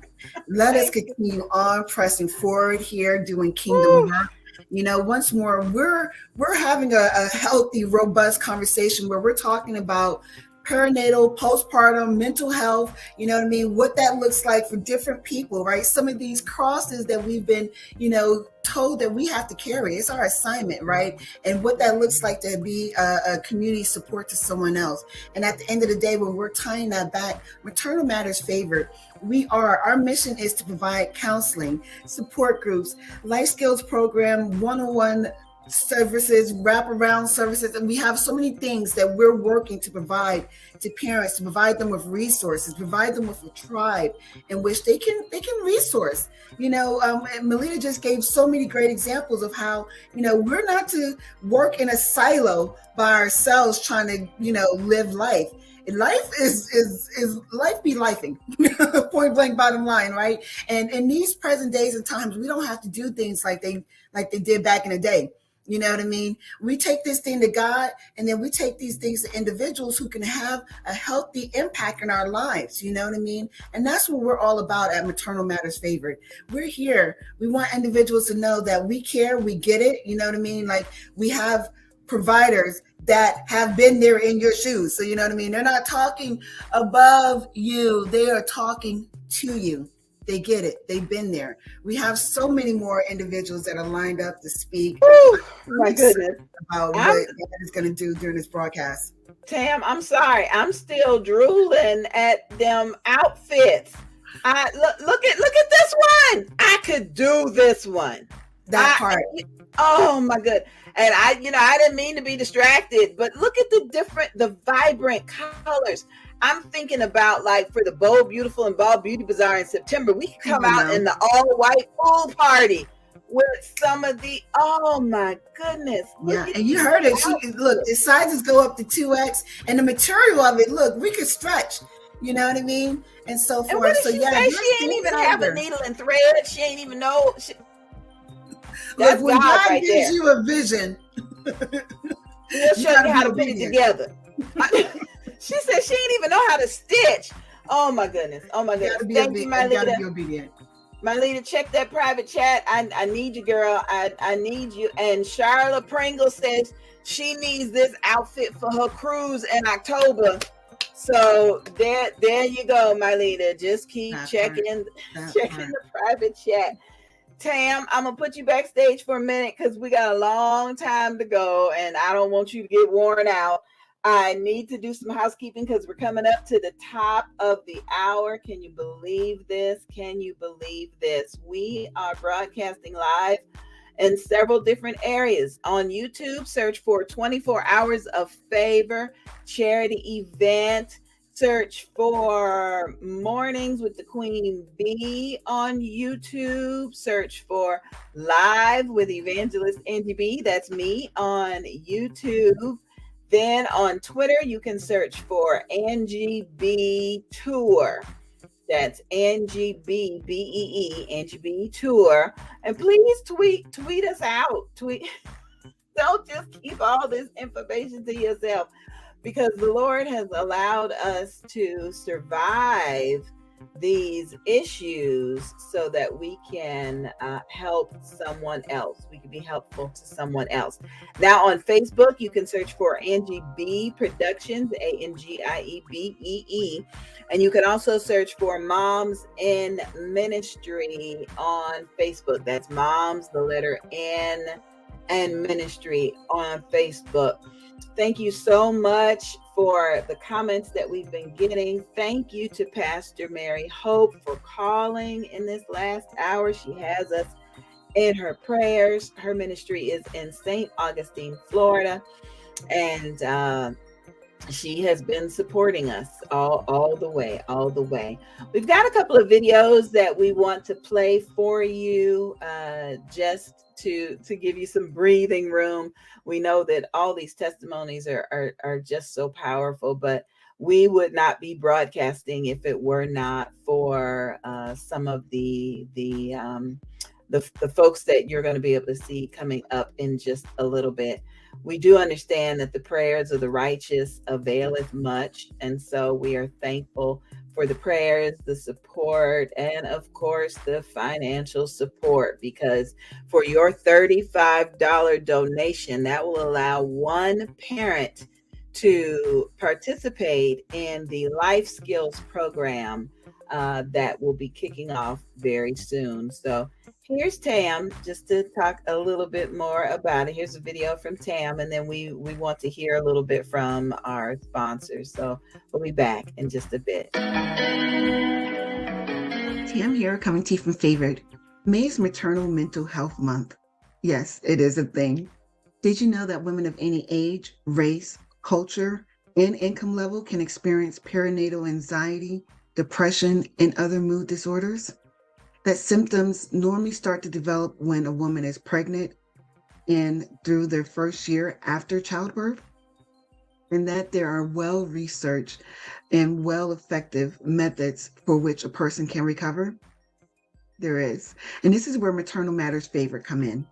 We provide counseling, support groups, and a life skills program to parents and backing them up while they're balancing out parenthood and life all at one time. Remember, there's no manual to parenting, but there is a tribe for every parent. We hope that you join us.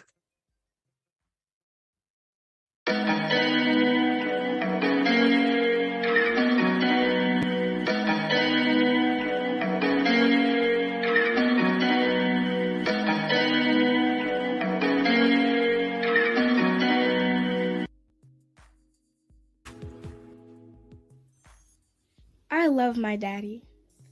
He gives me hugs and kisses when he wakes me up. He helps me make mommy's tea in the morning. He always reads a book to me before bedtime. I Love My Daddy is a heartwarming children's book about the special bond between a little girl and her father. It follows a day in the life of a little girl and her daddy. Produced for audiobook by Angie B. Productions. Narrated by me, Ramona Young. And narrated by me, the Queen B, Angie B. Pastor Mary Hope cordially invites you to attend the Women's Conference, June 9th through 11th, 2023, in St. Augustine, Florida. Broken, bruised, scratched, scared, but still resilient. Based on Genesis chapter 2, verse 22 through 24, I was made from bone. On Friday, June 9th at 2:30 p.m., the topic is Bumps and Bruises, presented by Pastor Regina Johnson. On Saturday, June 10th at 2:30 p.m., the topic is Scared and Broken, from Dr. Teresa Carlton. And on Sunday, June 11th, 2023 at 2:30 p.m., the topic is Resilience, from minister and therapist Kinsey Elaine. And on Saturday, June 10th, your MC is me, Evangelist Angie B. Your host is Pastor Mary Hope. The address is 1855 Prunier Road in St. Augustine, Florida. It's all about Jesus and Me Incorporated, the teaching ministry. Broken, bruised, scratched, scared, but still resilient. Promotional consideration provided by Angie B. Productions. Let's Change Together, 4th annual event. Women's Love Within Conference. Let's change together. Women's Love Within can be understood as the practice of cultivating self-love, self-acceptance, and self-compassion among women.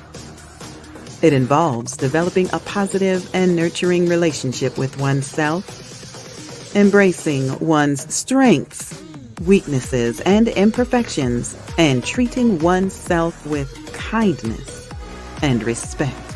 The concept of women's love within recognizes that women often face societal pressures and expectations that can undermine their self-esteem and self-worth. These pressures can come in the form of beauty standards, gender roles, and cultural norms that dictate how women should look, behave, and think. By prioritizing women's love within, women can learn to counteract these negative influences and build a strong sense of self that is not dependent on external validation. This can lead to increased confidence, resilience, and overall well-being. Women's love within can be fostered through various practices, such as self-reflection, mindfulness, self-care, and self-compassion exercises. This will be our first year streaming live. For more information, please visit barnettpublishing.org. That's barnettpublishing.org. Promotional consideration for this event is provided by Business with a Heart and Angie B. Productions.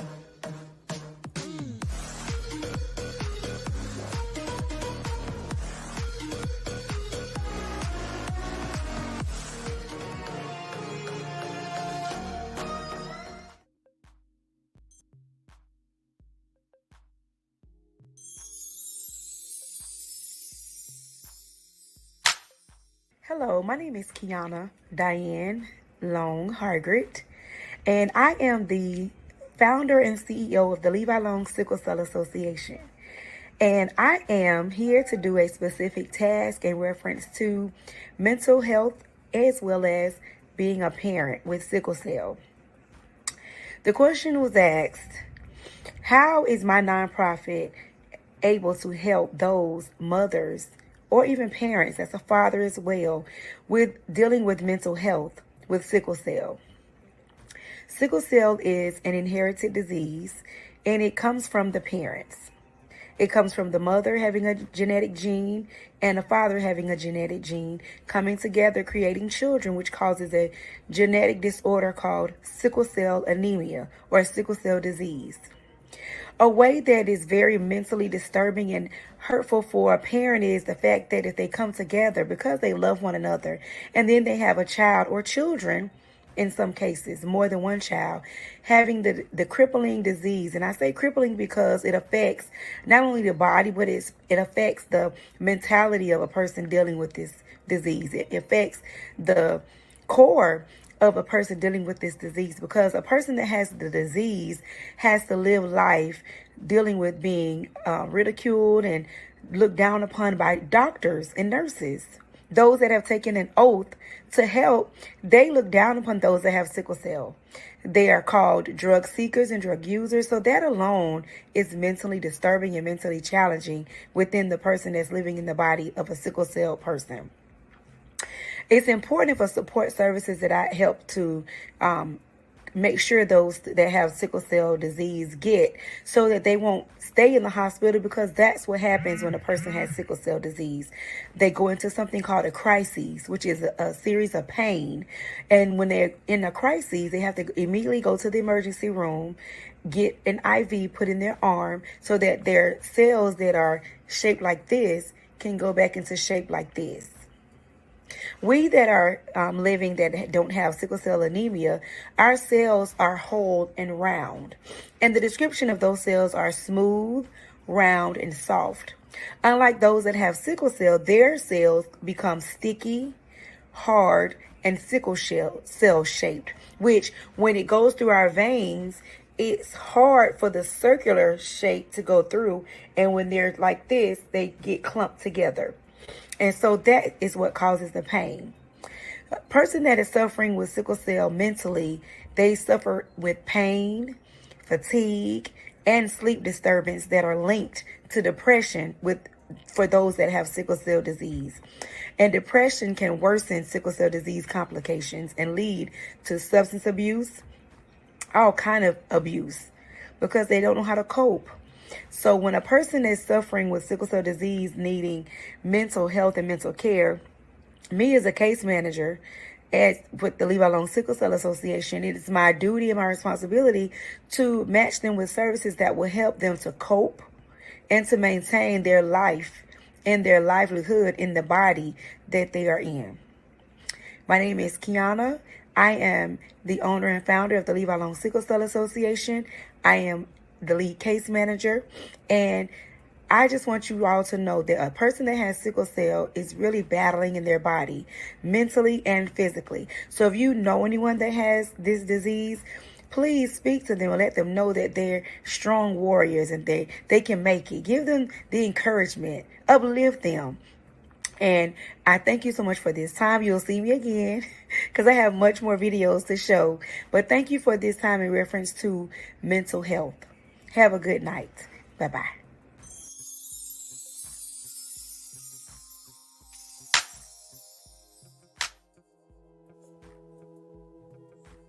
Hello, my name is Jacqueline Rozier. I live in Coolidge, Arizona, and I am here to talk about my family and postpartum depression. Something I've never talked about before, especially out loud or to a crowd of people publicly. However, I thought it was very important for me to come and talk about this and share my family's experience. It's kind of been generational. My mother, my sister, nieces, other family members, myself. And I know that that's what it was. At the time, we didn't call it that. We didn't know what to call it. It just was like this strange quiet energy that just kind of hovered over people. And I recall my mother as I grew up as a teenager and in my 20s and 30s, and I'm almost 70 now, watched my mother experience this postpartum problem, depression, and I will say all her life. She had given birth to children as a teenager. By the time she was 21, she had 4 children. She was married, and she was an amazing woman. She was very smart. She was intelligent. She went to college. She even counseled people. She had a degree in psychology and counseling. She was a mentor. She was an amazing woman, full of life. But whenever she wasn't on the public stage or whenever she wasn't around a crowd of people, there was this strange darkness, this strange quietness that kind of covered her face that you can see in her eyes. And I know that it is part of the postpartum depression that she struggled with. And it's really strange because there are a lot of postpartum depressions that most people don't even recognize. You don't even recognize it yourself. And people most of the time would not even recognize that they're walking in depression. I thought about it because I'm thinking, I probably went through the same thing, this strange sadness, this strange loneliness, this strange fear that you experience. That covers you, that's in your mind. And you kind of just push through life like we do many things. We just move on, we just go on. We don't deal with it. At that time, there were no counselors, no anybody you could talk to. So I wanted to share this because I know that there are women and men and whole families that are experiencing this postpartum depression. It's kind of something that almost gets on everybody that's around. You don't know what to say. You don't know what to do. You don't know how to comfort because it's a internal thing. It's not only just chemical, and it's in the brain. It's in the heart. It's not necessarily a feeling, as in you're feeling something and touching something like hot and cold, but it's a deep down feeling that you can't shake. It's this strange emotion that seems to just lock onto your soul, onto your heart, your spirit, and you don't know what to do, and you find yourself crying for nothing. You don't know what to do. You go to pick up this beautiful baby and you just stare at it. You're not quite sure what to do with this brand new baby being in this position as a mother. And I know that one of the things that I would do, I would always just talk to my mom. I talked to my sister who went through the same thing. We would have conversations. We would work our way through getting through those dark days, those foreboding days of despair, not knowing even what we were going through. We didn't know if there was a pill you needed to take. We didn't know there was therapy that was offered to us at the time, like I said earlier. And so how did we deal with it 30, 40, 50 years ago? We just sat around quietly hoping that the person would feel better, hoping to make them laugh, tell a joke, hang out with them. We kept our eye on them to make sure that they were not going to go into a place that was going to be harmful. And so I just want to talk to the women or talk to those who are quietly experiencing this. And you don't know what to say because it feels like you just don't know what to do with it. You don't know what to do with your emotions. You don't know what to do with your feelings. You don't even know how to explain it to people. You just don't feel right. You're just going through a whole lot of gamut of emotions. You're sad, you're angry, you're fearful, you have questions, and you're just troubled. First of all, I suggest that you truly talk to someone. Tell them how you feel. Let them know how you feel. It doesn't matter how it sounds, okay? Somebody's going to understand. So we need to let people know. We need to speak out. We need to say something. And for those who are around people who suddenly go into this quietness, this aloneness, they don't want to go out, they don't want to do anything. I just want to be left alone. I'm not sure how I feel. Give them a little space, but continue to love on them, care for them. Sometimes you might have to write little notes of, I love you, I'm thinking of you. Send them a little card in the mail, send them a little note. Give them something special to make them feel that they're noticed and that you're paying attention and that you can tell that they're experiencing something. As far as being in my community, I did quite a few things when I was on the East Coast. I've now been on the West Coast for about 25 years. But when I was on the East Coast, I would start women's programs, gather women together, talk about parenting, talk to young women who were becoming parents and let them express their emotions and express how they were feeling and their frustration, especially single women. And so I started a program called Woman the Nurturing Spirit and helped them realize that they were these special souls and that they had been given these special souls in their lives and how to walk through life knowing themselves and loving themselves. Also, what I used to do is have them, one of the things we talk about all the time is journaling and writing things down. Sometimes all you have is a word. You might not want to write a whole sentence. You might not want to write a whole page. Sometimes every day you might just have to sit and think of a word that you're feeling. How do I feel right now? And sometimes you might have to Google it and see, emotion, words that make you express emotions, and pick a word to express how you feel. Be with that, and share it. And as a woman of faith, I like to talk to God about the things that I go through. And I know that God is listening. I believe in a higher power, a creator, and I know that God is there listening to me, and that I can gain direction and instruction and support as I experience those moments where I'm not feeling quite right, where I'm feeling not so good as a young parent, as a young mother, what to do. And they say there's no real books that you can buy to really teach you or show you how to be a mother. So what did I do? I went to God. I really did. I would lay these babies down at night in the bed, in the cribs, and I would say, okay, God, you sent these little babies to me. You sent this soul to me. What do I need to do with this baby? How do I care for this baby? And I'm telling you, when I tell you what I tell you, God will speak to your heart, speak to your soul, give you instructions, give you directions, or he'll lead you to someone who can support you and show you and talk to you about. It takes a whole village, yes, to raise a child. It takes a whole village to help you be a mother too. And so I'm saying that you may need to just reach out, call on God, call on somebody, call on a family, just share how you feel. It's very important not to bottle yourself up, not to be quiet, not to think that your voice will not be heard and that you don't matter. So I appreciate being able to share this information with whoever is listening. I'm not sure if what I'm saying is making a difference. I know it made a difference for me. I know that it is important for us to start to talk about this out loud, for us to take notice and to pay attention to our young women, our young mothers. They seem to be younger and younger all the time. I was just talking to my daughter-in-law, and I said, all these grandmothers that are in their 30s, oh my gosh, and they're getting through their own postpartum depression probably here and there, now and again sometimes. And so it's very important for us to begin to, as women, to continue to get back to talking with each other, sharing with each other. So many women are working today, not back in the day when moms were home, mothers were around. And that's what they did. They talked to one another. They shared with one another. And so I hope and pray that you'll be able to gain something from this entire experience in the next 24 hours or whenever this video is shared with, and that you will reach out to people, that you will contact those who are professionals, who you can talk to a friend, talk to a relative, talk to someone about how you're feeling, so you don't feel alone, so you don't feel like this weight, this cloud is yours to carry by yourself. So there you have it. My name is Jacqueline Rozier.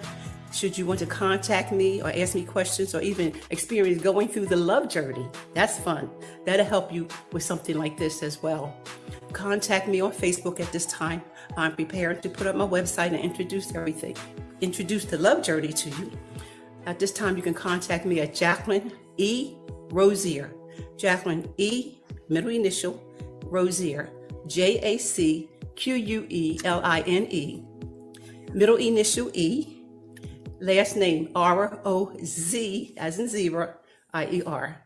Talk to you later. Be blessed. Oh my God. Oh, girl.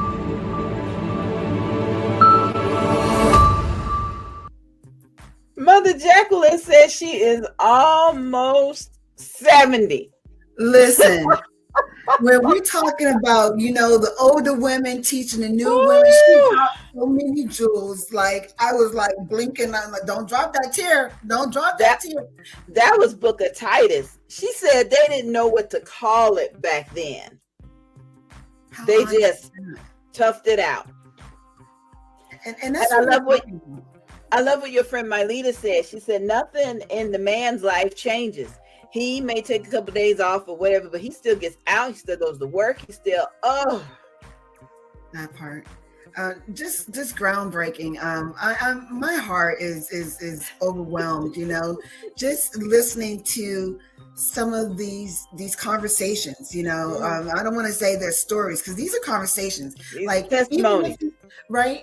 Guys, even if it's coming in as a video, this is the conversation. We're talking to you, to us. We're having this kind of town hall community forum, right?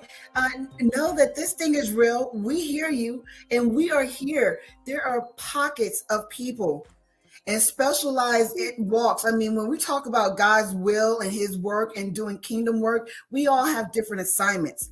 And so Mylita's swimwear is her assignment to help with this area of mood, anxiety, depression that a person may go through, right? And when we're talking about Charla, a veteran serving, her assignment, right? And here we just had Mother Jacqueline just come through like, listen, baby, we know that this thing is real. You know what I mean? Back in the day, it just wasn't what they did. They didn't talk about it.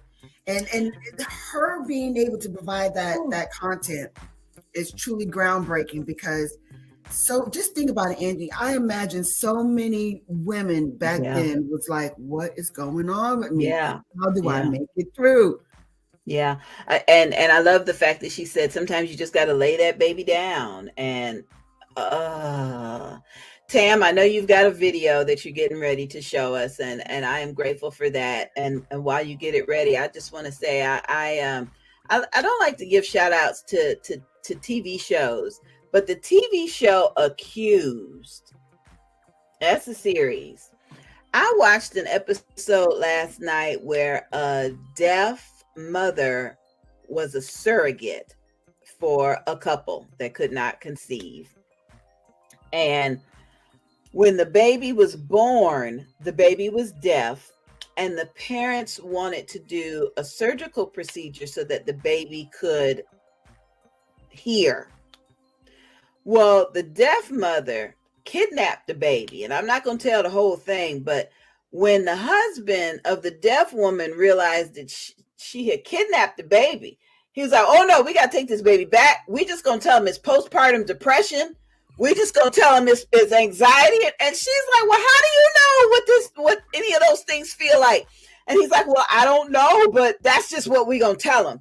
And so some people can just come off and be like, "Oh, that's all. It ain't this. It ain't that." Some people be like, "Eat some chocolate, eat some bananas. It's just." But when you are in the throes of it, that thing is real. Yes, it is. Yes, it is. It's real. It's truly real. This is there's a lot to unpack here, and we're going to be doing it in small increments throughout the next couple of hours, and so where we know historically, once more, guys, that women, we've carried this burden. It's us going through the carrying of the baby and birthing the child and all those different aspects. There is so much data coming in these days about men, their mental health, and what that looks like for fathers. And so I thought it was really cool to maybe take this glimpse. This is an event, and we're going to be rolling all the way through to Mother's Day tomorrow, right? But we get it, you know what I mean? You dads are starting to raise the flag and like, listen, I'm kind of off kilter too. And as long as you're doing your thing as a parent, that's what we're here. We're here to support you. Let's go ahead and get into playing the video. Amen. Wonderful. So as we know, a lot of parents, they're going to pass histories of anxiety, some with depression, and even some with severe traumas before they become parents and never dealt with those traumas. So I want to take you back to my own personal experience. I'm from up the valleys, Nantly Moyle near. My father was and grandfather was a miner in the Wyndham Western. Very much a man up, come on, let's get on with it. If we had a problem, we'd go down the pub. I never talked about mental health to my parents. We never talked about anything like that. Unfortunately for me in school, I couldn't keep still. I was very agitated in school. I find it hard to keep on the spot now. And what I didn't know at the time, I was diagnosed at 40 years of age with ADHD and dyslexia. So like I said, I had a lot of low self-esteem, unfortunately, before I became a parent. But luckily for me, I entered the youth club in the valleys, and there was a gentleman said, you can do anything with your life. Don't let anyone tell you can't do anything with your life. And I went on to be a British champion. I was a national champion in 3 different sports. But unfortunately, I left school at 15, and the rave scene started kicking in the 90s. You probably see me on Uncovered, Grease Uncovered somewhere with my glow stick. And I'm not proud to say, but unfortunately, I got into a lot of drugs, alcohol. That was my coping skill at the time. But luckily for me, I met my wife, Michelle, and we've been together 23 years now, and we've never had an argument ever that I've won. But luckily for me, she put me on a straight and narrow, and I went to sales and communication skills, and I was doing good money, very good money. Company car, all the material stuff that I'm not interested in now. And I was very fit. I always kept my fit. I was into kickboxing, all football, all sorts of things. But this is probably the hardest side of my talk. It was after 22 hours labour. I remember the doctors come rushing in, and they said, Mr. Williams, your wife needs emergency C-section. We need to get down to theatre quick.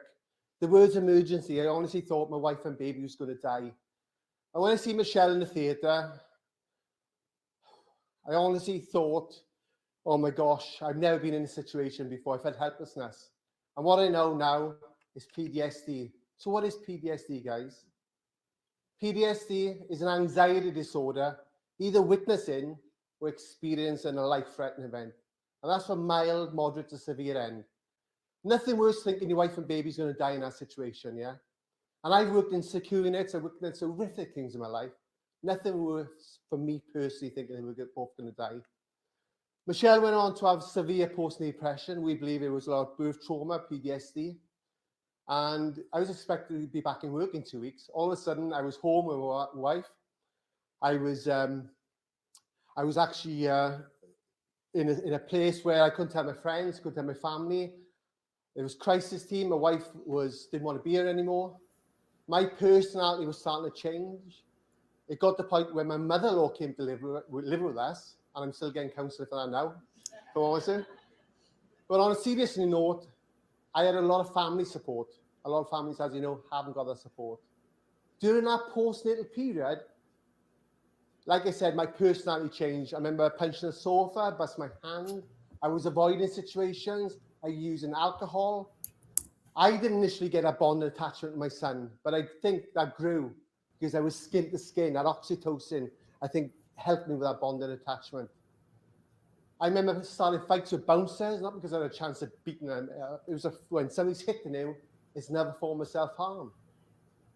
I couldn't tell my wife how I was feeling because I didn't want to impact on her mental health. And I was actually having suicidal thoughts in the postnatal period as well. But as a man, I was told just to man up and get on with it. What have you got to be depressed about? You didn't give birth to the baby. I didn't. I was more concerned about my wife I was. So basically, after 5 years, I had a breakdown. I was in community mental health services, diagnosed with ADHD. But what happened was, when I set up a group with fathers only supporting my partners with postnatal depression, this is what I found. I found they were suffering from PTSD themselves, antenatal anxiety and depression. So if we've got a dad who witnessed trauma the first time round, the next baby comes along, obviously the anxiety is be higher now, because now he's got to go into a labour ward where he witnessed that trauma the first time. And a smell can trigger off PTSD, as we know, yeah? Fathers with postnatal depression. Gosh, no way, that's got to be hormonal. But there is a shift in fathers where testosterone levels goes less as well. And 1 in 10, as I'll explain, suffer from postnatal depression, 1 in 10.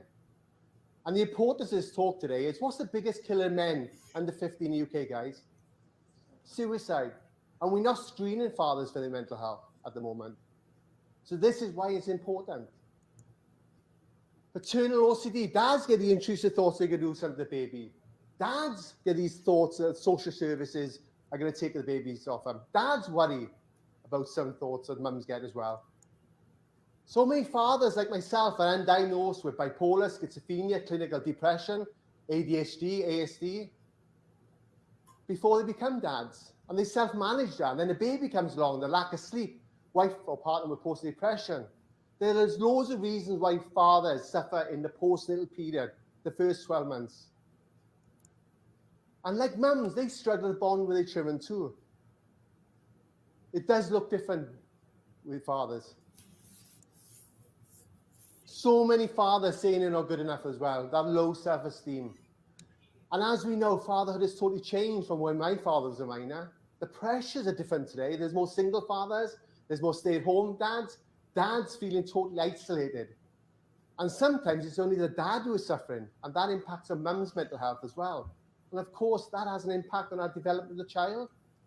And we talk about vision today. My vision has always been, if we support all parents in the antenatal period, as well as the postnatal period and beyond, it just has far better outcomes for the whole family and that development of that child. And this is what I use, and some fathers use. Alcohol, drugs. You know, they're feeling anger, angry, suppressing their feelings. Only now we start to hear more about mental health. And like me, I was never diagnosed. I went to other services years later. And a lot of fathers are just getting diagnosed with depression or anxiety. But when you look at the root of the cause, it could possibly be PTSD or postnatal depression or anxiety during that time. And that's what perinatal mental health is. It's a big umbrella. It's the antenatal period as well as the first year after the baby's born. So these are some of the studies. Now, we've known this since 91, guys. But 1 in 10 fathers suffer from postnatal depression, and it was 1 in 10 for years for mums. But once we started getting the education out there and the screening, we know now it's far more. So 1 in 10 fathers, that's 75,000 fathers in the UK every year suffering with some sort of depression during this time. Looking after your partner with postnatal depression, up to 50% of dads get depressed during this. My argument is, okay, sometimes it's only dad who's struggling. Well, it's got to be up to 50% for mums as well, haven't it? So up to 50%. There's so many reports out there now. The NCT did a report, up to 38% of dads struggle with their mental health in the first year. 73% were concerned about their partner's mental health. 73%. Young fathers, 39% of young fathers wanted support for their mental health, and there was nothing there for them. And November, I've just done a report as well. They said that 33% of dads were stressed during this time, used the word stressed. And also the first year of fatherhood, 1 in 5 fathers felt totally isolated. We know it has far better outcomes when we support all parents, same gender parents, everyone during this time. We talk about early prevention. We need to start looking at pregnancy when we talk about mental health. Let's start from pregnancy and move on. Because it does have far better outcomes, guys. I want to take you to think away, there's 600,000 male suicides every year. 600,000 male suicides. And we know it's far higher because of the stigma around suicide as well, unfortunately. 47 times more likely to be rated a suicide risk during the perinatal period than at any other time in a man's life. So that's why it's so important about looking at the new father's mental health. I wanted my journey to be something good to come out of something bad. I've been lucky to set up International Father's Mental Health Day, which is actually registered now on the World Health Organization, World Calendar for Mental Health. And also, how are you, Dad? The hashtag. I want the conversations when health visitors ask, how are you doing? We all got mental health, haven't we? It's either good or bad. We want health visitors, parents to educate themselves that this can happen to dads as well. The amount of relationships that end in is absolutely horrendous. Sometimes their behaviours do look different than mums when post-depression especially. So I want to end on what the work I've done. I want to inspire you. I'm just a guy from the valleys, and I've been fortunate to be on TV and radio stations, not just in the UK, but around the world.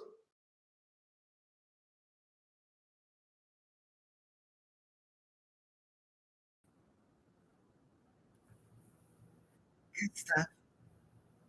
Good stuff. Good stuff. I wanted to show that video for several reasons. One, you notice the accent, right? And so this is not just a United States thing. This thing is global. And we'll actually be speaking with some individuals from a global organization working with perinatal and postpartum individuals. And two, fathers are going through it too, right? And ways in which they're dealing and handling being a parent, and being a man and supposed to be this breadwinner or whatever have you, however which way, right? Society tells us we got to look, this thing is real. And we are to be real with ourselves and not try to mask it through, numbing it, right? Acting like it's not taking place, that you're not having these feelings of anxiety or suicidalness. I loved how he talked about OCD, you know what I mean? And also, that sometimes we pick up wrong coping tools, alcohol, drugs and things to that effect, which is a story that I have, you know what I mean? And I've been clean for almost 20 years and so forth. And so when we're talking about we're having a healthy conversation, we're putting this thing out here, we're being fully transparent, and we're saying, we get it. We understand, you know what I mean? You're going through this and you're going through it like this. Let me tell you how that works out. And let me tell you another way to go through it. And why? Because at the end of the day, we are here doing kingdom work. I'm not going to, downplay that at all. This is a ministry. We are a 501c3. We're a ministry. We're giving folks an outlet, and we're showing them, that God has a way for you. And